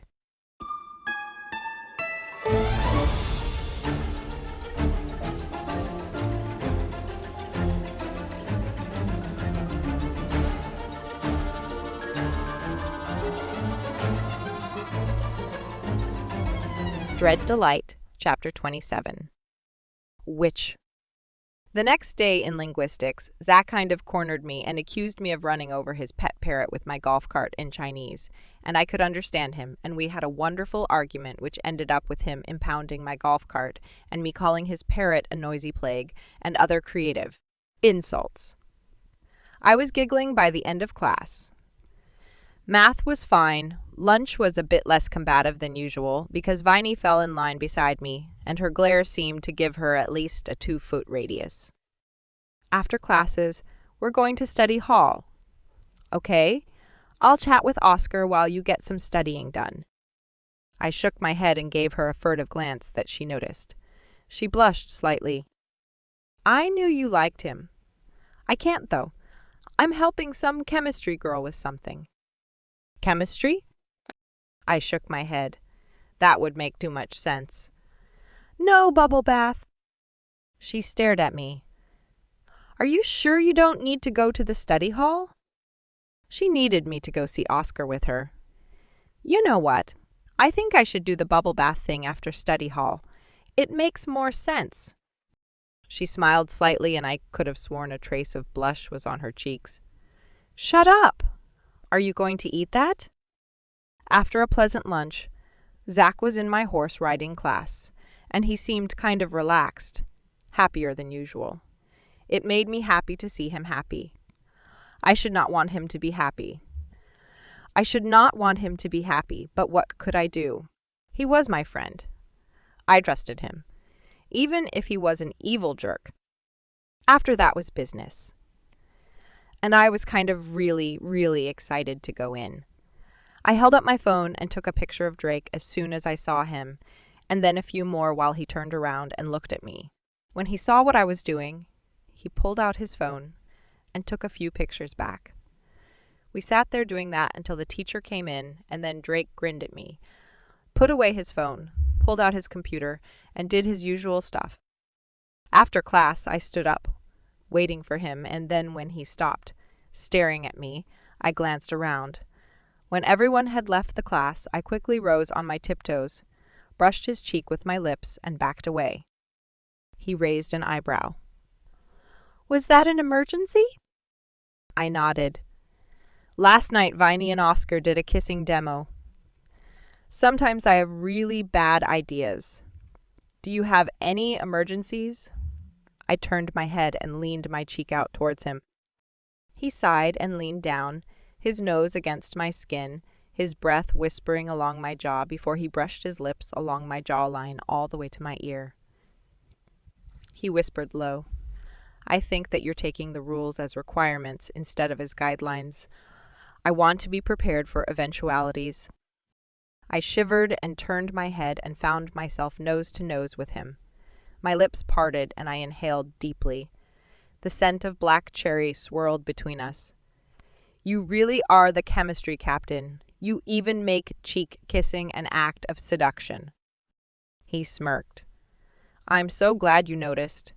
Viney and Oscar would be good together. I nodded, then closed my eyes tight and inhaled, trembling. You smell too good. I'm going to history before I break a rule. I spun around and left, but not before he grabbed my fingers, holding me back for a second before he let me go. After school, I had a hard time focusing in study hall, mostly because I kept sneaking a look at Viney and Oscar where they stood scowling at each other, arguing in low, passionate voices about some kind of math concept. They're arguing which is the most convenient and error-free way of converting free radicals. Lester gave me a leer that was completely unintentional. I'd been worried that things would be weird with us after that whole dating thing, but it was kind of a relief that I didn't have to marry him. I shook my head and thoughts of marriage out of them. I needed to get over the Drake thing before I could worry about that. They've been arguing about it for 20 minutes. He leaned forward and brushed my knee with his. I was wearing thick pink tights with my uniform, but it still was kind of shocking. It reminded me of Viney grabbing Oscar's knee. I shifted away from him and focused on my schoolwork. After studying with Lester, it was time to go drag Viney away from Oscar. They were leaning over a book with their heads together, and when he raised his head, their noses brushed. We're all going to a movie on Thursday. Do you want to come, Oscar? I asked. Viney stared at me, and I smiled back at her. Yeah, this was news to me, too. Oscar cleared his throat. Thursday works for me. Great. You can drive Viney down, and I'll ride with Zach. His car is so tiny, and you have legs almost as long as mine. Viney scowled at me. His legs are longer than yours. Really? Let's see. I stood beside him and stuck out my leg, pulling my skirt up to show how long my leg was, when Viney yanked my skirt back down, pushed me ahead of her, away from Oscar. Why are you so weird? She dragged me across the floor, and then when we got to the top of the stairs, dropped a little ball down to roll in front of us. It hit the ground oddly, like it was weighted in the center with a bouncy rim. It kind of squished every time it impacted. What is that made out of, resin? It sounds a little bit like. Are you really going to the movie with Zach? I shrugged. No. I thought it would be convenient if we couldn't go, and you guys had to go by yourselves, you know? I nudged her ribs, and she sighed. No, you'd better come with me. I don't want him to feel like I'm too eager to get him alone. I stared at her. Aren't you? You guys making out was super hot, what I saw of it. Super traumatizing. I now know why they do not have kissing classes. The more you think about, the more revolting it is. She frowned. Yeah, we have good chemistry, but I knew that. We've been arguing for a long time. That's pretty much a guarantee of good chemistry, but are we compatible? I don't want to end up dating some guy who I can't stand for anything other than chemistry. I nodded. I hadn't thought of that. He seems nice. He's definitely smart. He looks incredibly good in purple lights. You know, although his personality is a little bit unfriendly, he was willing to help me out when you asked him to. So there's a charitable streak in there somewhere. Also, he looks super cute in his glasses. What are you looking for? She shrugged and shook her head. I don't know. I patted her shoulder. But if you want to be serious, you'd better take it slow. Okay. I'll ask Zach if he wants to come with us. What about Drake? Viney gave me a look, a sultry and despairing look, and I shook my head. I think that maybe taking the guy you might like on a double date with the guy who you have a pretty established obsession with may not be the best way to go. She sighed. That almost makes sense. I'm worried that Zach will take it the wrong way. How? I mean, you guys almost kissed at the ball. I shifted away from her and gripped my bag tightly. Yeah, I remember that. Do you think you guys have chemistry? I don't know. Maybe a little bit sometimes, but not like. Like Drake? I shrugged. Do you have chemistry with Drake? I don't know. I've never kissed him. Maybe you should. What if there's nothing? That he's like broccoli to you? Wouldn't that be great? You could move on from the obsession permanently. She nodded. I think it's kind of a good idea. Thus the make-out party thing. But on the other hand, what if we sizzle? What if he's so hot that it makes everything that much worse? Dangerous. Probably just stick with Oscar. He really is cute in his glasses. Super cute. After that, I went to the witch's lab and got to teach 6 girls I vaguely knew all about potions, lotions, healers, and herders, for people who hadn't ever made a lotion in their little witch lives. They did quite well. Their first batches weren't salvageable, but on the 4th try, half of them had it. And on their 6th, they all had it down. By then it was midnight, and I'd missed dinner. I did not eat any of the chem girls. I was so nice. On Thursday, I was ridiculously excited to get to class, to finally get to ballet and see Drake, my pas de deux partner, in his dark pants. They were stretchy, tight, body-forming, and he looked very good. Penny, it's bad manners to ogle your partner. I smiled at him and just stood there, staring at him until he came up to me close, his chest brushing mine, and then, in one smooth movement, scooped me up until I was balanced precariously above his head. I spread my arms and let myself soar. He wouldn't drop me, and if I knocked him over, he'd break my fall. After class, I held him back for a second. "I'll see you later." He raised his eyebrows. "You will?" I nodded. "I'm stalking you, remember?" He grinned. "I hate to say this, but you're really a terrible stalker." He grabbed my fingers and squeezed them before he turned and headed out, while I stared after him, feeling all woozy. A girl elbowed me in the ribs, and then I felt more like puking. Anyway, business was staring at Drake as usual. History was lovely, and then afterwards, instead of going to study hall, Viney dragged me into a different building that was a large warehouse full of climbing walls. Ropes and harnesses hanging from the ceiling with weights, treadmills and other exercise paraphernalia lining the walls. There weren't any guys, but a lot of girls were working out. Viney took me to this throwing station, where I was supposed to throw balls and darts and other objects of various weight and density. It was kind of fun, kind of sad, because Viney looked so disappointed at my lack of potential. I patted her shoulder on our way out. "That was fun. I think my arm is going to be sore. Are you trying to make me awesome enough to join your club?" She scowled at me. "Shut up. I didn't think you'd be quite so bad." I stared at her. "I'm not that bad." She gave me a pointed look. I shrugged with a smile. "Are you ready for tonight?" "Oh, I forgot to tell Zach about the movie." Viney shrugged. "Like he has anything else to do on a Thursday night? You tell him while I get changed." She went into her room, and I was left outside of Zach's, feeling nervous for some reason. Were we friends? How could we be anything other than hostiles when he couldn't be trusted? And I trusted him anyway. Finally, I let my hand fall onto the solid wood. He opened the door suddenly, his eyes bright with anger that faded when he saw me standing there smiling brightly, holding out a lollipop like a peace offering. Penny. He wasn't wearing a shirt. I closed my eyes and felt when he took the lollipop. "So we're going to the movie tonight, okay?" He made a rude sound. And then, after some rustling, "I have a shirt on." "You are so strange." I opened my eyes and smiled at him.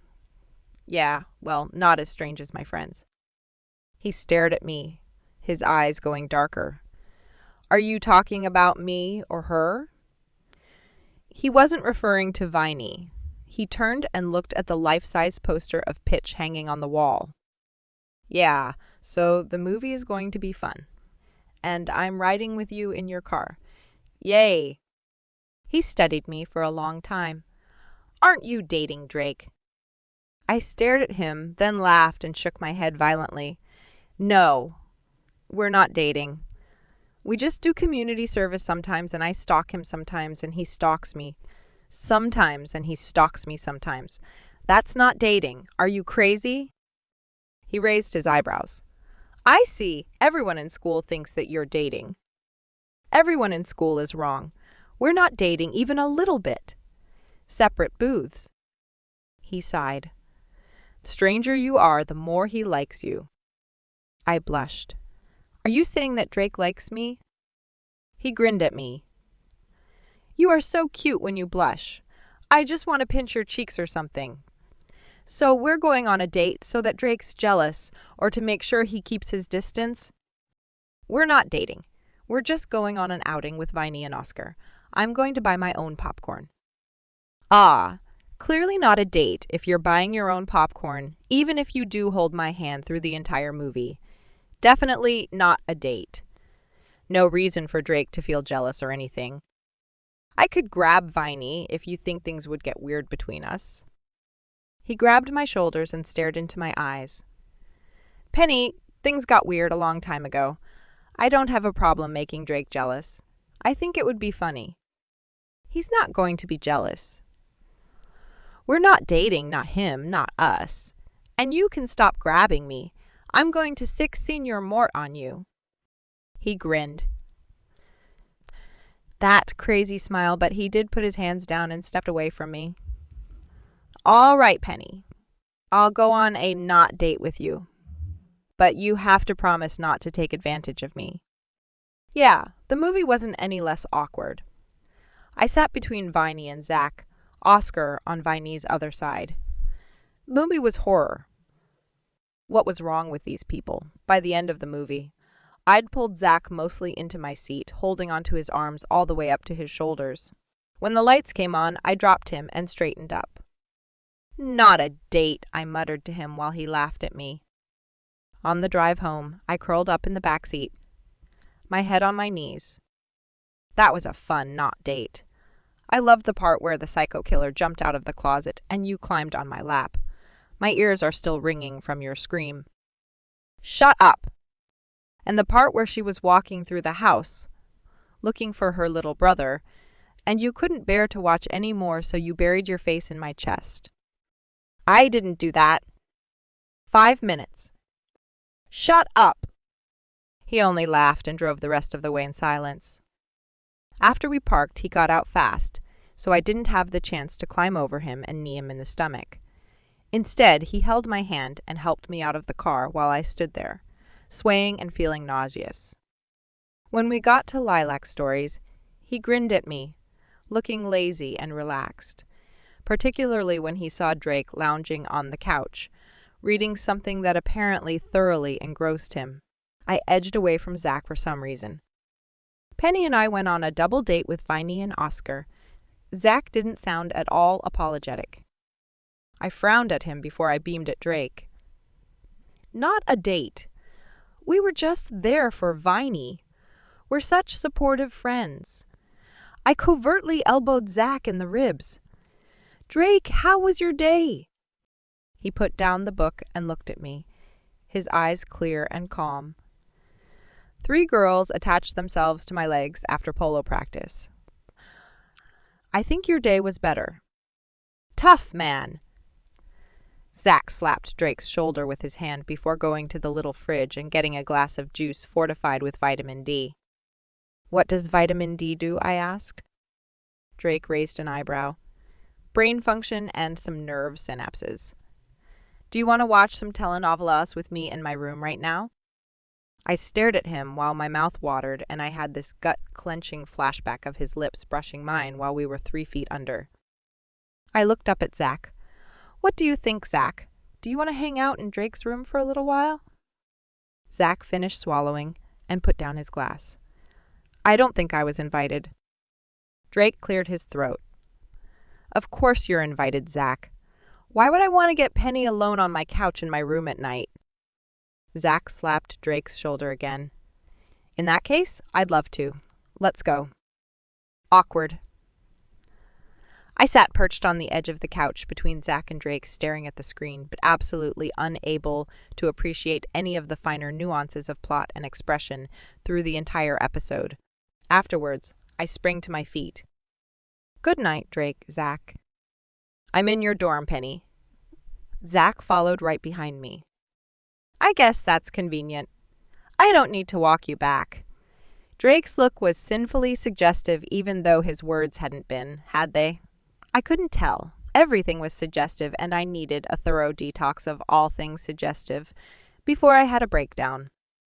I walked back in a quiet daze, tapping my lips with my fingers. He was going to kiss me on Tuesday, if I wanted him to. He's playing you perfectly. I glared at him. So? Someone should know other stupid mage at this school is even available. It's in my nature to want what's not good for me. Otherwise, I never would have liked you. Zach grabbed my wrist and held me back. I turned and stared at him while he stepped closer. You liked me? I inhaled sharply as the scent of fresh cookies and hot, fresh-baked bread washed over me. He stepped closer until his chest brushed mine. I gripped his wrist and felt such a strong connection, a sense of home that made me think of Poppy with so much longing. It was like a dagger in my chest. I pulled away from him and crossed my arms. You love Pitch. She loves you. She doesn't love. I do. What does that mean? He chewed on his bottom lip as he studied me. I don't know. I do know that I like being with you. It makes me happy. And being with Pitch? He smiled a dangerous, wild smile. Alive. I shook my head. Look, Zach. Apparently, I'm talking to you again, but don't push it. Right now, I'm kind of trying to see what happens with Drake. I know he's a mage and diabolical, but I'm running out of options. He frowned at me. What does that mean? Do you need a mage? I stepped away from him again. This is my last chance to meet guys. I'm going to live the rest of my life in my attic. I just want to try to see what it's like. Love? I stared at him and didn't say anything. Maybe I should just tell him. Right. Tell Zach, the guy who would probably think it was funny to help me murder my mother, that I needed to get married to save her. It didn't make any sense.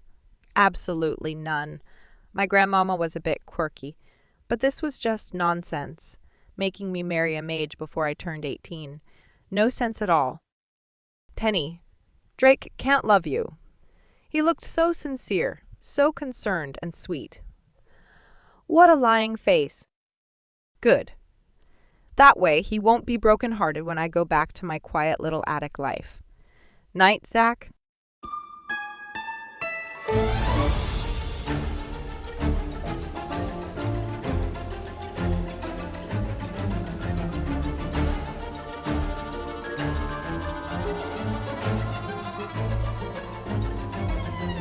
Dread Delight, Chapter 28. Mag. Thank you. I looked up from my lunch to stare at the blonde girl I saw way too often. She wasn't trying not to look at me this time, but the longer I looked at her, the more she shifted uncomfortably. She straightened up, her bright yellow t-shirt under her blazer a sign of subtle defiance to class and distinction, part of her penny rebellion, no doubt. Being involved in her business is an extraordinary experience. Her clientele is some of the most eclectic and interesting witches in Dayside. Sometimes she even ships to Darkside. I'm sure you knew that, but her lotions are something extraordinary. I've never worked so hard. Ever since she started teaching our comprehension of chemistry has improved. Shouldn't you be thanking her? She cocked her head to the side. She's ethereal. I did thank her, but I don't think she understood what I was saying. She gets lost in her creations. It's her art. Being part of that, having a master instruct me, has been the most euphoric experience I've ever had. I stared at her. Good. Glad to hear that your work is mutually beneficial.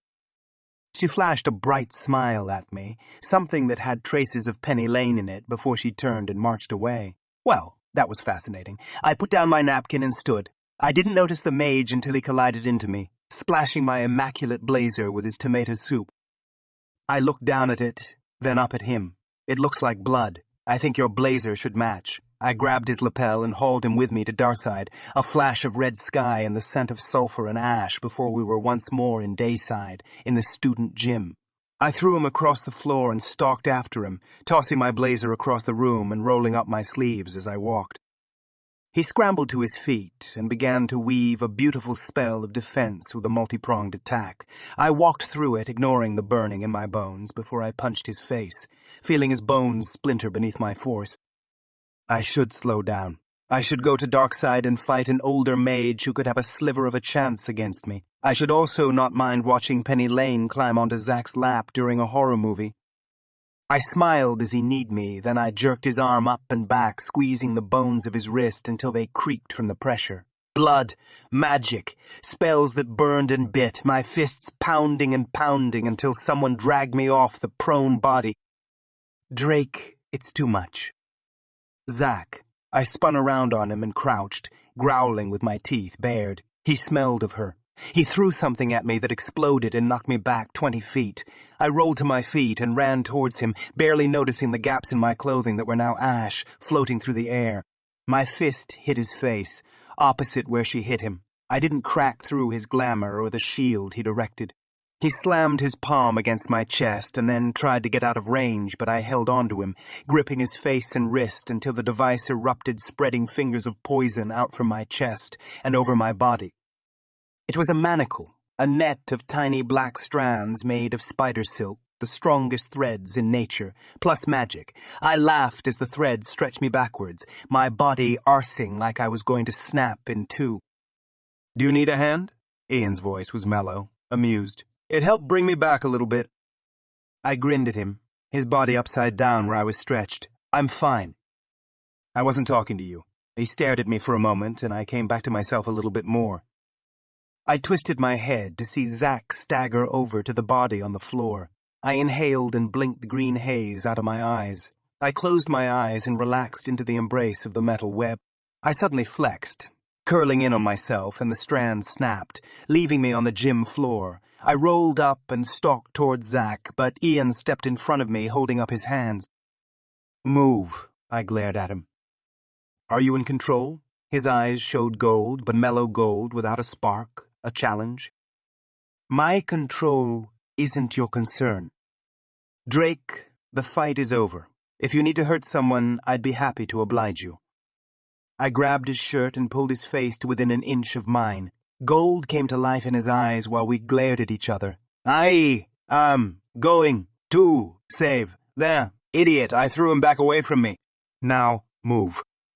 He rolled his eyes and stepped to the side with an elegant gesture that Penny would have liked. He was styling himself after her. I should rip him apart. Later, I rushed to the mage's side, sliding to my knees before I touched his forehead, sending a spark of green through him. He was a mess.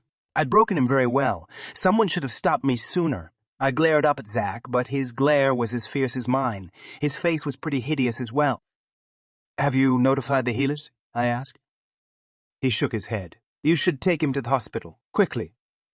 I turned and nodded at the mages who stood along the edges, sober and completely silent. "Bring the car around." I threw my keys at Pete, who caught them with easy practice. He'd been the body on the floor a few times.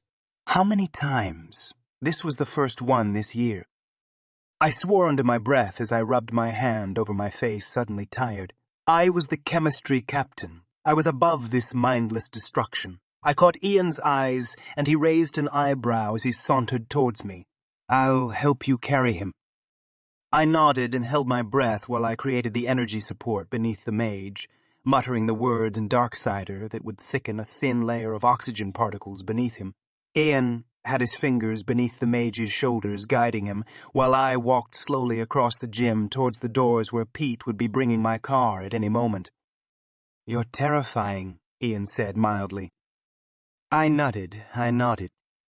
Zack's still keeping his distance. "He smells like her." "Ah, and she's your horde." I growled slightly before I shook my head. "Talk about something else." "Something else? I heard a rumor that Penny is taking kissing classes so that she can kiss you properly." "How is that something else?" "The idea of kissing her." "No. The idea of kissing her is aggravating since I haven't ever done it, and as far as I can tell, it might never happen. She gets so overwhelmed with my animal magnetism that she faints if I get too close to her. It's the most irritating quality she has." "That would be frustrating. Also enticing." He laughed low and rich. "That's some defense mechanism. Do you think it's a spell or just a psychological reaction?" We walked out of the gym doors that two mages held open for us, nodding at me soberly as I passed. Both of them had been the body on the stretcher. Why would they follow me after I ripped them apart like a monster? Because I was Drake Huntsman, heir of the most powerful family in Dayside. I rode beside the kid in my back seat, my hands feeding energy into him while Pete drove us down the hills to the hospital. The school had healers, but my victims required special care. I'd had a wing filled with the special equipment I required at Fairmont Hospital. It took hours to get the venom out of his system, more hours to repair the bones, then the nerves, the skin, until he was once more a functional creature who would be a little more careful around me. I stood up and stretched while he watched. He'd been conscious for hours, quietly watching me put him back together. He had the look on his face, the one that said he would follow my command to the end of the earth, to the burning lands and beyond. Ian used to have that expression on his face. And then I'd taken him to the edge and let him fall off. Everything wrong with Ian's life was my responsibility, my fault. Half of the reason I'd arranged Zack and Viney's alliance had to do with defeating Wit and setting Ian free. Zack could be terrifying, not like me, but equally destructive in his way. Wit, however, hadn't shown any interest in challenging Viney. Whitley had a great deal of control and focus. She didn't want Zachary, but me. Perhaps she wanted Teddy as well. Then she'd have the full set. I looked up and saw the doctor standing in the doorway. From his relaxed position, he'd been there for some time. I flashed him a smile. I should clean up, freshen my glamour, that sort of thing. Doctor, can I help you?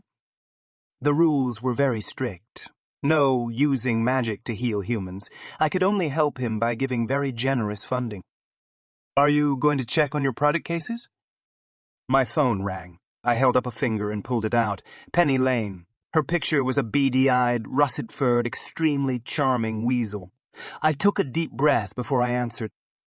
Drake Huntsman's exceptionally handsome body double-speaking. What can I do for you? She laughed and said, Can you ask your buddy Original if he's coming to my tea party Sunday? I need to arrange catering. 4 o'clock? That's tea time, right? Hold on for a second while I check. I held the phone away while the last vestiges of anger faded and the world was entirely without any tint of green. She'd asked me to come to her tea party. Drake, are you there? You don't actually have a body double, do you?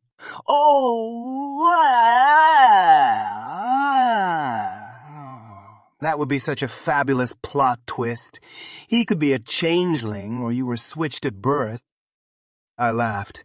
It was easy to laugh for some reason. I look far too much like my father to be a changeling. What can I bring? Pastries or sandwiches? Do you have a specialty? Other than gingerbread houses, not really, but we're trying to keep you from fainting. There was silence for a minute. Drake, we're not dating. You know that, right? If it kept her from fainting, she could think whatever she liked. Of course we aren't. We have separate booths. Right. Good. Zack was saying that the whole school thinks we're dating. Zack's an idiot. As long as we don't think so, what else matters? Zack is an idiot. I didn't date him. I only went because Viney wanted some moral support with her Oscar date. I don't know why she needed it because they are so perfect together. Don't you think? Viney and Oscar. Yeah, they're a good fit. They'll have a good alliance. He's the most talented crossover at Rosewood. Crossover. Mag, who excels at chemists and sophists. You can date Zack if you like. As you already mentioned, we're not dating. I gripped the phone tight, but my voice came out neutral. Oh, I know I can if I wanted to, but I'm not because I don't. Also, I tried with Zack. And Lars, and Barry, and Lester. Yeah, I'm not dating anyone for a little while until I clear my head. That sounds very logical. How many people are you inviting to your tea party so I know how many sandwiches to bring? Oh, just you. I smiled broadly at the kid on the bed who had been listening to this entire conversation with interest. In that case, I'll double the amount. I eat a lot more when I don't have anyone watching me. In that case, you better triple it. Quadruple. She giggled. Right. Are you going to be in the chemist tourney on Saturday? That's right. I stared at the kid. Not really a kid, at least a junior. Maybe we'll have a guest in the tourney. I found some fresh blood. Are you thinking of going? Of course. I'm going to do the whole ninja mask thing, so no one knows that I'm stalking you. Good idea. I'd have to tell her new chem girls so they could follow her and keep her from ending up in a field with Ian rubbing her feet. I'll keep my knees aligned just for you. She laughed. It's important to have a proper knee. I'll let you go, although I know how much you hate talking on the phone. That's very kind of you. I'm this close to sticking my head in a bucket of water with the phone just to put myself out of my misery. That would be really sad. You have a good phone. Thanks. I'll let it know you said so. I'm looking forward to Sunday, and Tuesday, and Saturday. Not in that order. Saturday? You're watching my tourney. But you won't know. We can talk about it at the tea party. You can critique my limbs. Your limbs are perfect. I held still for a moment. That's not much of a critique. You'll have to work on it. I'll see you in classes. See ya, Chia. She hung up, but she waited until there was silence on the line for a good 10 seconds first. I exhaled and put my phone away. I eyed the kid. Do you want to start in Saturday's tourney? His eyes got big and stunned. Actually, no. I'm working with a group on a performance for the student show. Is there any way you could help with choreography? I stared at him. By any chance, are you in the chess club? He nodded, but had the grace to look ashamed for a moment. I sighed heavily. Of course you are. Now I get to help you with the choreography of the sample that you're going to use to impress me enough to allow your number in the final show. Remind me not to lose my temper anymore. I patted his shoulder and left him in the capable hands of the doctor who would watch over him until his body was completely healed.